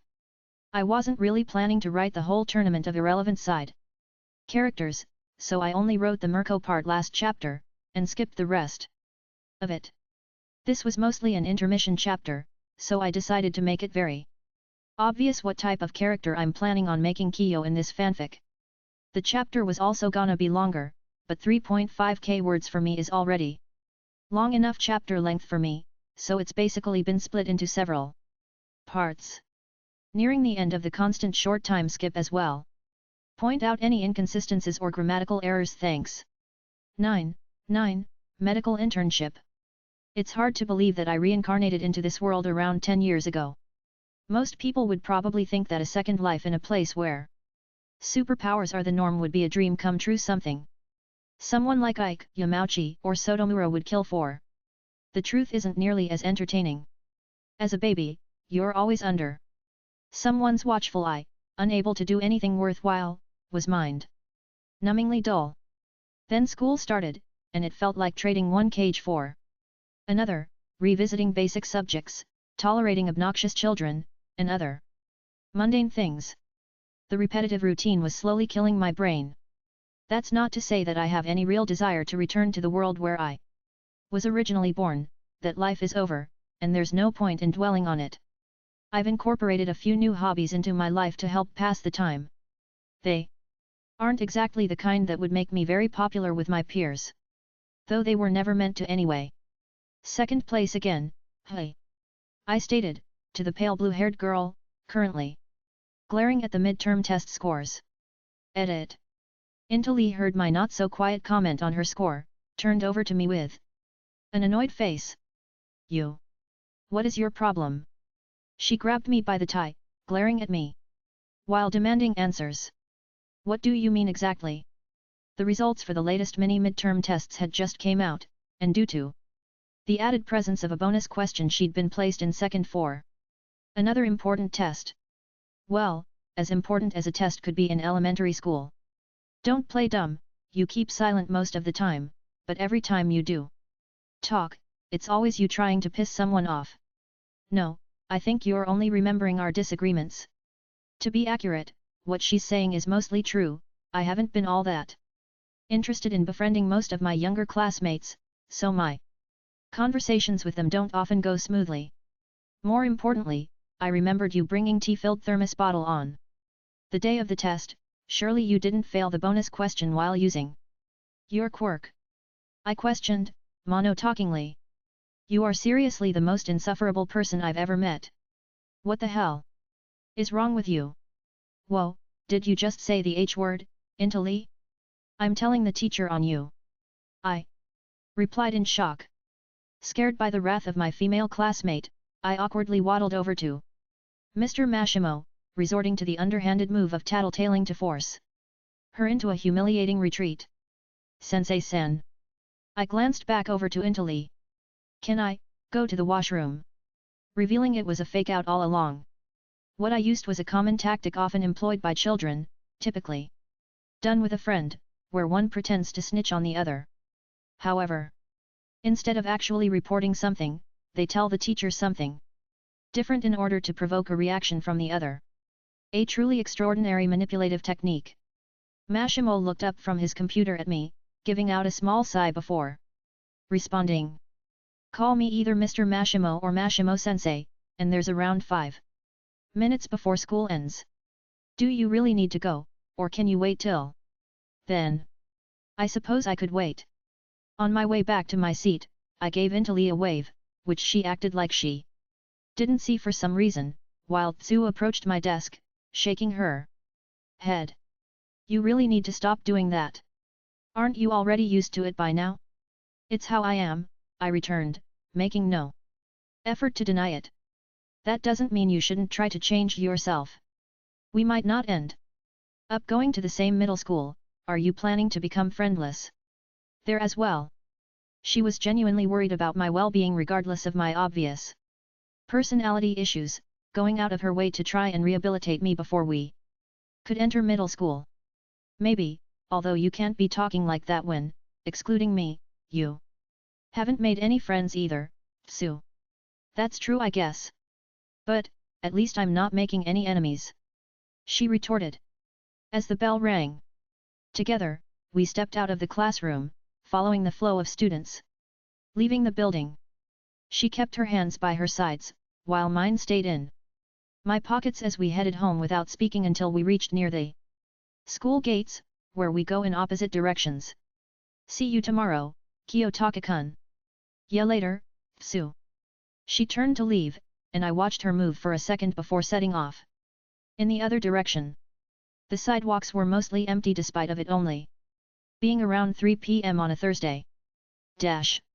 Reaching the orphanage's entrance, I walked past the fences, through the playground, and then entered through the main doors, intending to go straight to my shared room. Oh, he's finally back. Hanuka said, as I walked by the main office. Someone's waiting for you inside the vising room. I raised an eyebrow, unsure of who would want to meet me, and in the visiting room of all places. I didn't reply, instead making my way down the hall, following Hanuka into the room, where there was a small mouse. Bear? Dog thing? Waiting inside. With his paws crossed together. Hello there, Kiyotaka-kun. Hi. I sat down across from the rodent-looking person and he gave me a quick wave and a friendly smile. Before we get started, I'd like to introduce myself. Am I mouse? A dog? A bear? Who knows? More importantly, I'm the principal of UA. Hope the day has treated you well so far. His tone was very happy sounding as he guessed what I was thinking. It's been good. Good, good. I always like to hear what the youth are up to nowadays. Are you enjoying your studies? They're all right. I kept answering curtly. Nizu cocked his head slightly to the side, studying me for anything that could indicate what I was currently feeling, as he couldn't get anything from my face, voice, or uncommunicative body. So, he was basically given nothing. I see that you're not much of a talker, haha. That's fine, but I was hoping to get to know you better for a few months now. Do you have any favorite hobbies or interests? Becoming a hero maybe? Not really. No particular hobbies or interests either. Nothing? No favorite school subjects or anything? I could tell he was feeling around for something, as if he already knew what answer he wanted from me, and guiding the conversation toward it without directly mentioning it. Oh, science probably. Nizu's smile widened a little, his small black eyes radiating in joy. I'd responded to his open-ended question in just the way he wanted me to. Ah, science. That's wonderful, science is such a broad and fascinating field, he said, nodding his head along. Do you have any preference for a specific branch? Chemistry, perhaps? Or maybe physics? He questioned. I paused, pretending to think about it. Biology, I guess. Biology, hey? An excellent choice, the scientific study of life and living organisms. He responded with clear excitement, diving into deeper questions, asking what I enjoyed about it, if I'd watched any related shows or read any books, and throwing in a few biology questions that were clearly several grade levels above mine. After he decided that he'd ask enough questions about the subject, he turned to Hanuka, who had only been slightly participating, maintaining his friendly demeanor. If it's all right with you both, I'd like to speak with Kiyotaka-kun privately. For a bit? He asked. Hanuka glanced at me, unsure if I could manage on my own, and I gestured in her direction, signaling that it was all right. All right, since Kiyotaka is okay with it. Once she had left the room, Nizu turned back to me, his friendly demeanor still intact. You see, Kiyotaka-kun, I happen to know about the little incident you had involving Mirko. That certainly explains why he'd want to meet me. That was impressive. Ignoring your illegal quirk usage, you not only mended her leg injury but also managed to neutralize, or more precisely, eradicate the poison in her system. He probably added that my actions were illegal at the start to pull a reaction out of me. I'm already rather creepy to regular people, for someone as smart as him, who must be used to effortlessly reading people, it must be incredibly unnerving to find someone that he can't quite get a read on. Especially when that someone is a child. That being said, his voice made it clear he wasn't intending on threatening me. Nor did he appear like someone who would resort to blackmailing a minor. Doesn't make a very good first impression. If anything, it felt like he was applying subtle pressure after failing to learn anything useful from me. Curiously, your quirk is only listed on your records as self-transfiguration, yet you were able to permanently alter someone else's body. Care to clarify what exactly is going on here? He asked, leaning back in his chair slightly, awaited my reply. I wasn't really hiding anything. My quirk only awakened that ability recently, and I haven't told Hanuka about it yet. I was planning to surprise her with it later. I see. It is completely normal for quirks to become more powerful as the user grows. They always seem to evolve and improve in unique ways. He said with a measured smile. Nizu went silent for about a minute, allowing the room to fill with an uncomfortable quiet, as if waiting for me to speak out of discomfort. Such a coercive tactic is not often utilized on children, mostly due to their unpredictable stress responses and ethical concerns. It appears as if he was beginning to see me less as a child and more as an individual capable of understanding complex situations, his gaze fixed on me as he assessed my response, which was me twiddling my thumbs, and looking down in silence. Peak animated GIF. Ahem. He cleared his throat after watching me lose a thumb war against myself. No need to worry, I didn't come here to lecture you about that. If I was correct in thinking that you like the studying into the field of medicine, I came here today to offer you an opportunity. The skill you demonstrated by healing Mirko's leg injuries was exceptional. Not many people could have done what you did now, and you've done it at such a young age too. I didn't respond, waiting for him to finish his proposal. You probably don't know this, but it's not uncommon for UA and other heroic schools to seek out and intern or sponsor children with promising quirks, offering them training, resources, and connections for both of their future benefit. In your case, we are specifically asking if you'd like to take a medical internship under Recovery Girl and myself, then hopefully enter UA once you enter high school. Sounds interesting.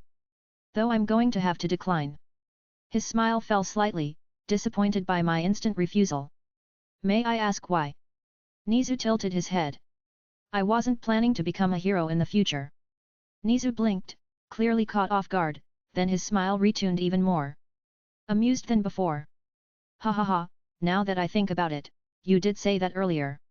Nevertheless, that's quite the rare view for one your age with such a versatile and powerful quirk. If not a hero, what would you like to be in the future? Kiyotaka-kun. Haven't thought about it yet. I answered, leaning back in my chair. Although if I was forced into picking one, I think I'd become the Prime Minister. For no particular reason. The Prime Minister, you say? Nizu let out a small laugh. That's quite the ambitious choice. I didn't take you as the type to be interested in politics. You'd have to consistently make so many important decisions for the entire country. Do you think you'd enjoy doing that? It was only if I was forced to pick. Might as well go big. Although, I must admit that the position is rather favorable looking in my eyes. Still, it's good to dream. He said, while absent-mindedly flicking a pen between his digits. He adjusted his posture, straightening his back, and sitting back into a more business-like position once more. Now moving back to the topic of internships, I think you may have misunderstanding part of it, Kiyotaka-kun. His voice adopted an soft encouraging tone as he made another attempt to win me over. Accepting the internship and later on attending UA wouldn't mean that you're forced into pursuing hero work. Many students focus on other fields, such as support, general studies, or business. The internship ensures that you'll gain expertise in using your quirk to heal others, or in other words, purely for the medical field.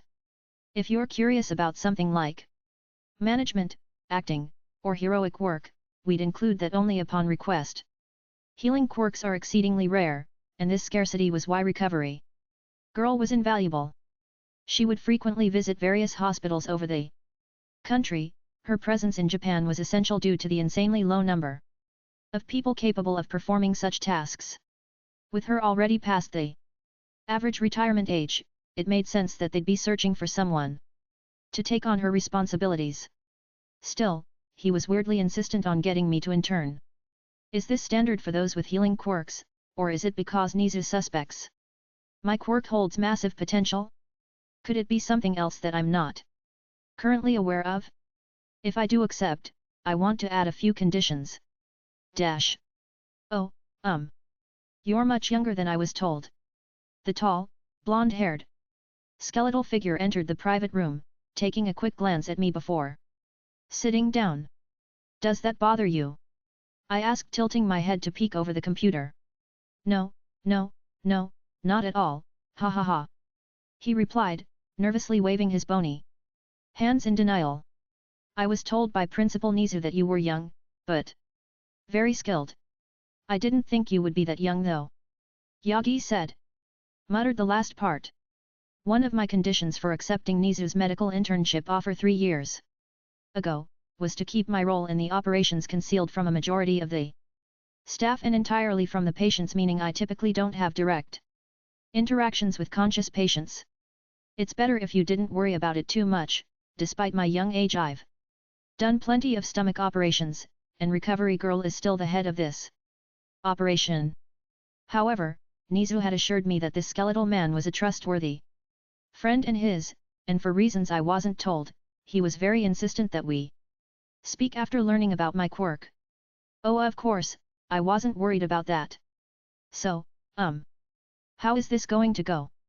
Exactly. He had mentioned this man's injury to me before when impressed by how quickly I was learning to heal others. However, I chose to wait a few years before claiming I was confident enough to take on such a challenging case. The explanation we provide to patients is that specialized technology works alongside Recovery Girl's quirk to handle the surgical procedures.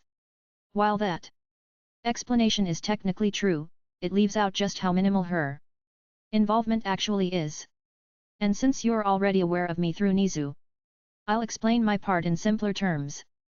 I moved my chair over to the right, turning to face Yagi, before starting my explanation. Sitting here, I can clearly see the full extent of the injuries in and around your stomach. The process won't take long because I can restore your body entirely through physical contact. That's all that's needed for the procedure. That sounds even simpler than when Principal Nizu explained it. Yeah, it does sound pretty simple. Since both Nizu and I made the explanation for the operation sound very quick and easy, Yagi had let out an anxious breath he didn't know he had been holding. Considering how uneasy you clearly are, staying unconscious might be more comfortable for you. However, I could deactivate your pain receptors instead and let you stay awake if you'd prefer. I think being unconscious would be fine. The malnourished blonde-haired man looked like he had a few more questions to ask me, yet sat awkwardly in his seat, choosing to stay silent. You seem pretty nervous, Yagi-san. Do you have a phobia of doctors or just me? That's not it, it's just a big procedure. I feel like most people would be worried. There wasn't much else Yagi would need to know about beforehand, so I filled him out on a few less important things, then escorted him to where we'd be doing the operation. Please take off your shirt and lie down on that bed. I'll need to prepare a few things and put you to sleep for now. Any questions before we start? Wordlessly, he shook his head before slipping his shirt off, a slight tension appearing on his face as he revealed his wound to a stranger. The stomach injury was now visible to the naked eye, and it was hard to believe he had lasted this long with such a life-threatening wound. Now I'll be using my quirk to force you asleep. It'll be quick, I hope you're ready. Yeah, just please don't mess up, okay? He added, his skepticism slipping through unintentionally. Placing my hand over his head, playing around with his reticular activating system to forceful put him to sleep, intentionally waiting for till the last second before speaking. Well, don't worry about it too much, I only mess up on the patients I dislike. Is all he could mutter before falling into a deep sleep. Once asleep, the room grew quiet until recovery girl and one of her team members walked in, and began waiting for me to work on his damaged abdomen. I'll let you know if I need help with this, so just watch from the side for now. She agreed to my statement by simply nodding. The injury was severe, much more difficult than anything I had dealt with before. It clear from one look how much strain he'd been placed under for years. I laid my palm onto his stomach, quickly repairing the surface level issues. Damaged skin and muscle tissue, nerves, veins, etc. back to their original states, then I moved to his internal organs. His stomach was by far the most damaged organ, or at least what was left of it, followed by lung, then some other minor issues, that were mostly insignificant compared to the main ones. For the organs, I starting off with his lung first, the right lung's inferior and middle lobes both had clear evidence of several previous repair jobs. I reinforced the delicate decomposition as to help ease some of the pain of difficulty breathing he had. Next was the minor, rather insignificant issues, his intestines and kidneys. Both had very minor scarring damage that was quickly repaired, and the interior muscles were also reconstructed to create a balance with the outside. Finally, the worst of it all, his stomach. The thing was held together by his hopes, dream, and stockpiling quirk. Well, it was actually only the last part. Unlike the last couple things, I'd have more to do than just realigning and reinforcing. It was a terrible mess from the gastrectomy he'd undergone a few years ago. I rebuilt the stomach's primary muscle layer, then moved on to the inner lining, regenerating the mucosa, reintroducing the necessary glands for digestion, and only adding in the acid once I had finished reconnected the blood vessels and nerves. The operation was finished, and his body was in good condition now. Significantly better than it had been in years.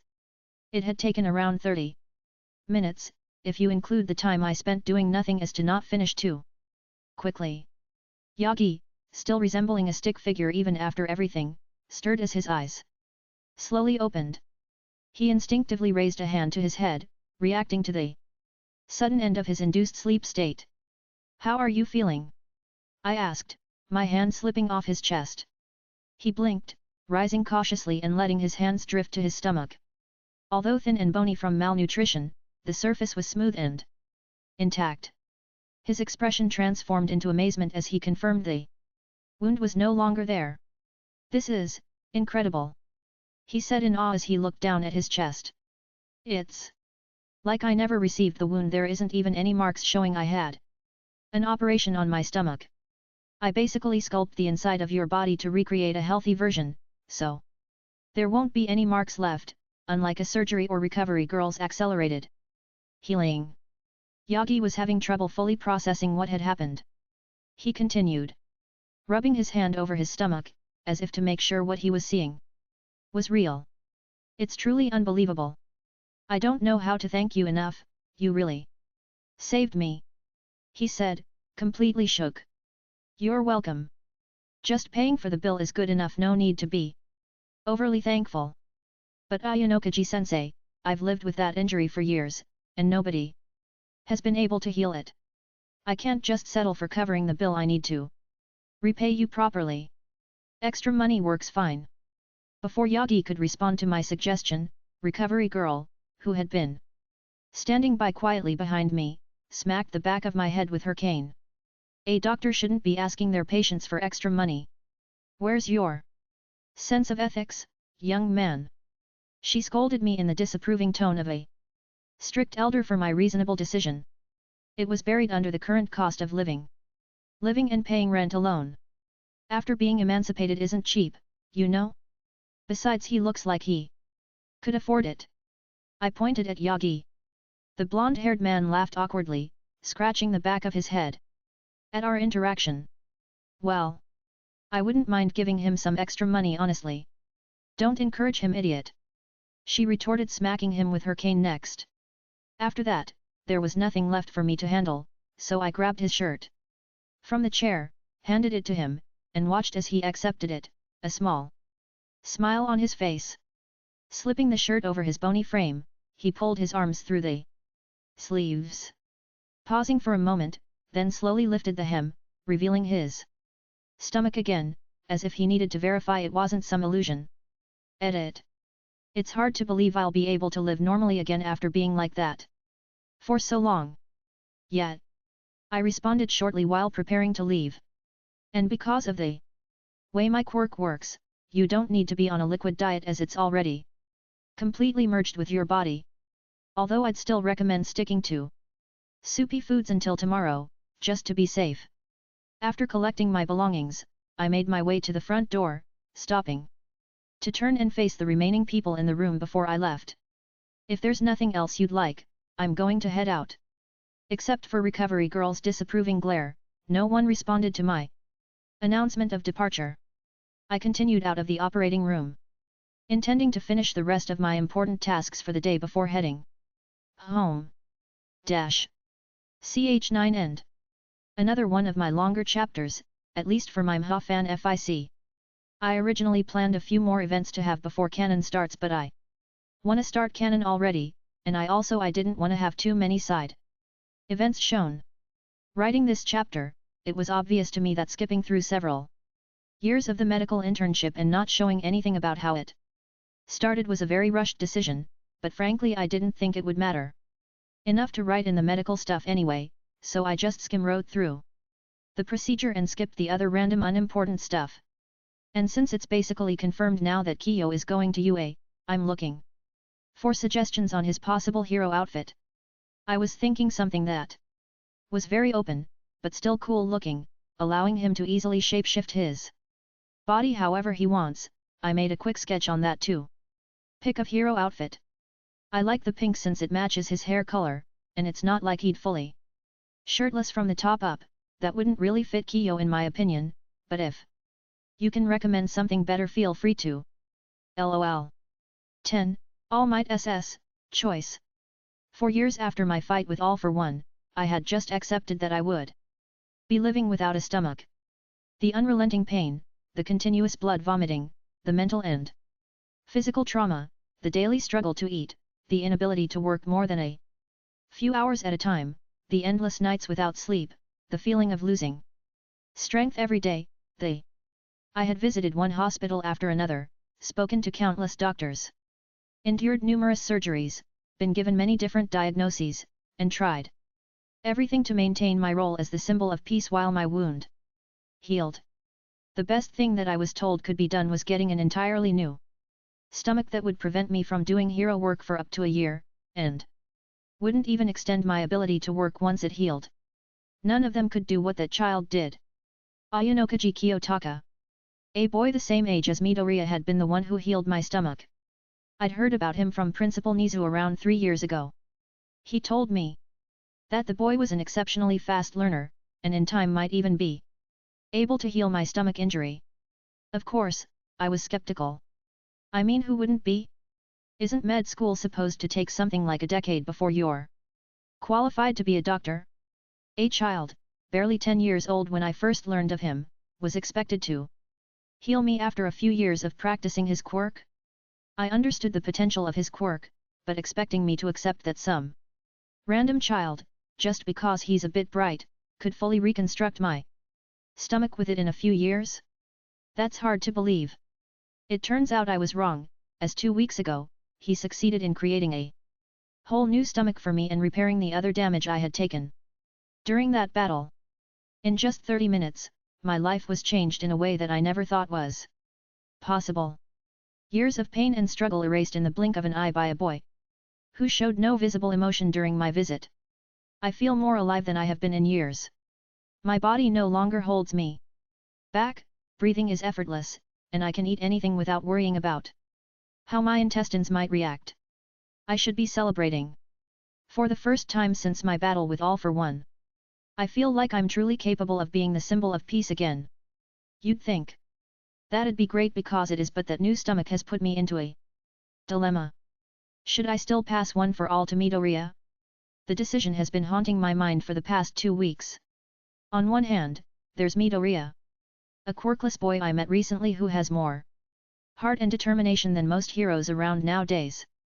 I saw in him the same thing my master saw in me, the true spirit of a hero. When the sludge villain attacked Bakugo, the heroes on scene were frozen. Deeming their quirks unsuited to fight him, hell, I was one of them, back then, my injury was worsening by the day.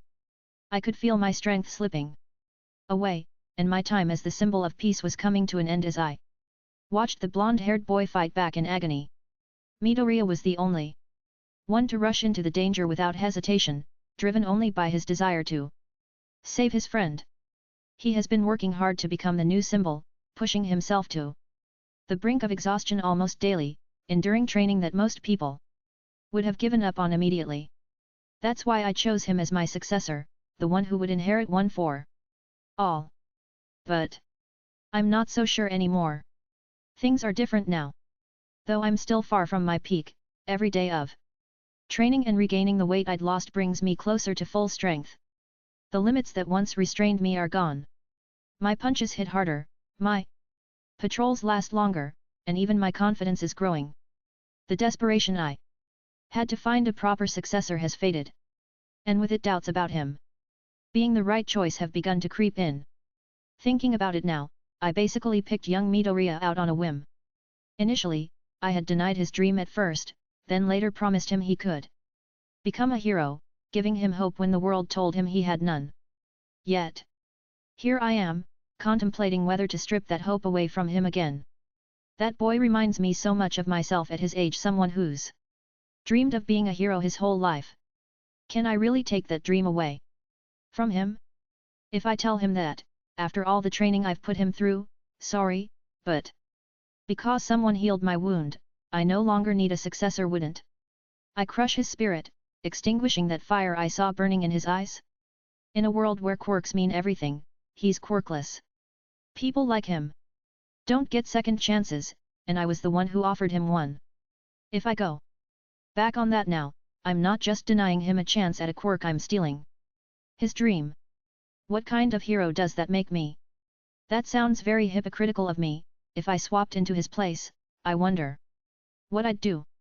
If my master had chosen not to pass on one for all to me, where would I be today? I wasn't the best student, so there's a good chance I'd have been stuck at a low-income job forever. Does that mean if I take away Midoriya's chance at becoming a hero he'd be flipping burgers for the rest of his life? Pick. Then there's the other side of the argument. The world doesn't just need a hero, it needs a symbol of peace. Even though Midoriya has the heart of a hero, he's still just a boy. He hasn't trained with one for all. He'll need time to not only train himself, but become experienced enough to be seen as the new symbol. A few years back, crime rates were at their lowest, but now they're climbing again. Thanks to rumors about my reduced patrol schedule, villains are growing more bold and organized. People need to see me standing strong, to believe that the heroes are still able to protect them. If I give up one for all to Midoriya now, would I be abandoning my duty as a pro? I could put the decision on hold for now, maybe. Delaying the decision would mean holding on to one for all longer, allowing the world to have more time with the symbol of peace. But that would be unfair to Midoriya. He's supposed to start UA's hero course in about 6 months, and if I wait too long, he won't be able to enter a hero high school. I can't deny that if I choose that route, time could change everything. He could continue to hold on to the hope I gave him, only to be crushed when the moment never arrives, assuming in that future I'd found a better successor. Or Midoriya might end up finding something else to pursue. Another career that was once secondary to his dream of being a hero, now becoming his main focus after waiting too long. No matter which option I choose, there will be regrets, but I have to make the right decision for him, for the world, and for the legacy of One for All. Dash. All Might SS End. 2 chapters 1 day, no way. One of the shorter chapters though, cause it's an SS and was mostly meant to clarify some things. Also was pretty rushed though, cause I wrote half of this at work. I'd need to clarify this, but I was getting a few comments thinking that the Momo outfit with Kiyo's face drew on top was his actual outfit. Or maybe I'm just overthinking it, but it's not the real design. The idea for it being open to allow easy shape-shifting was true though. Not much else to say for this. Prob UA next chapter though. 11:10 UA entrance exam. Knock knock knock. A set of knocks echoed into the kitchen, where I had been enjoying my morning cup of coffee. I walked over to front door, opened it, and found Sue waiting outside patiently in her school uniform with a warm jacket on top. Hi. Morning Kiyotaka-kun. She replied, her eyes still scanning the outside of my property.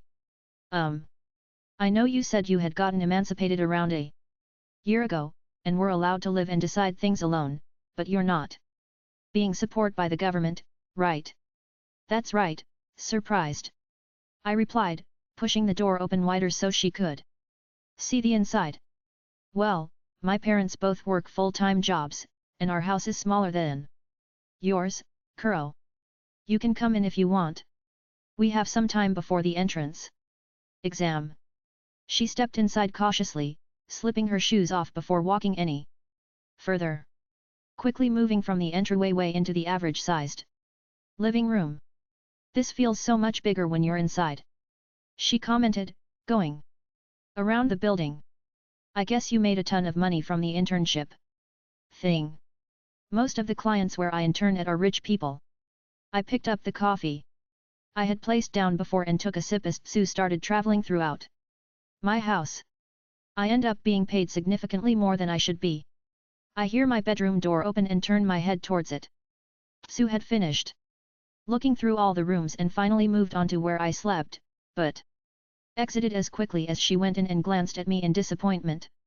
It's kind of empty though, she said, already bored of looking around the bare rooms. Are you a minimalist or something? I just haven't found anything I wanted to add. I answered, taking one last sip of my coffee, before placing the empty cup into the sink. Sue drifted back over to me, her arms casually bent down in the way you might expect someone to be typing on a keyboard. Edit. Oh. That reminds me, other than bullying people, I realized I don't know much about what you like to do. What do you spend your free time doing? I looked at her blankly. Killing things. There was no shift in her expression, no signs of surprise or a fear.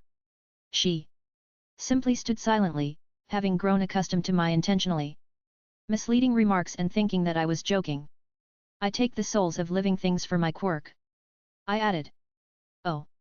She replied, realizing I was serious. Like what? Plants, insects, and some animals. Though mostly aquatic ones.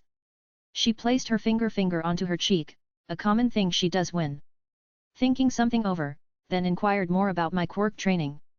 Does that make you feel guilty, Ribbit? She asked, her voice calm yet curious. Do you feel guilty when you eat vegetables? I meant when you're taking the souls of animals for it, not plants or insects. She reiterated, though her indifferent tone suggested she didn't particularly care about my answer. A little bit. I try to see them as tools you might use to work out, plus it works as free food too. While I absorb the body instead of consuming it, it still provides nourishment, making my statement a partial truth, because I usually leave most of the animal's carcass behind.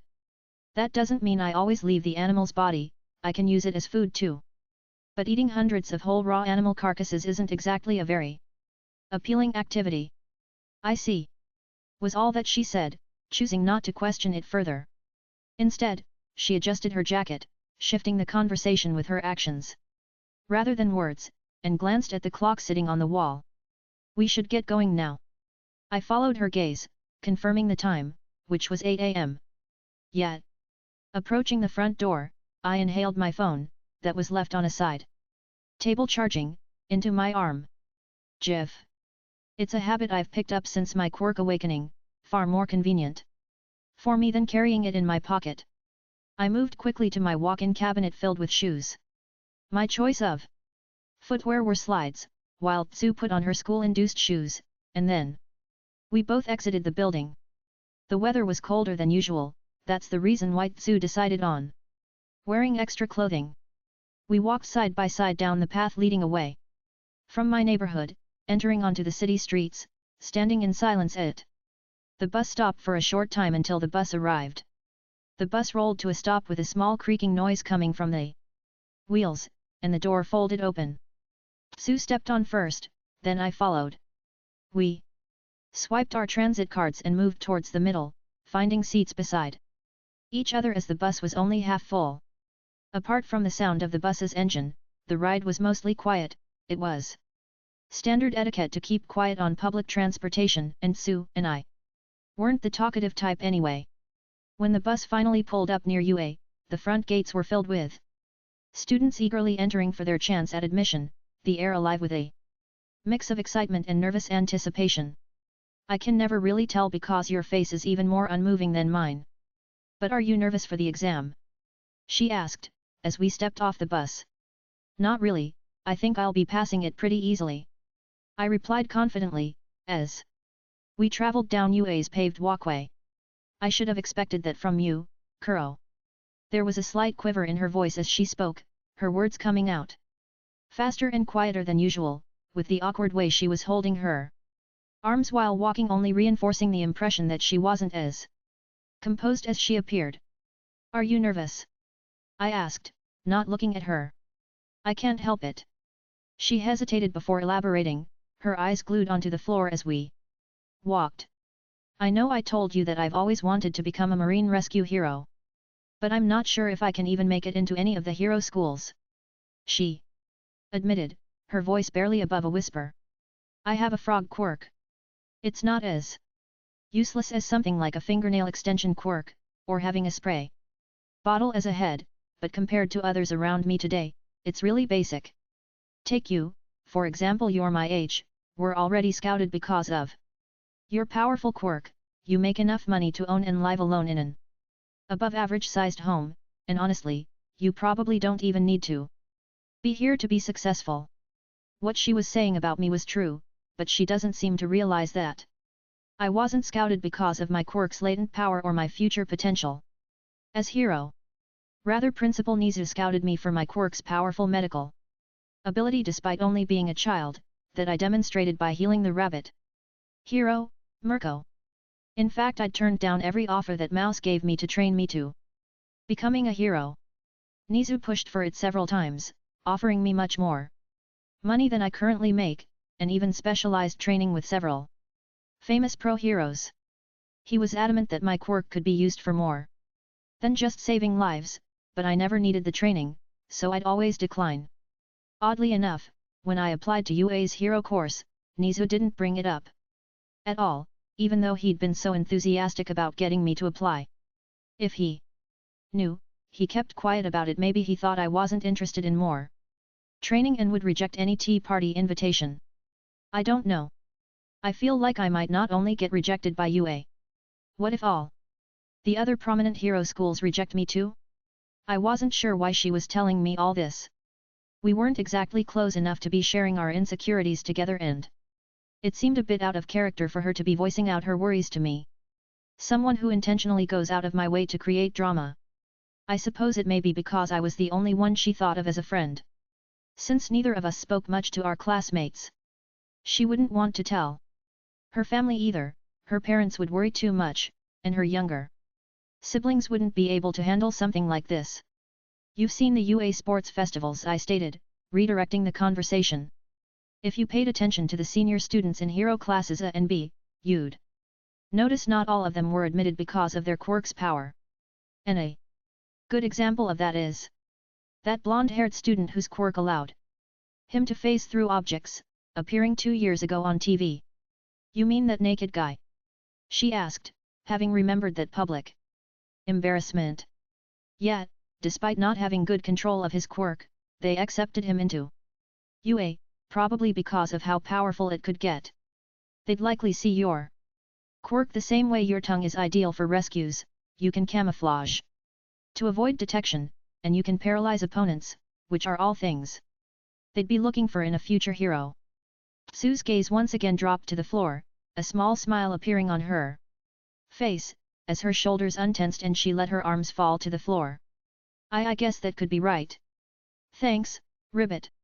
A few more words were exchanged between us after that, then we fell silent as we made our way into the auditorium. Most of the students in the auditorium had spaced themselves out, leaving empty seats scattered around. We ended up finding 2 available spots in the middle row, sitting together in silence until orientation started by a flash of lights being shined on President Mike. For all you examinee listeners tuning in, welcome to my live show. President Mike said in a very loud voice. Everybody say hi. Not a single person in the audience spoke up, nobody felt stirred by his enthusiasm or had the courage to support him out loud. President Mike, however, stood confidently under the spotlight, completely unbothered by the deathly silence in the room.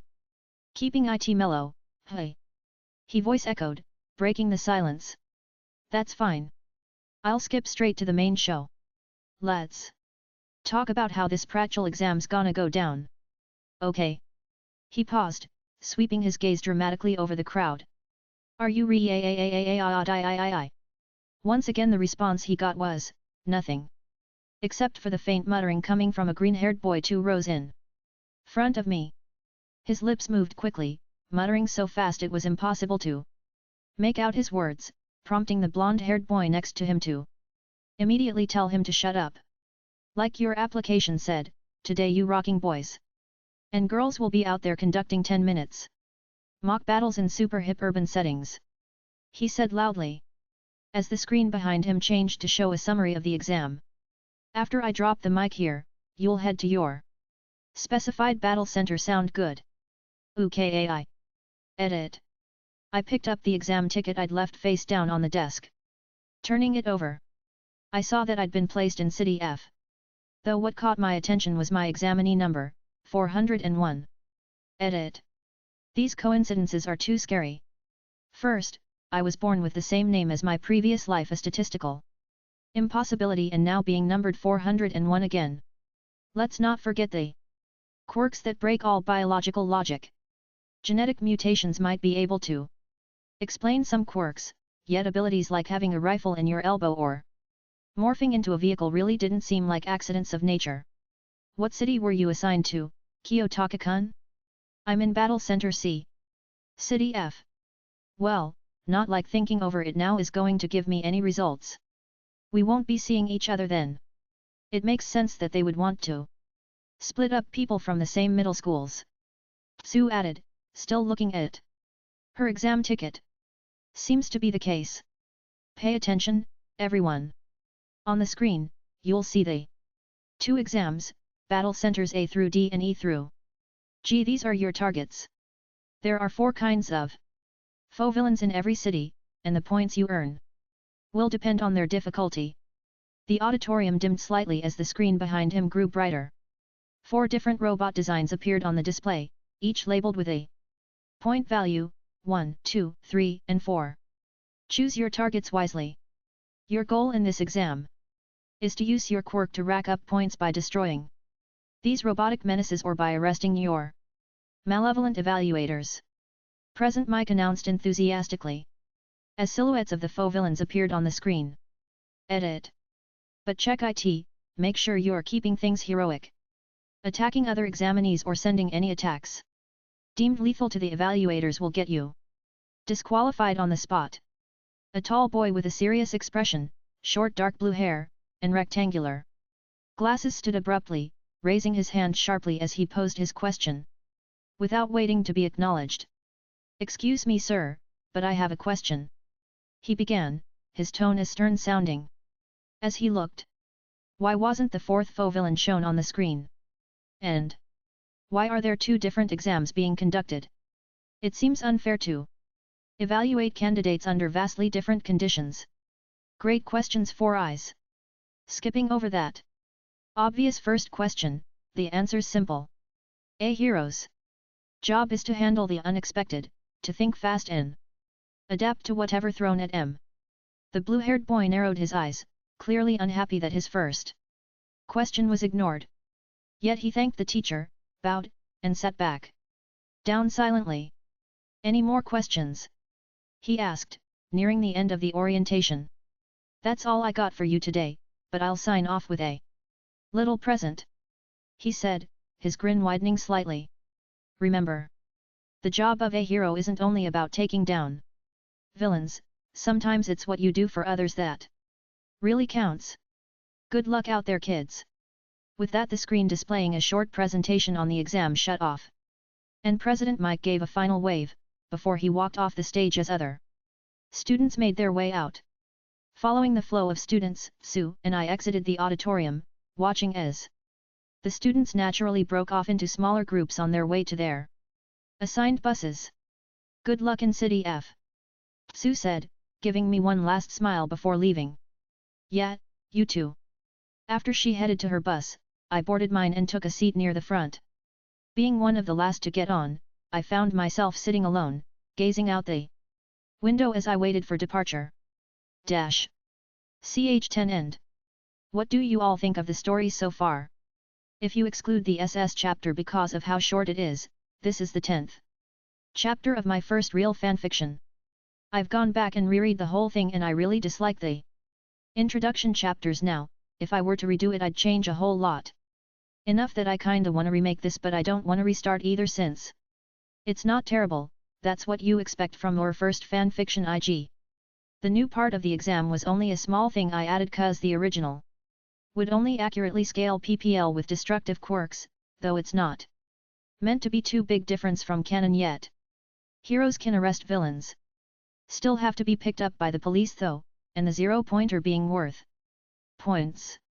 If you've watched that one MHA OVA, you'll notice that Tsuyu never become friends with that snake girl in middle school. That's because she was friends with Kiyo, so the snake girl never noticed her. Actually, it's also cuz she's as irrelevant as an OC, so I skipped her. She's also slightly changed from canon due to off-screen Kiyo's influence, since I thought it'd make more sense that way. I know Kuro and Ribbit mean the same thing, but I wanted to put both, so I did. 12:11 UA entrance exam 2. Soon, all the students had boarded the bus, and we were on our way to Battle Center F. The person who had sat next to me had blonde hair, blue eyes, and was of average height. He introduced himself as Naoto Monoma, then tried to keep up a conversation with me, asking if anyone was sitting beside me or how I felt about the exam, but the battle center turned out to be surprisingly close to the school, cutting the conversation short. I guess we're here already, I thought we would have more time. The blonde-haired boy said, feigning disappointment at the short bus ride. Oh. Hey, while I have you here, what's your quirk? Mine's called copy. It works as it sounds. I can copy people's quirks by touching them, only for about 5 minutes though. I take it you're asking that because you'd like to copy my quirk. Yup, that's right. Since my usage period is pretty short, it'd be helpful to have a person's quirk before the actual exam starts. He replied, leaning forward instinctively with the motion of the stopping bus. From a single glance, I could tell Monoma's quirk required touch to work, though its ability to copy quirks wasn't something I could deduce just by observing his soul. I didn't mind if he wanted to copy my quirk, but it wasn't exactly beginner friendly. The shape-shifting ability disrupts nerves, veins, and arteries, which can cause irreversible damage or even death. To make matters worse, my quirk doesn't automatically restore the body to normal, so if you're just an average person, you need to use it with extreme caution. Yeah, go ahead. I told him nonchalantly. A smile spread across Monoma's face as my words played like music through his ears. He placed his hand on top my shoulder, and instantly noticed something different activating my quirk. You know, you didn't actually explain your quirk when I asked. So, what is it exactly? He asked, looking at other people on the bus, slightly embarrassed for some reason. My quirk, soul manipulation, lets me see and control souls, even my own. I wouldn't recommend trying to use the manipulation aspect, though it doesn't automatically return things to normal, and the process can be extremely painful. I replied, watching as he extended his finger slightly, the blood visibly swelling from it. Edit. OWW. He shouted in agony, gripping his long finger with his other hand. If you mess up the process, it could result in irreversible damage or even death, so be careful if you decide to use it. Though, if you are unable to restore your finger on your own, not using it would be the safest option. I added, looking at his pained face. A few more seconds go by as I patiently waited and watched as he tried and failed to heal his disfigured finger. It was obvious he wouldn't be healing it any time soon. I reached over, gently touching his hand, and swiftly healed the shape-shifting injury. His finger twitched slightly as the pain faded away. I probably shouldn't have ignored your warning, hey, he said, rubbing the back of his neck. I was curious just how much it would hurt, and that was probably one of the most painful things I've ever experienced. How do you manage to use your quirk when it's that painful? I always have my pain receptors suppressed till the point that I feel nothing, so I don't actually feel any of the pain from shape-shifting. I answered as Monoma and I stepped off the bus, with the other students following us toward the entrance gates of Battle Center F. There wasn't much time until the exam officially started. I chose to wait alone on the side, while Monoma went around talking to several other exam takers. Right, let's start. President Mike shouted, causing the other participants to look over at the speaker playing his loud voice. Get moving. There are no countdowns in real battles. Run, run, run, listeners. You're wasting airtime. Here. The moment President Mike announced that there was no timed start, all the participants forced their way through the city gates. Apparently, we were supposed to rush in immediately. Pushing and shoving each other with a mad frenzy, the examinees surged through the streets, driven by desperation. Surprisingly, most of the participants in this city didn't seem to have very powerful or flashy quirks, choosing to run normally towards their evaluators rather than boost themselves with their quirk. UA had a reputation for housing students with highly impressive and visually stunning quirks, so it was a real shock when I realized that most of the students here had quirks that were relatively weak overall, but would be useful for catching villains. In the few minutes I have spent standing atop this building, I've observed several quirks: invisibility, illusion, a human taser, Monoma's copy quirk, paralysis, and my own soul manipulation. None of these are entirely useless, but most wouldn't stand much of a chance against some giant robots. There seems to be a pattern here. Well, whatever. I should probably stop wasting time observing and collect some points before the exam finishes. Jumping off from the 4-story building, I glided down towards a small group of 1-point evaluators. It seemed like a lot of the testers wearing lower point armbands intentionally banded to avoid making it easy for the contestants to score points. The first group I encountered was a team of 4 relatively low-ranking heroes with a final point total of 9. A surprise attack would have been the most effective, but heroes in this world value fairness, so I opted on landed gracefully in front of them. One of the shorter foe villain moved toward me, slinging his bat over his shoulder in the casual manner of a delinquent or classic villain. His outfit was a striped uniform reminiscent of a baseball jersey, and he wore a gas mask with slits for eye holes. Well, well, well, what do we have here? Slugger said, with a mock villain voice. A little baby hero thinks he's good enough to tackle our infamous villain league alone, does he? His teammates visibly cringed at his poor act. Slugger, that was actually terrible, just keep your mouth shut, man. Rock Lock replied, annoyed at having his squad member poorly act like a villain. I dunno about that, Rock Lock. At least he's got the right spirit for this type of thing. Even if they didn't say we had to act like villains, we might as well have some fun with it. Eelboy, who was standing on Rock Lock's right, added happily. Rock Lock pinched the bridge of his nose, clearly frustrated by his teammates' unprofessional behavior. And I had to agree with him, their acting was so bad there basically wasn't any point in continuing the act. They've also stopped paying attention to me as they continuously bickered. I hadn't planned on making a surprise attack, but it's not really my fault if they were the ones who stopped paying attention. Without any warning, I sprinted toward the one with the most annoying quirk. Rocklock didn't even have time to process what was happening before my fist struck his solar plexus.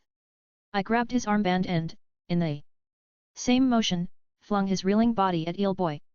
Eel Boy caught his teammate just in time, preventing him from hitting the ground. He rescue left him off balance for a brief moment long enough for me to take advantage.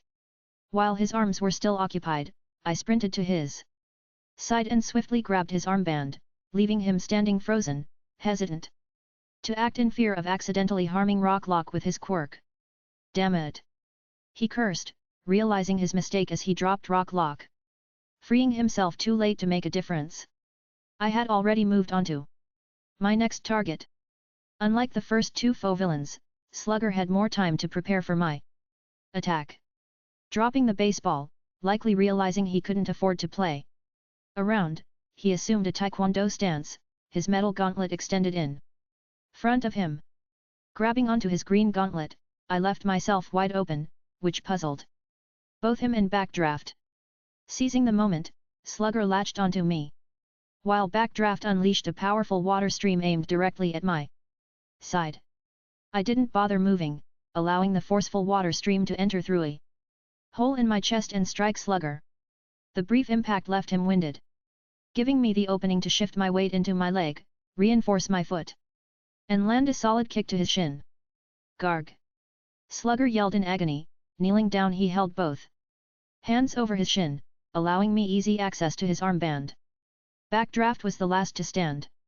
While known for his rescue ability rather than fighting skills, he was a ranged hero in my technical counter. He shot multiple bursts of high-powered water at me, all of which were easily dodged, since he struggled against fast opponents. As I closed in, he attempted to create space. It was too late. I reached out and molded the hose spigots that he had his hands in on each other, preventing him from using his quirk. From there, removing his armband was effortless, as easy as stealing a gummy bear from a baby after scamming them with a false answer.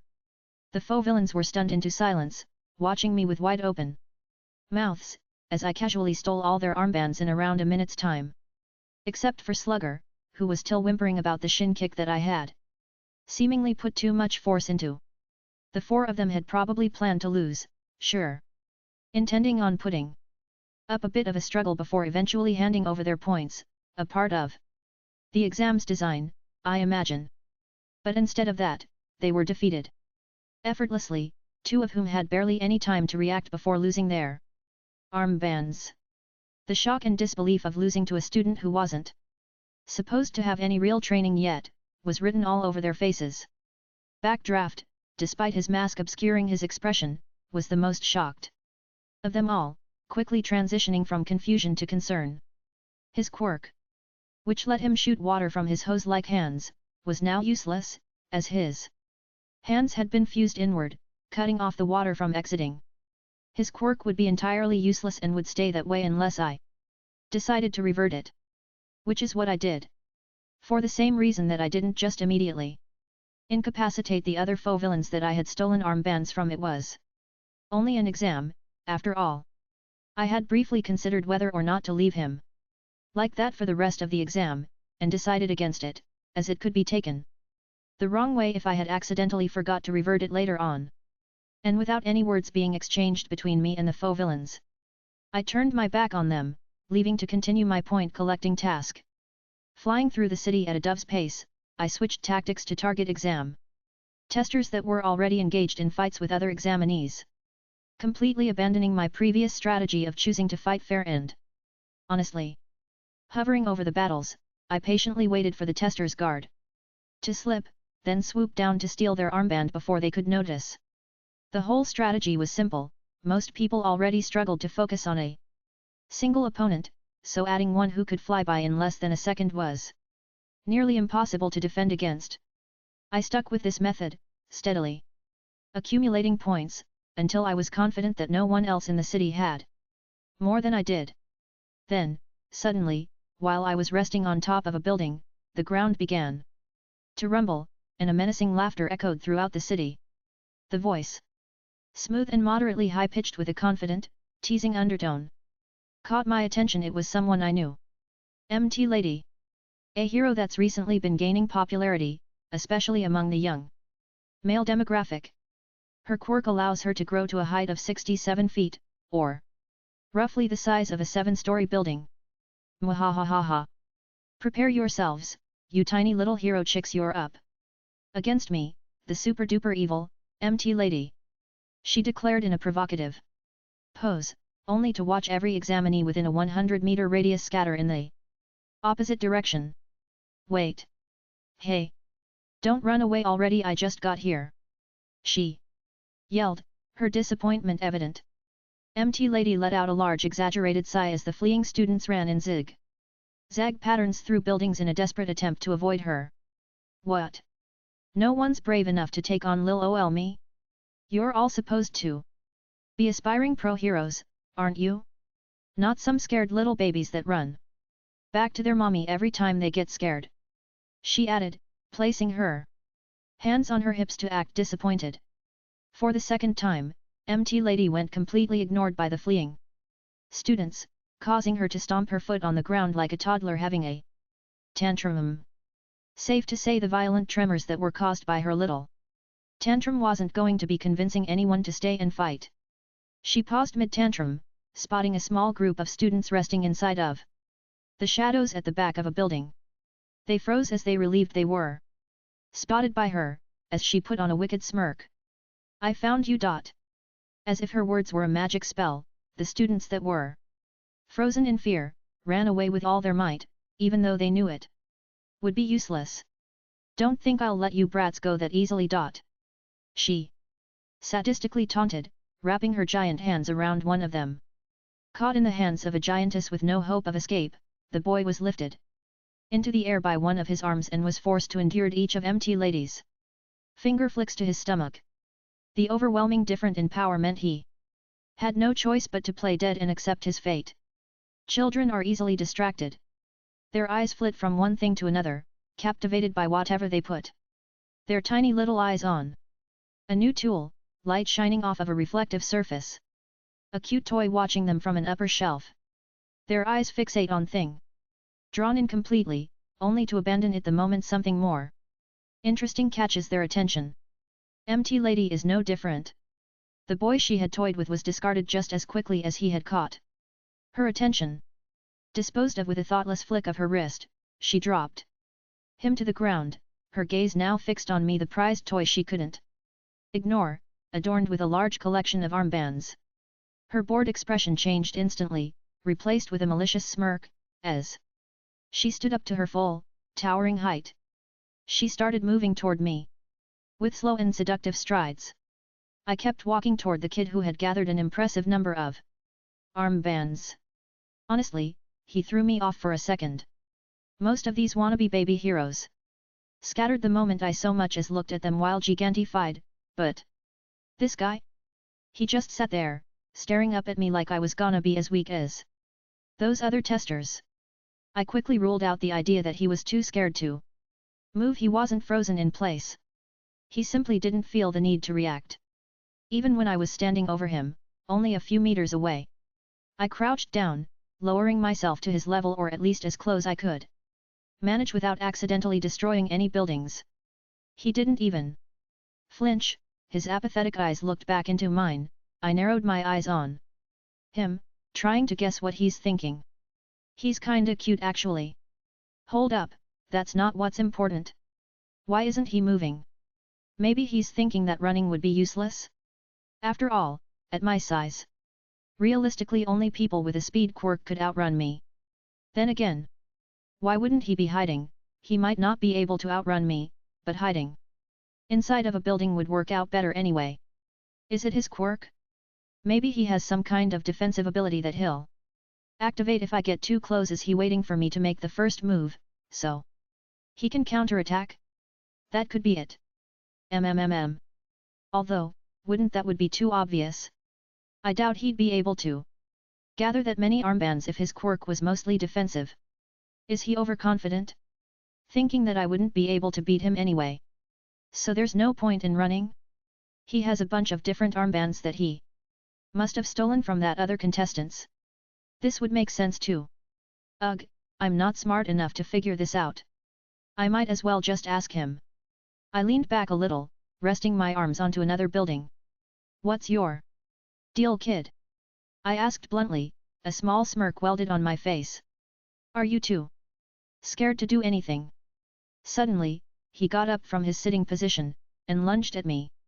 My eyes widened for a split second, and before I could even fully react, I instinctively caught him mid-air, my hand wrapping around his body as he quickly started struggling in vain. A sign of my amazingness. Edit. That was pretty clever little move, hey? Trying to catch me off guard by staying still for a bit. You think you can pull a fast one on me? Heh. I said, mocking his poor attempt. I raised him higher, my smirk unfaltering. It was a good try, kid, but you're not the first person to that trick on me. I'm not so much of a rookie that you could surprise attack me like that.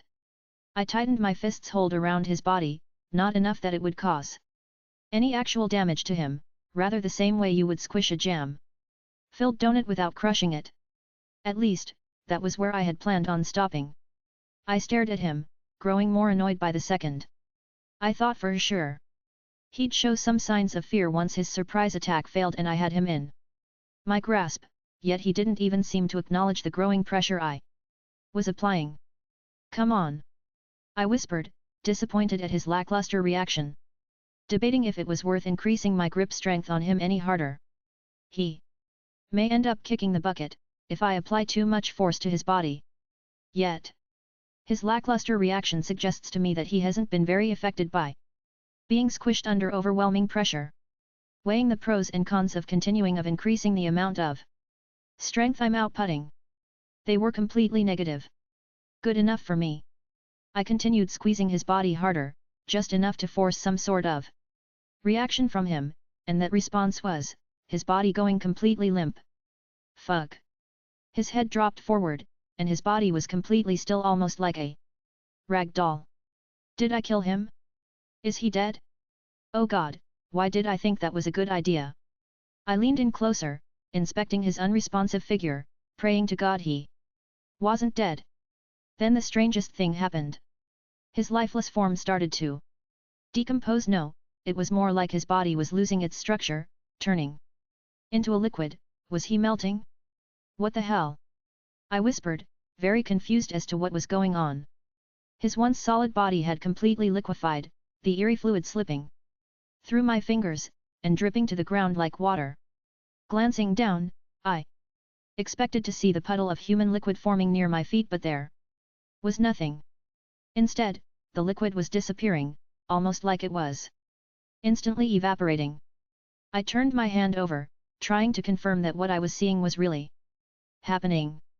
There was still a bit of fluid left, and it's seeping into my hey. Ugh.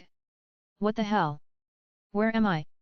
When I opened my eyes, I was standing in an impossibly bizarre place. The space had no walls, only a swirling black fog marked by thin scratches that let faint glimmers of random colored light shine through. There was no frame of reference in my mind to compare it to, for what I was seeing. I tried to move next, though my body felt incomplete. Everything below my chest was shrouded in a purple fog, similar to one I could see all around me, yet different.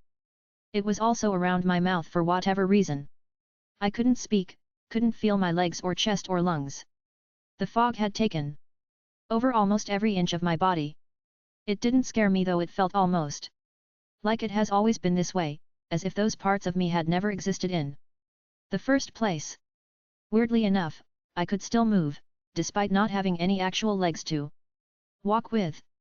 As far as I could tell, there wasn't anything in front of me, so I took a quick look around the space.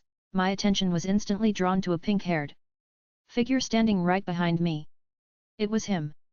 The boy was standing a close distance away from where I was, facing away from me, his body now fully intact. No sign of the liquid, no sign of the melting mess that was seeping through my hands moments ago, and no fog similar to mine that was covering his body. Edit. He wasn't partly naked like I was, wearing the same clothes he was wearing earlier. Hold on, is this space created by this son of a bitch's quirk? Why else would I be half naked, while he gets to wear a fucking suit? Forgetting that I currently couldn't talk, I tried cussing out at him, and unexpectedly got ignored. Then I reached out to tap his shoulder, and successfully grabbed his attention. Turning around, his eyes meet mine with a bored expression. He stared at me silently for a moment, pervertedly scanning me up and down in confusion. Then opened his mouth slowly to talk, yet no sound escaped past his lips. His eyes widened slightly in surprise as his hand moved to his throat, fingers gently pressing against his windpipe to check if something was wrong. He opened his mouth again, but once more, no sound emerged. After his second failed attempt, he gave up entirely on talking, dropping his hands down to his sides. Hey? Was this place not made from his quirk then? Did he just get sucked into this place with me? Did I get melted too or something? I raised my hand up to my head, massaging my forehead in annoyance. We aren't going to get anywhere standing around in silence. Trying to take the lead to solve this mystery, I waved my hand in front of him, motioning with my hands, attempting to question him through basically a game of charades. I tapped his chest multiple times to indicate that I was talking about him. Then I swung my hand out while doing a 360, and pointed to the ground, trying to say this area. Finally I slowly tapped on my temple, and repeated the whole charade one more time, to make sure he understood what I was trying to ask him. He watched me without blinking as I went through my over-the-top gestures. His face remained the same, yet he tilted his head the same way a dog would to show his confusion. Seriously? I thought I was being super clear on what I was asking. I looked away from him in frustration, my fists clenching tightly at my waist. After tapping my foot against the ground a few times, I decided to try the charade again, this time moving at a slower, more calm pace, and acted it out more exaggerated. And what did he respond with? Another blank stare, followed by that infuriated little head tilt of his. Is he fucking stupid? How can anyone possibly be this dumb? I mean, sure, we're stuck in some weird mute fog world, and that could cause him some distress, but I'm literally spelling it for you. And he doesn't look like he cares at all. Why is it so impossible for him to understand these ridiculously simple gestures? Does that head of his lack a brain inside of it or something? He's got to be the dumbest high schooler I've ever met. I couldn't keep looking at him just seeing his pink hair and blank expression made me angrier by the second. How about instead of just standing there looking stupid, you try to communicate something to me? You clueless idiot. Deep breaths. Take deep breaths, you. He's just a child. I can't fucking breath. God damn it. The teenager curled his index finger over his lips in a thinking pose, looking vaguely off in the distance, before clapping loudly to grab my attention. He raised both his palm and index finger to up near my face. I narrowed my eyes, expecting him to make a poor alternative attempt to communicate with me using his own hand gestures. Instead, to my surprise, he began carefully shadow tracing the word on his palm as if writing in the air. I think he wrote what? Oh my god, am I the stupid one? Am I dumber than a high schooler? Why didn't I think of doing that? I didn't waste a second before switching his to method of nonverbal communication, quickly tracing the word, on my wrist, waving my finger outward toward the foggy surroundings. He glanced at my palm, then back at me, shook his head, and shrugged. Okay, good, he doesn't know where we are either. Well, that's not actually good. Moving on. Next, I shadow wrote and, then tapped on the side of his head, trying to ask what he last remembered. Knowing this was a lot more complex to read invisibly off someone's palm, I made sure to rewrite it a few times, just in case he didn't get it. He took a while to register what I was asking, which wasn't surprising. His expression stayed neutral, but he rested his thumb on his cheek in an odd way. Instead of giving me an answer, he pointed at me, then started shadow writing something on his palm. Melt? Wait, me melt. I flinched backwards, almost falling over as I started at him in disbelief. The last thing I remembered was him melting while in my hand, not the other way around. So, why is he pointing at me? Does he think I'm the one who melted him? Or is he really saying that I was the one who melted? Confusion clearly evident on my face, I took a step closer, trying to decipher what he really meant. His face was as unreadable as it's been since the start, not a flicker of emotion coming out of him, nor the attempt at clarifying what he meant. Okay, let's try this another way. I pointed at myself, shadow writing back, and then gestured towards him. No, I saw you melting. Not myself. Eh? My mouth fell open in shock, but no sound came out, partly because of the fog covering it, and partly because my brain had stopped working. You can talk. I wanted to scream out, my mind scrambling in confusion. The boy had stood there, completely unbothered by my silent outburst. Time's running out soon, and while I'd love to stay and chat, I'm more curious on what being a giant feels like, so we'll have to put that on hold for now, he said, half-heartedly waving his hand at me, which caused the fog over my mouth to disappear. I blinked rapidly, still confused on what the hell was going on. He could talk? The whole time? Then this weird space really is because of this scumbag's quirk. I wasn't given any time to connect the dots before his body began to fade, giving me a fleeting look before he completely disappeared. Hey, wait! What the hell is going on? No longer gigantified, I woke up in a different place than where I had passed out. I was inside an empty building. I felt a sort of disconnect as I returned to the first-person view of my body. Something was wrong. Very wrong. I can't move. It wasn't as if I was suddenly became paralyzed and collapsed, sprawled out over the floor. I could feel my body perfectly fine. I was quite literally walking. My body was walking, but I hadn't been the one controlling it to do so. My hands shot out in front of me. The sight of them was unfamiliar, and yet undeniably my hands. Am I still me? Surprised, I take it. I said no, not me, a voice that sounded like mine, and came out from my mouth, said. That voice that came out of my mouth was monotone, spoken in the same tone and way that the pink-haired boy had spoken to me just moments ago. It wasn't hard to put two and two together. The realization hit me like a truck. That pink-haired boy had taken over control of my body. I had been locked away, forced to watch as prisoner as he moved my very own body against my will. This damn brat! Get the fuck out of my body, you piece of shit! I shouted. The words hadn't been said out loud yet still managed to come out. Whoa! Calm down, will you? It's not like I'm going to be running down any streets naked. Don't you dare! He moved to the doorway of the building, stepping outside without so much as flinch at my ongoing protests. The sunlight hit my skin as my body stepped outside. It was another reminder that whatever he did would end up affecting me too. My body, or his body, now turned slightly, glancing at its own reflecting in a nearby window, its apathetic eyes somehow looking into my own. On second thought, it does sound kind of appealing. Not the whole running down the streets naked part, rather, being able to commit several crimes, and not be liable for anything since it's not technically my body doing them. He said convincingly, as if he really planned on doing it. I told you, don't you dare do anything stupid in my body! I demanded, my tone laced with panic and annoyance. He ignored me, running a hand through my hair, and twisting the ends in a circular motion.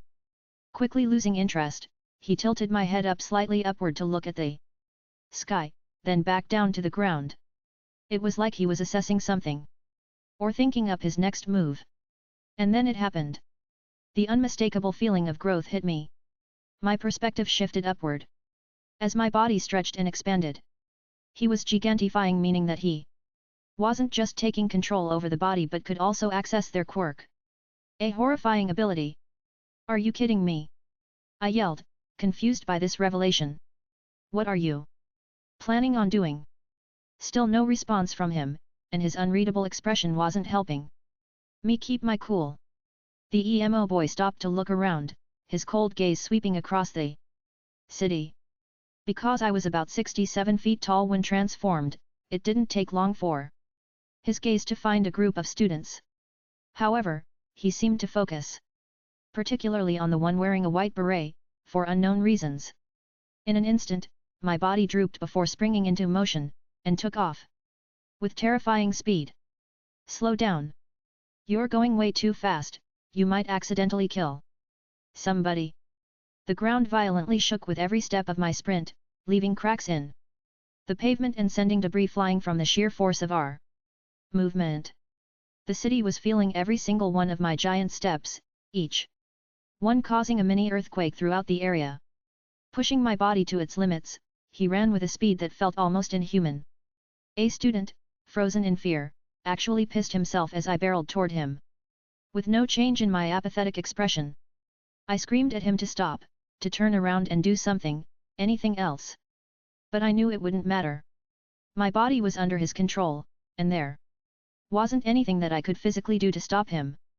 His indifferent unflinching eyes remained focused on the girl in the white beret. He wasn't at all concerned about the destruction, the chaos, or the students and staff running for their lives. Why? What exactly did she do to him, I wonder? I wanted to ask, but I knew now wasn't the time. My body surged forward, until I was almost on top of the beret girl. We crossed half the city's length in a matter of seconds, leaving her to watch us approach helplessly, despite noticing us the moment we began sprinting. He raised my foot up, blocking the sunlight as it cast a massive shadow over the poor girl. Art. And with a deafening crunch, he stomped down on the lavender-haired girl. The ground shattered beneath the enormous force, the shockwave rippled through the battle center. That's it, folks. The exam is officially over. All participants, stop what you're doing. As the tremor caused by my stomp faded, President Mick's voice played through the speakers, declaring the end of the exam. His announcement barely went through one ear and out the other. My eyes remained locked on the spot where the girl had supposedly been stomped. That was still blocked by the smoke. And for the first time, I felt completely worthless. Ch11 end. I feel like all my chapters are becoming way longer now. No one answered last chapter, so I might as well ask again, but what do y'all think of the story so far? NGL this chapter a bit sus. My body was under his control. I even drew some NFSW-ish art that will never be published publicly probably, though mostly cause it's only a sketch. I spent so much fucking time searching for a suitable hero outfit for Kiyo. But WTF are you supposed to give shapeshifters without making them look stupid or like a stripper, and not just going, oh magic clothes, very cool and intricate character design. That's all the designs I could find through Pinterest and Google for other PPLS shapeshifters clothing design. If you know any character with a cool design, that fits a shapeshifter / wouldn't rip his clothes, that would fit Kiyo PLS, leave the name here, or I'm probably just gonna go with that cheap cop out. I'll prob draw it too cause I like drawing Kiyo, though his hair is super annoying sometimes. Some PPL will imagine their own hero design anyway, but I like adding images cause I score a 5 on the aphantasia scale. Wasn't planning on doing any drawings for this chapter, but I got stuck writing because I wanted to finish the exam this chapter, and ended up speed drawing Blady, so I kept it in since it was decent for how short I took to draw it. If you got any recommendations, reply here. Should be pretty obvious, but the Eng translations of the Japanese words are bolded, close enough to what they mean anyway. Why did MT Lady do something as stupid as crushing a human body beyond its limits? It guy feel like it was something she'd do at the beginning of the story, for shits and giggles, not too big an exaggeration, as while she is a good person, Kiyo not caring or saying anything would be good enough in MHA world to do so, since smacking regular PPL through buildings is commonplace. Do I hate Intali? No, I just thought that was something this Kiyo would do. Did Kiyo take it too far, murdering someone cause he slightly disliked her? Seems pretty tame, idk. A victim of circumstance. Only writing this cause there prob gonna be too many PPL taking it seriously. Like the stripper Kiyo hero outfit, but don't everything at face value, even in the notes. Another one of Kiyo's abilities revealed this chapter. 13:12 Unlucky encounter. While I was aware that multiple Salty Banks students were taking the UA exam, seeing Intali from across the city came as a surprise. Did I miss her arrival with the others? Since there were no additional buses to battle Center F, I probably just didn't notice her. As I sprinted toward her, the other participants hurriedly cleared the way. My speed was so intense that the road crumbled beneath me, reduced to rubble within only my first few steps. Intali looked over at me the moment I began sprinting, which wasn't surprising. Someone my size violently charging toward you is hard to miss. Her intelligence quirk might have helped her understand the situation immediately, though it offered no physical advantage. She must have realized instantly that running was pointless. It didn't seem like she was ready to give up. She tried to move out of the way, but when my gaze remained fixed on her, it confirmed her suspicion that she was indeed the target. Her face reflected a mix of annoyance and contemplation, as though she was frustrated by her inability to quickly deduce why MT Lady was targeting her. I jumped upwards slightly, raising the massive foot I'd borrowed from the body of MT Lady to around the height of my stomach. In the split second before I crushed her, Intali's eyes widened with shock. Her body instinctively leaping back in fear, but it was already too late. With an almost cinematic crunch, my foot stomped down hard. My borrowed body's full weight pressed into the earth, obliterating everything beneath it. The resounding impact split the ground open, a wave of dust and debris exploded everywhere. That's it, folks. The exam is officially over. All participants, stop what you're doing. Present mix announcement over the speaker system was the first sound to fill the air after the deafening silence that followed my earth-shattering stomp. There wasn't much reason to stay gigantified after the exam concluded. I waved off some of the smoke lingering around my feet, before shrinking back to my normal size. What the hell? MT Lady's voice yelled from the back on my mind in confusion. How is she alive? You stomped on her. There was a big crunch sound in everything. She sounded stunned, clearly not expecting the girl she'd believed to be dead to be sitting on the floor, clearly shaken from the ordeal, and looking up at us with unease. Don't be so gullible. Did you really think I'd crush a student? I'm here to become a hero, not a villain, you know. I replied, pretending to be offended. Heroes don't act like that. You're not supposed to go scaring people half to death, and destroy everything around you for a joke. She retorted, practically fuming from the hypocrisy. Ignoring her whining, I stepped away from Intali as she laid sprawled on the ground, too stunned or perhaps scared to say anything.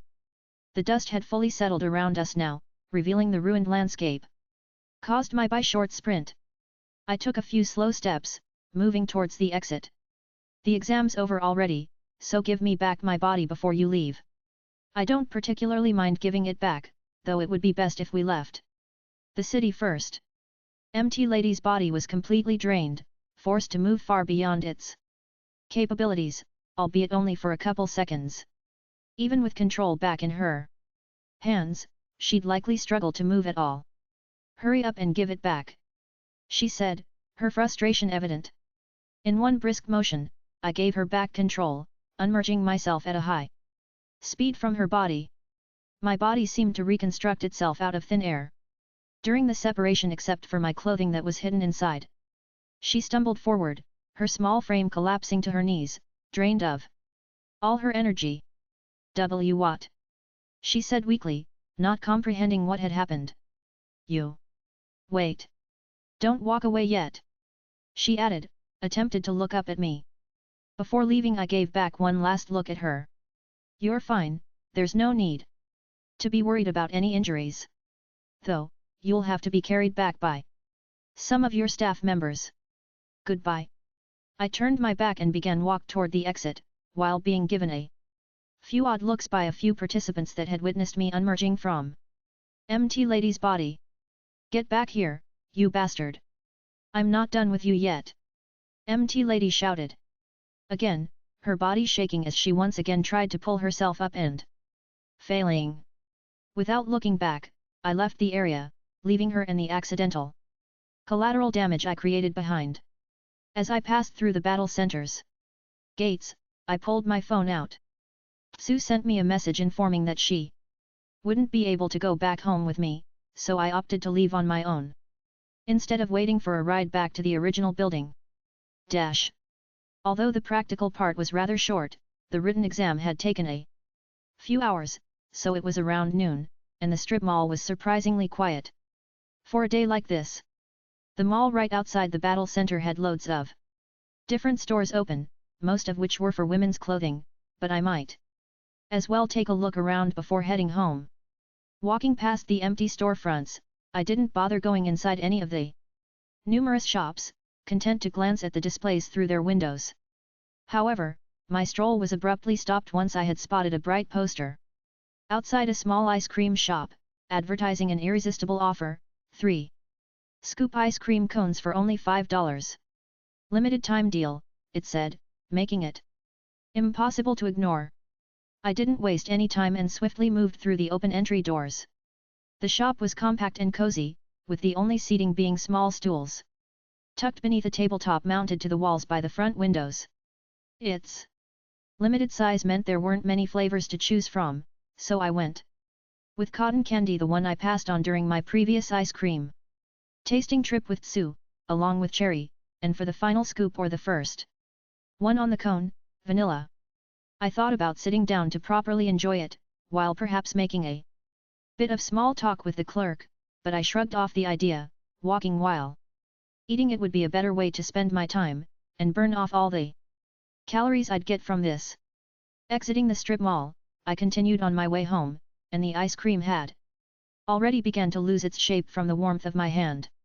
The cotton candy scoop was expectedly far too sweet to be to my liking, while the cherry flavor was already one of my preferred options.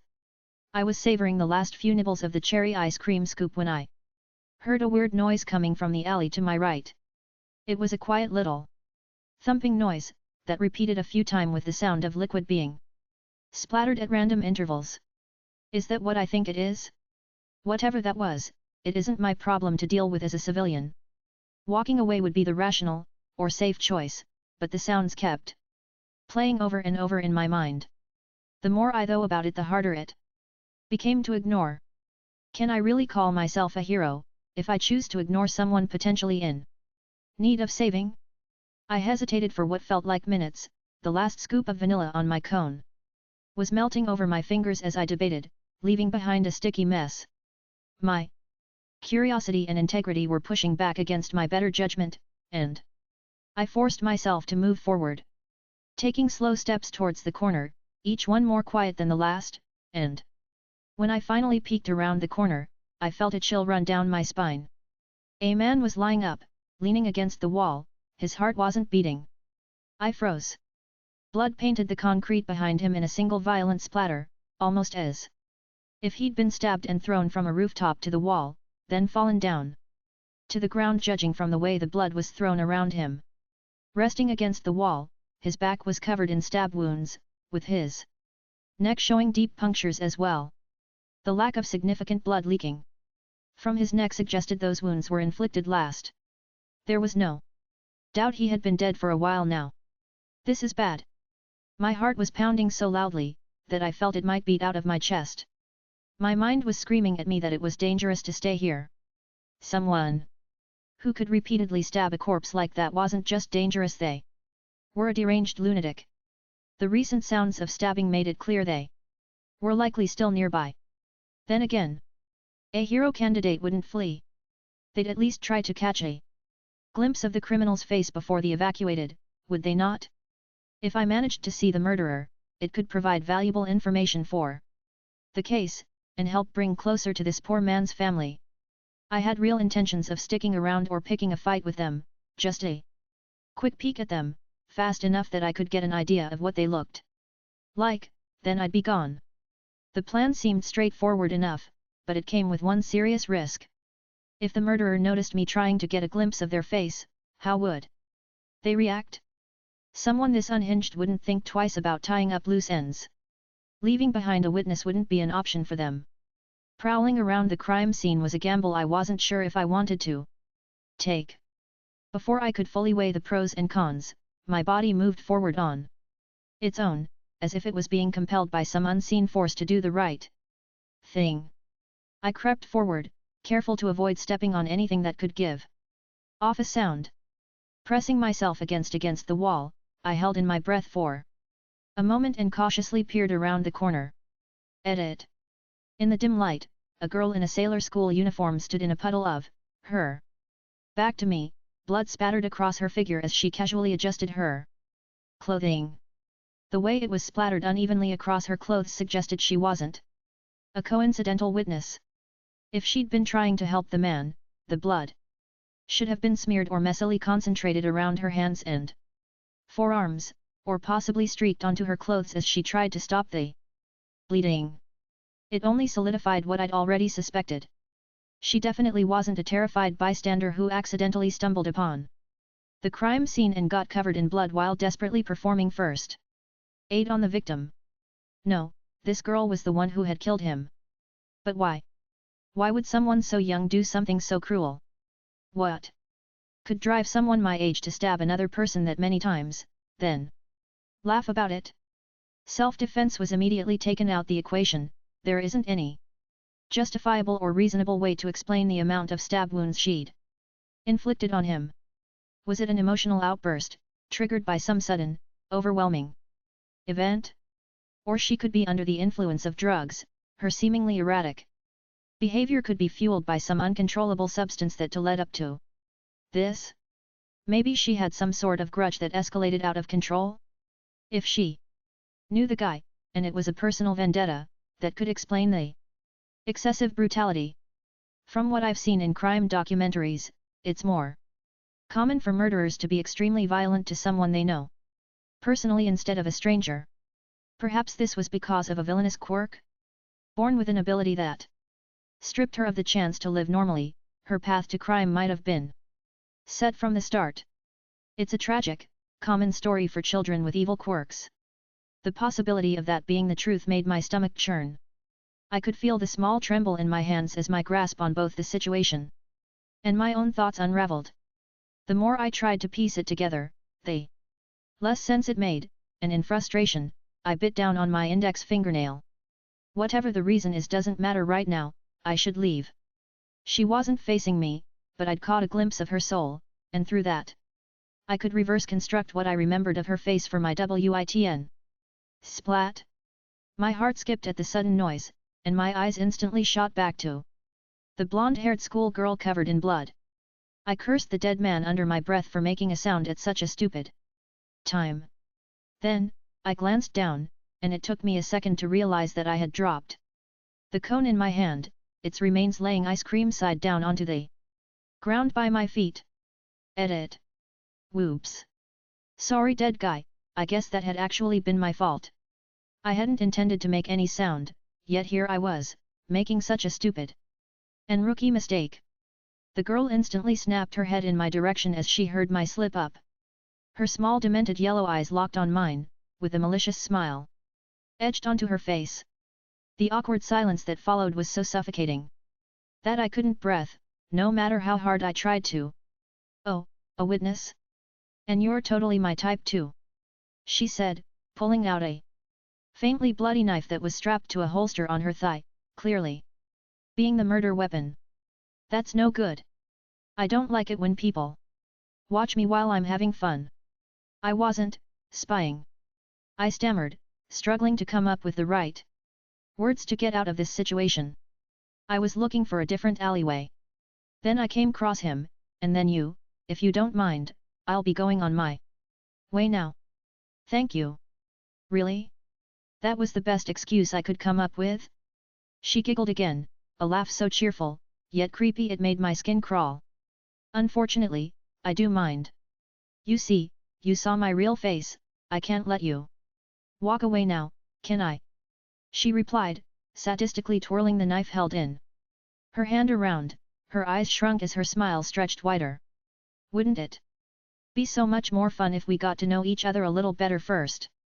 As scary as she and her words were, I wasn't actually worried about dying here.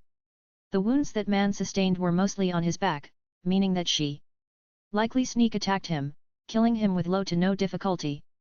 She didn't seem to be a very big threat. But that wasn't the problem here. If I fought back, it wouldn't count as self-defense, it would be vigilantism. Which I absolutely did not endorse. I should have called the police the moment I found the body. Even if the murderer got away, there was still a chance they'd be caught on a nearby camera. My curiosity has trapped me in a dangerous situation, with consequences. Both in the eyes of the law legally and in the case of my personal safety. Wait. I raised my hand slightly, instinctively showing I wasn't a threat as she moved toward me. I don't know what's going on here, and I don't particularly care. I'm not trying to fight or stop you. Can I just leave, and we pretend this never happened? I added, sweating bullets. Of course, that was a lie. I absolutely was going to report this as soon as I leave. She halted an arm's length away, lowering her weapon down to her waist. Her grip remained firm on it, though it was no longer being pointed at me in threatening manner. I was certain she'd ignore my words and strike, yet she'd chosen to stop right in front of me. I tilted my head, confused by her behavior, and before I could even react, her arm sprung out, lightly gripping onto my neck. What was all I could utter before she choke-slammed me? Short toga choking Kyo animation. The camera followed up her arms to her face as she climbed on top of me. Sitting firmly between my waist and hip with her knife still in hand, not yet plunged into any part of my body. Her smile persisted, but it was noticeably less serial killer-ly. She tilted her head in the opposite direction I had done, her twisted yellow eyes glinting with amusement as she slowly raised her knife, preparing to stab me. Despite her small frame, she was surprisingly strong, tightening the grip she had on my throat. You're already pretty cute, but I'd think you would look a lot cuter when you're bleeding.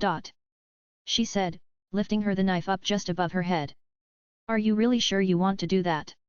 I asked, hiding the fear and concern in my body, sounding more like I was insinuating a threat, rather than a pleading her to stop. Her arm holding the knife hovered in mid-air, the blade reflecting a little sunlight off it into my eye. Her smile had gotten a bit smaller, she gazed from the dead body, back to me, removing her hand from my throat and placing a finger on her chin, as if weighing her options. I can scream pretty loud, you know. I added while she was thinking it over. My voice, while still monotone, was gradually increasing in volume. If you really don't want to get caught this quickly, then are you sure this is the right choice you're making? She lowered her arm a few inches as she studied my face, sitting on top me silently for an uncomfortably long amount of time before she spoke. You're saying you won't snitch? Even though I killed that mister, and assaulted you right after? I won't, I replied, attempting to gauge her reaction. I promise. Her eyes narrowed, searching into my mind for any sign of a lie. Slowly, the corners of her mouth curled back into a saccharine smile. She placed both of her hands on my chest, the knife held to the side as to not stab me, before leaning back, and moving off me. The pressure on my waist lifted as she stood up, spinning the knife once more in her hand before placing it back into the holster on her thigh. She brushed off her skirt casually, as though the whole encounter had been nothing more than a playful scuffle for her. Her demeanor changed slightly. Still eerie but much less hostile. By the way, I'm Himiko Toga. I really hope we meet again, she said, beginning to walk away, and when she was about to pass the corner, she turned back, barely looked at me and whispered, "Don't make me regret letting you go, okay?" It sounded as if her words were meant for herself rather than for me. Toga skipped away from the crime scene, humming a cheerful sounding melody that did not fit with the scenario. I remained seated, waiting around a minute before I got up to confirm that she really left. It seemed like he had no plans of hiding the body, leaving the brutal corpse for someone else to find. However, leaving it for someone else to deal with didn't sit right with me, so I pulled my phone out of my wrist, my fingers trembling as I dialed the police. I heard the sound of my metal mailbox shuttered from behind the front door as I was sipping on my morning coffee. Mail didn't usually come at this time in my area, which only made me more certain of what it was. My suspicion was confirmed when I opened the mailbox and pulled out an Envelope marked with U.A's distinctive logo. It was the UA entrance. Exam results. Resting the envelope beside my breakfast of rolled omelette, grilled fish, and miso soup, I took a few bites before turning my attention back to it. The seal came off easily, revealing a small circular device inside a miniature hologram projector. The device turned on without any input of my own, projected a hologram. Screen recording. I am here as a projection. All Might's annoyingly loud voice played through the device's speakers, and a close-up of his face was all you could see on the square screen. I would to say that I am here as well, Kiyotaka-kun, Nizu added, while sitting on top of the yellow-haired giant's shoulder. All Might moved his face back from the camera, and struck a pose as Nizu started speaking. Originally, this was supposed to be All Might's job alone, but I just couldn't help myself from jumping in, he admitted with a self-amused laugh. Let's start with your actions while you were in MT Lady's body. First. As if I leave this for the end, you'll probably ignore it. Well. He's probably right about that. The screen next to All Might began playing footage of the exam, specifically showing me melting into MT Lady's hand. The camera zoomed in on me.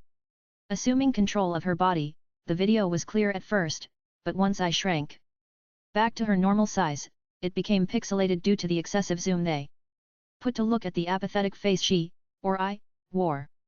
Edit. Nizu sure has a habit of throwing money away first with the giant robots.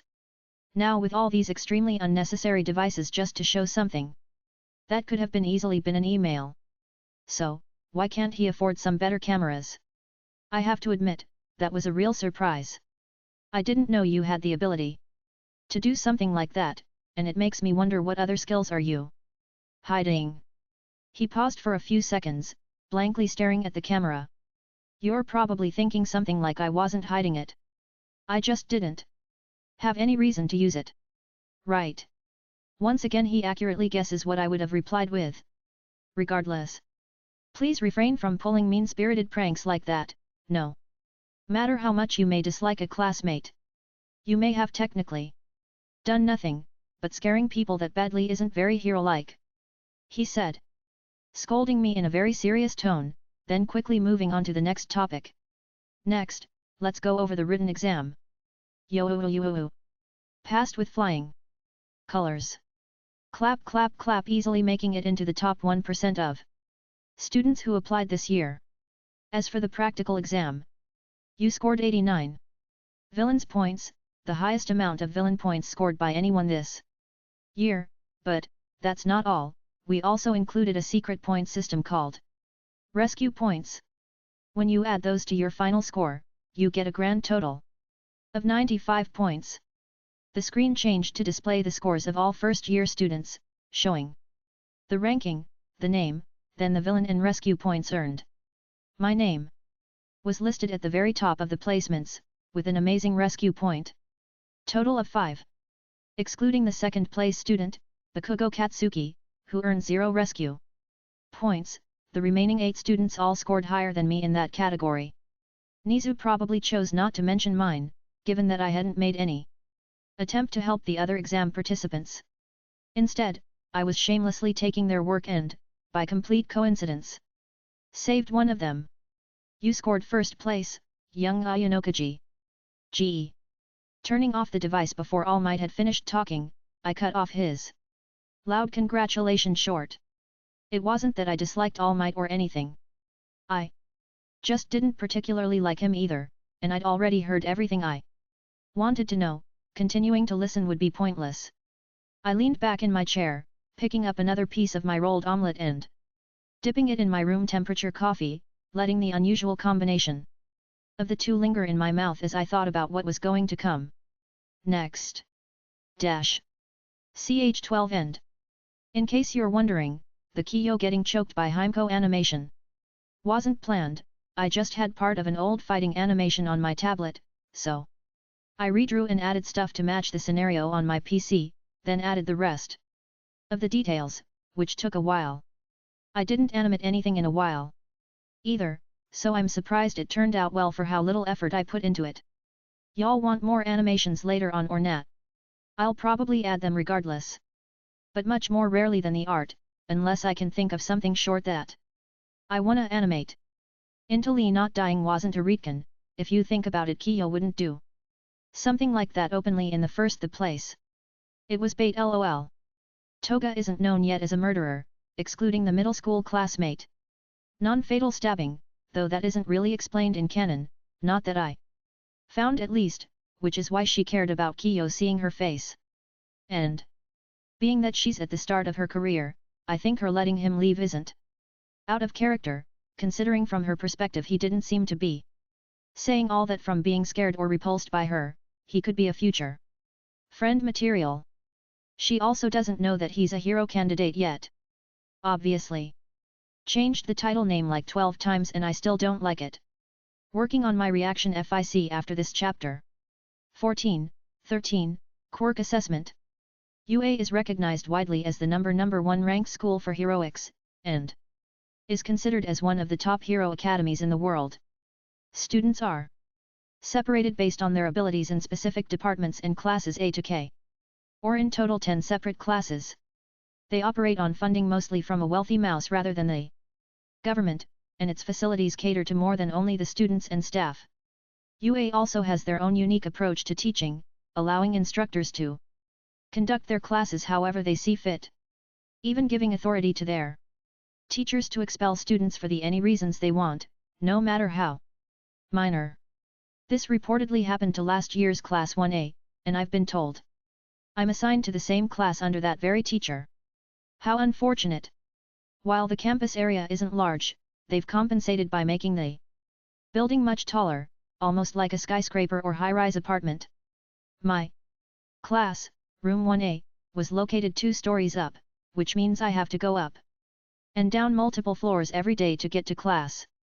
And for some reason, the hallways were designed to resemble a car street, with white lines painted on the floor to indicate proper walking paths for students. The building design of this school is definitely inferior to ANHS's. At least the uniform designs are better. Though, it's not that I disliked the previous uniforms either, I just hear these are more well received on the internet, likely because of the poor color coordination of the red and green ones. Personally, I don't dislike either. On the other hand, ANHS hands out ridiculous amounts of money each month disguised as points. Whoever came up with the idea of giving that much money monthly to a high school student couldn't have been in the right mind. Not that I minded it, the money was definitely appreciated. But it does make you wonder how they ever managed to economically sustain such a system through government funding. Assuming you're not one of the top performers in the highly publicized sports festival, the benefits are far better too. Nothing UA offers can compare to a 100% job acceptance rate. Then again, that promise likely comes with several hidden clauses they only reveal at graduation, making the promise valid only on a technical level. Obviously, no one would accept you for a higher level role, such as CEO or director, solely based on which high school you graduated from. The more realistic scenario is that ANHS graduates get a significantly higher chance at being accepted when their abilities and resumes are on par with other candidates. It's equally possible that the 100% acceptance rate was only applicable to companies that were managed by or closely aligned with the school's higher-ups. Who knows? I never graduated. I could say much more to say about the numerous oddities of both schools. But since I can see my classroom, it'll have to be postponed for another time. Arriving right at the designated time, I found a group 3 students blocking the entryway. Surprised. That punch was amazing. Take that. One hit and you're down. The girl, average in height with short brown hair and a small pink backpack, said while gesturing with her hand, moving it up and down to imitate the punch she was probably describing. Oh, hey hi. Oh my gosh. So I should probably be thanking you for going in and talking to him. The boy, similarly of average height with messy dark green hair and a large, worn yellow backpack, replied, his face turning red as he covered his eyes and simultaneously rubbed the back of his neck. Hey? How'd you know about that? Yet? Oh, what? He replied, his expression freezing as his eyes landed on me, standing behind them in silence. Ah! Look, we're blocking him from entering, we should totally move out of the way. The girl with brown hair turned toward me at his remark, briefly looking startled by my presence. She stepped to the side quietly before deciding to say anything. Ha ha ha. I didn't even see you there, sorry. Responding with a simple nod, I headed toward my assigned seat, abruptly stopping as the familiar green-haired boy had yet to move out of the way. The other two had been staring as well, and just as the blue-haired one seemed ready to introduce himself, their attention abruptly shifted to something behind me. The green-haired boy, however, kept his gaze fixed on me. I knew my pink features made me stand out more, but I wasn't used to being stared at this blatantly. Maybe if I had been closer to my classmates in middle school, it would have been the same there. Art. Welcome to U.A.'s hero course. A monotone voice said from behind. I turned to see a man lying on the ground, his long, tangled black hair and dead, bloodshot eyes giving him an unkempt and lifeless appearance. His gaze met ours as he lay there, 90% of his body swallowed by the sleeping bag he had fallen down in. Without hesitation, he pulled out what appeared to be a nutrient-dense squeezer pouch and took a sip, the silence between us remaining unbroken. Pick. The man somehow managed to stand up while still in his sleeping bag, and spoke while pulling down the bag's zipper. It took. Who let this dirty homeless man in our school? I asked, cutting him off. His eyes immediately glowed red, and I could feel my control of my quirk disappear as he did. Without warning, he launched his deceivingly strong scarf out, instantly wrapping it around my face and pulling me toward him.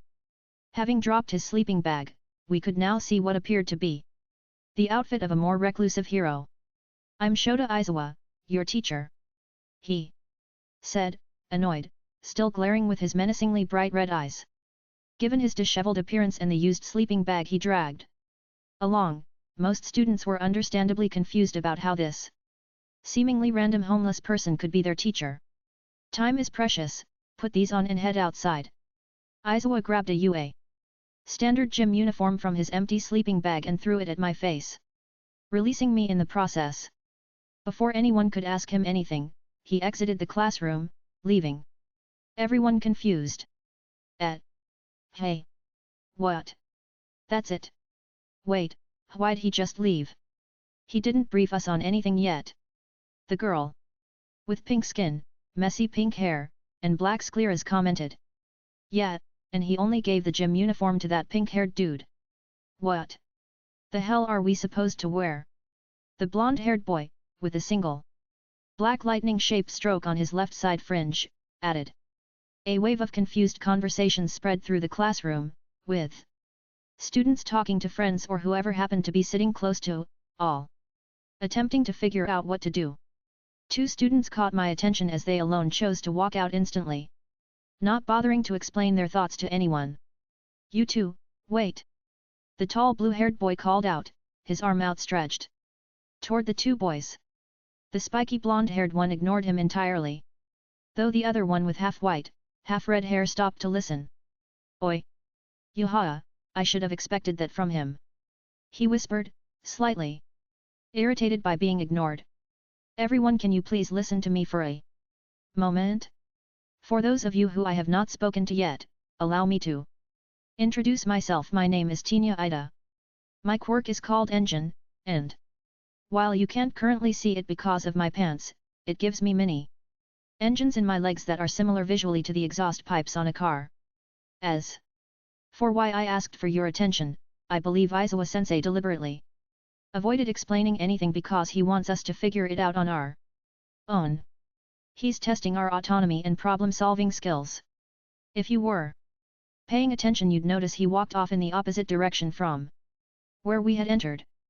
By outside, he probably was referring to the back of the school or the gymnasium area, and our gym uniforms should be somewhere along the way. You're saying that we are supposed to figure out the schedule ourselves? Asked a boy with sharp, spiky red hair. But, what about orientation? The girl that had blocked me from entering the room asked. I'm not sure. I knew that UA would have high standards for their students, but even I'm surprised that they'd have a test like this very early in the school year. Whatever the case is, we aren't going to get anything done by hanging around here, so I'd suggest you all follow along. Ida replied, striking his arm down for emphasis. His explanation made enough sense to the rest of the class that there was no opposition, and we collectively headed out. I noticed Sue talking with a group of girls and decided to leave her alone for now since she was focused on making more friends in high school. Over the past 15 years, my social skills have improved significantly, and I did promise myself to make some changes after middle school. I should try forming a few meaningful relationships. Since my assigned seat was placed nearest to the exit, I could have left quickly, but I chose to wait for my target to leave first before joining the line. Because of his mutation quirk, he probably wasn't someone people found easy to approach, and as far as I knew, he hadn't spoken to anyone yet. Though could also just be because it was the first day. Trailing slightly behind him, I waited until we stepped outside to start a bit of small talk. Hey, sorry if this is a bit of a weird question, I asked, causing him to look over at me. I've been thinking about it this since I saw you. Would you eat seeds out of my palm? His jaw hung open for a second, clearly not a big fan of my light-hearted opener. Then he quickly snapped it shut and picked up his pace to avoid me. Hold on, that was just my awkward attempt at a joke. My name's Kiyotaka. Ayanokoji, what's yours? The raven-human hybrid paused momentarily, appearing to recognize my name, and turning his attention back to me. You're the guy that scored first on the entrance exam. He asked for confirmation. That's me. I see. My name is Fumikage Tokoyami. Considering we may be spending a lot of time together as classmates, I'd appreciate it if you kept jokes like that to yourself in the future. Even though his jaw previously fell open, it didn't seem like my joke had actually offended him. Did he ignore me just because I came across as a weirdo? Can't really blame him. Yeah, my bad. I didn't have a lot of friends in middle school, so I figured I'd try something different this time around. Guess that didn't go over too great. Don't worry about it. I thought about trying some more small talk with him, but Tokoyami didn't seem very interested in it. There was really no point in forcing it, and we continued outside in silence. Like I'd guessed, the extra gym uniforms with names assigned for each person was left on a table placed near the doors of my gymnasium. By pure chance, I realized there was another uniform with my name on it, with some modifications to accommodate for my shape-shifting. Turns out, the one Aizawa threw at me didn't belong to me. Our teacher seemed like the no-nonsense type, and I had no intention of getting on his bad side. It'd be smart to hurry up and be one of the first to arrive. Picking a random locker, I got undressed quickly. Whoa! Nice physique, my guy, said the spiky-haired redhead as I took off my shirt. Are you seriously a teenager? Those muscles are way too defined. You look like one of those freaking Greek god statues. What's your workout routine? He asked, casually undoing his tie. Kiyotaka's trap art. His loud compliments and questions immediately grabbed most people's attention toward my body, a situation I would have been fine with, if I wasn't in a room full of shirtless guys. I don't have one. My physique is only a result of my quirk. Hey? You don't work out at all. That's correct. Rather, I have the ability to modify and reshape living entities in variety of different ways. It's more accurate to say I sculpted myself into this, rather than hitting the gym for it. Wow, really? That's so lucky, what the fuck? The short boy with hair resembling 3 large purple grapes cut in, his eyes seething with envy as he assessed my physique. Can't say I wasn't lucky to have a quirk like this, but it's not as easy as you might think. Keeping my quirk active 24/7 obviously isn't possible, so instead of working out, I had to study all about the human body, or I Wouldn't even be able to move while shaped like this. Wait, so you're saying you needed to learn the equivalent of a medical degree before you could turn into yourself into a Greek god? The grape boy asked, sounding doubtful. I'm surprised you understood that so quickly. But yes, I undertook a medical internship rather than attending any medical universities. Though I am, legally, a licensed medical professional. We have a legit freaking doctor in our class. The skinny boy with the strange elbows said. That's incredible, dude. Doesn't it usually take like 12 years to become a doctor? My grades are barely average, I can't even imagine myself doing that. I guess so. Though, it's not really that surprising, is it? Todoroki probably has a similar amount of training in a more aggressive field, and the same could be said for Yaoyorozu. I assumed most people who got into UA's hero course would have trained insanely hard as well, given the large number of applicants. Todoroki glanced over again, having overheard his name in our conversation, though quickly turned away realizing I wasn't talking to him, before walking out of the changing room. Well, yeah, I totally did. I really doubt everyone that got in trained for that long, ha ha ha. Spiky hair was probably right about that. So, did you make your thing longer too? I paused, quickly putting on the rest of my gym uniform before turning back to the lanky boy who had asked the silly question. I could, but I don't take any requests, I replied, peeking at the small bump in his boxers. Ignoring the laughter caused by my mediocre joke, I walked out of the changing room and joined our teacher, plus the few people who had arrived before us. With his arms crossed, Aizawa waited quietly as everyone got changed, and I decided this might be a good chance to talk to him after not seeing him for a decade. Hey there, sensei. What do you want, brat? He must still be upset over my earlier comment. It's been a long time, Aizawa-sensei. Approximately 9 years and 278 days. He shot me a look like I was an idiot, but his eyes immediately widened a second after. Considering I'd asked Nizu to keep my internship a secret, it wasn't shocking he didn't recognize me right away, though it still stung my frail heart a little. You're that weird toddler. That's what you remember me as? I thought you said I was a tough kid. How harsh. You're not still upset about the homeless comment, are you? You can't blame me for that. I was practically blind when we met, and honestly, who expects a teacher to show up looking like that? That's irrelevant. Hurry up and spit out what you want. Am I not allowed to just want to talk to my favorite teacher? I'm a huge fan. You know? I like you even more than All Might. That doesn't really mean anything though, because I don't particularly care for him. That's so. Yeah, I even occasionally like to go out carrying large bags of money at night in the area you usually patrol in, hoping that I could get mugged and have you save me again. I didn't ask. Did he immediately realize I was bullshitting? Does he often change his patrol areas? That sounds like something he'd do. Or was it because he knows he would have seen me if it were true? Maybe he just genuinely doesn't care. So cold, I said, wrapping my arms around myself as if I were shivering. You're disillusioning me, sensei. Couldn't you at least pretend to care about your #1 fan's nighttime story? I've been waiting 10 years for this. And you're breaking my heart. Sure doesn't sound like it. I just have trouble expressing myself is all, I added, placing my hand over my heart. Well, not really. A young W/R like myself can pull off a convincing hardcore fan act if I really wanted to. Aizawa's eyes narrowed, scanning me for the second time today. Was it really that hard to believe I was a good actor?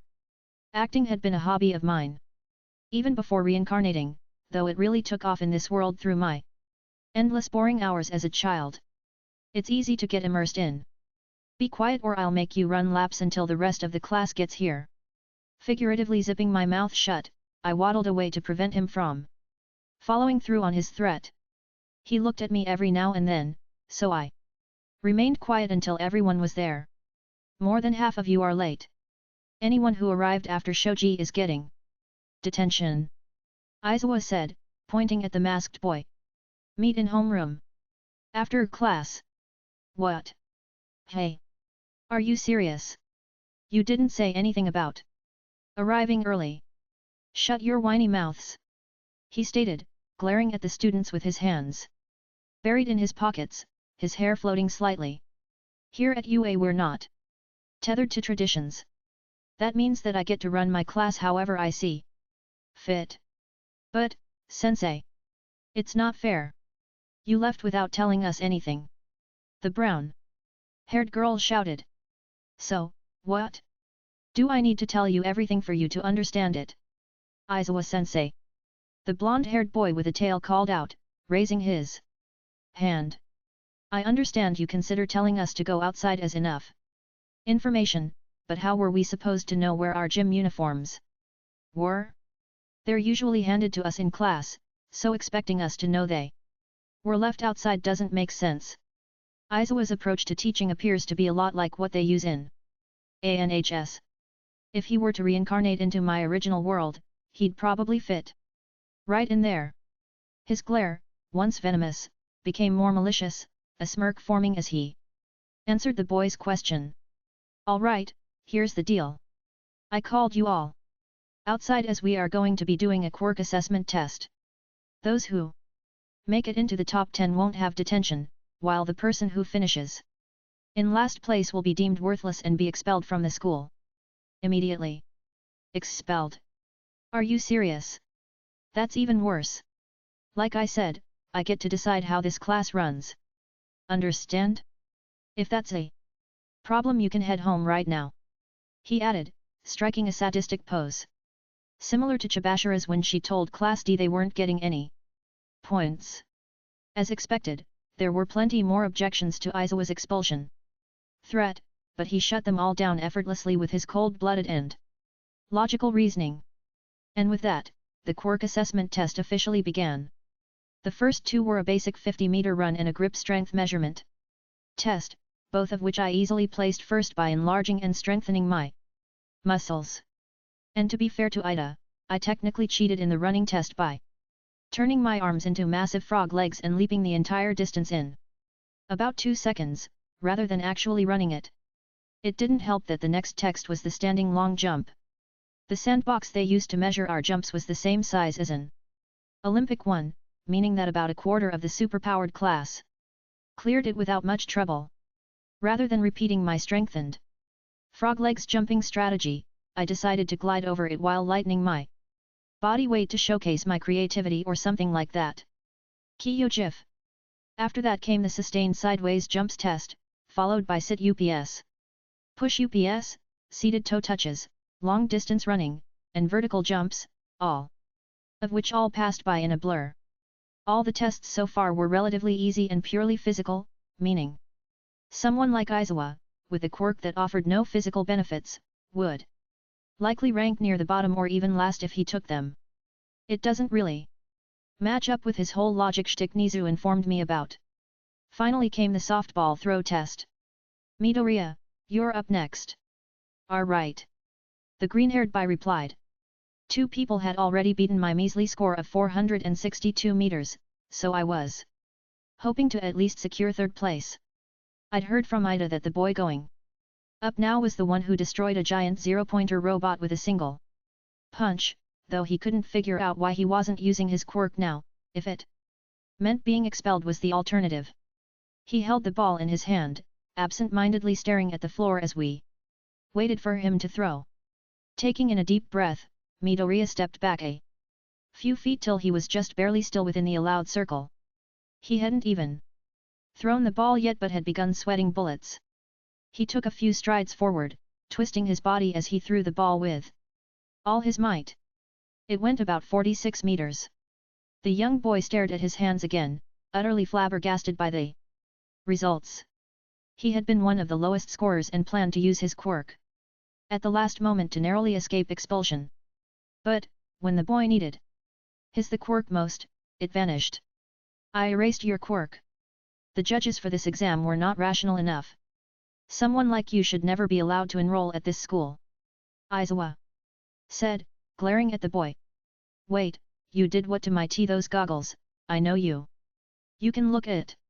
Someone and cancel out their powers, the eraser hero, eraser head. Midoriya replied, nearly falling onto his rear. You're not ready. You don't have control over your power. Were you planning to break your arm again? Counting on someone else to save your useless body? Aizawa sent his scarf flying toward the teenager, wrapping it tightly around his torso and yanking him forward until they were face to face. No. That's not what I was trying to do. It doesn't matter what your intentions are, you're worthless if you can only throw a single punch before breaking down. Releasing his restraints on the boy, Aizawa's hair gravitated downwards. Sorry Midoriya, with your power there's no way you can become a hero. From what Aizawa had said, that quirk seems to destroy Midoriya's body when used, and he had just been forbidden from doing that. This was our last test, and he'd been forced to choose between finishing last and being expelled, or breaking his arm and being expelled. Once more, Midoriya's cartoonishly dead eyes were glued to the floor. I returned your impractical quirk, take your final throw. The green-haired boy clenched his teeth, readying himself for another throw. I wondered what choice he'd made. Was All Might's secret love child really about to get expelled this early? Midoriya strutted forward, stomping his foot before lifting his arm high, waiting until the last second to release the ball from his grip. It appeared like he'd picked the second option, using his quirk at the apex of his throw. Shouting "Sma aaaaaaaash," just like his father. The wind pressure generated from his throw was enough to knock a few students back. His throw had launched the ball into orbit. Nice. He's finally showing us his true power. Eureka shouted, in support for the boy. But something unexpected happened. He only broken one finger. Then, he went as far as folding his severely broken finger into his palm to make a fist, even though it was completely unnecessary and must have been excruciating painful. It didn't make much sense. Maybe he wanted to demonstrate his tolerance for pain as well? Aizawa's crazy smile said all that I needed to know about his fate. This boy wasn't going to be expelled. No. He was destined to become a legendary hero. His finger appears to be broken now, just like in the exam. His quirk is very odd. Ida stated, hypothesizing out loud, still confused on what happened. If what you said he did during the entrance exam was true, then maybe he didn't use his quirk much here because he'd lose whatever body part he activated it on. Yeah, that's likely the case. I originally thought it only happened when he needed a ton of power, but it seems like he hasn't learned how to control it at all yet. Most people were stunned by Midoriya's sudden high score, but none more so than Bakugo, whose jaw practically hit the floor in shock.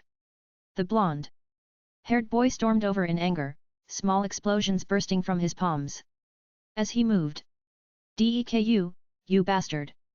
Tell me how you did that or I'll kill you!" Though before he could get an answer from the terrified teen, Aizawa's capture scarf swiftly wrapped around his face and chest, stopping him in his tracks. "Stand down, Bakugo. It'd be wise to avoid making me use my quirk so much, it gives me serious dry eye," Aizawa said, releasing his grip on the boy as he calmed down. Having completed his throw, Midoriya left his furious childhood friend behind and made his way over to talk with Eureka and Ida. "Ouch, is your finger okay?" Eureka asked. "Why yet?"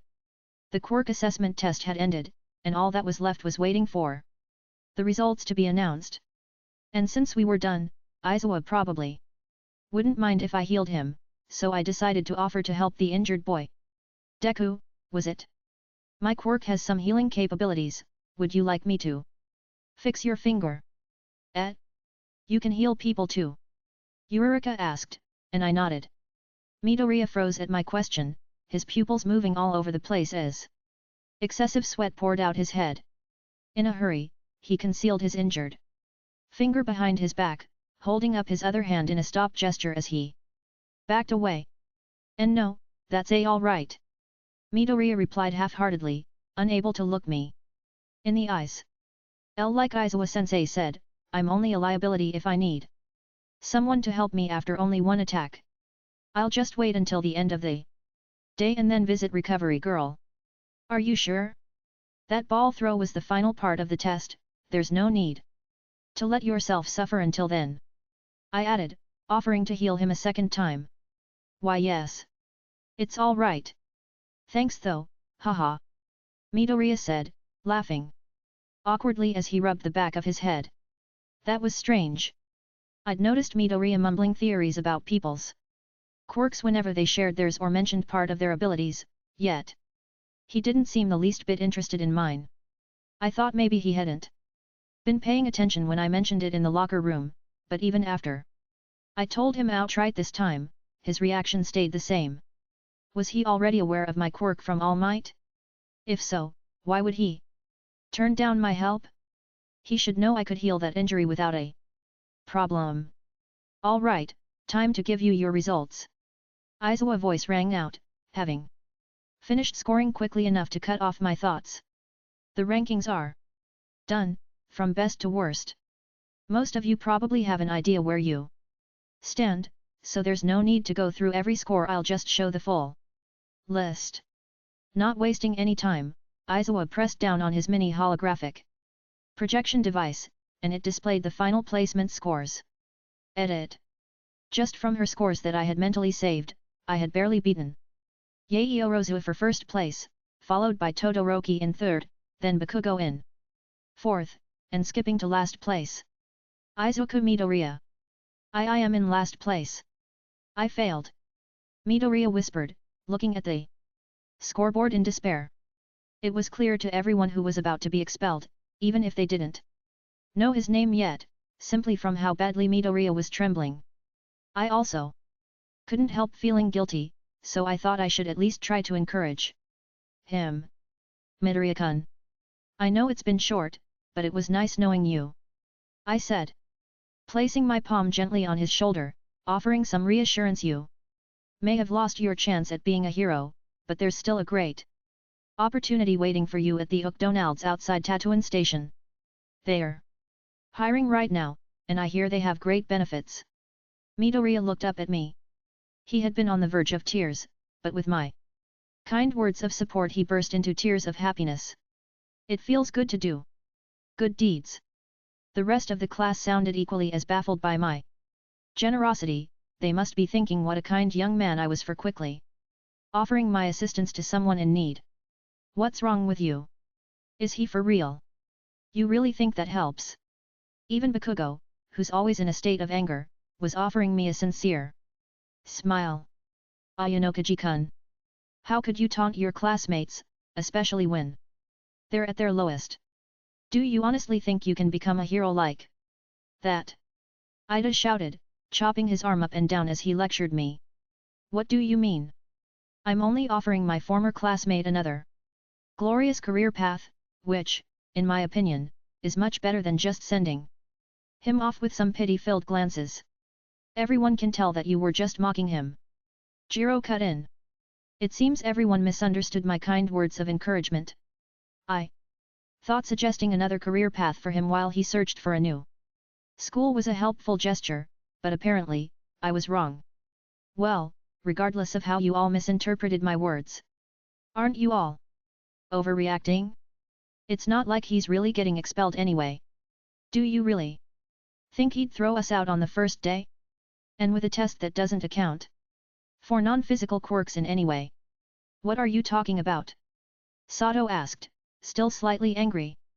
I could explain, but I said, casting my gaze to Aizawa who, strangely enough, was watching us argue in silence.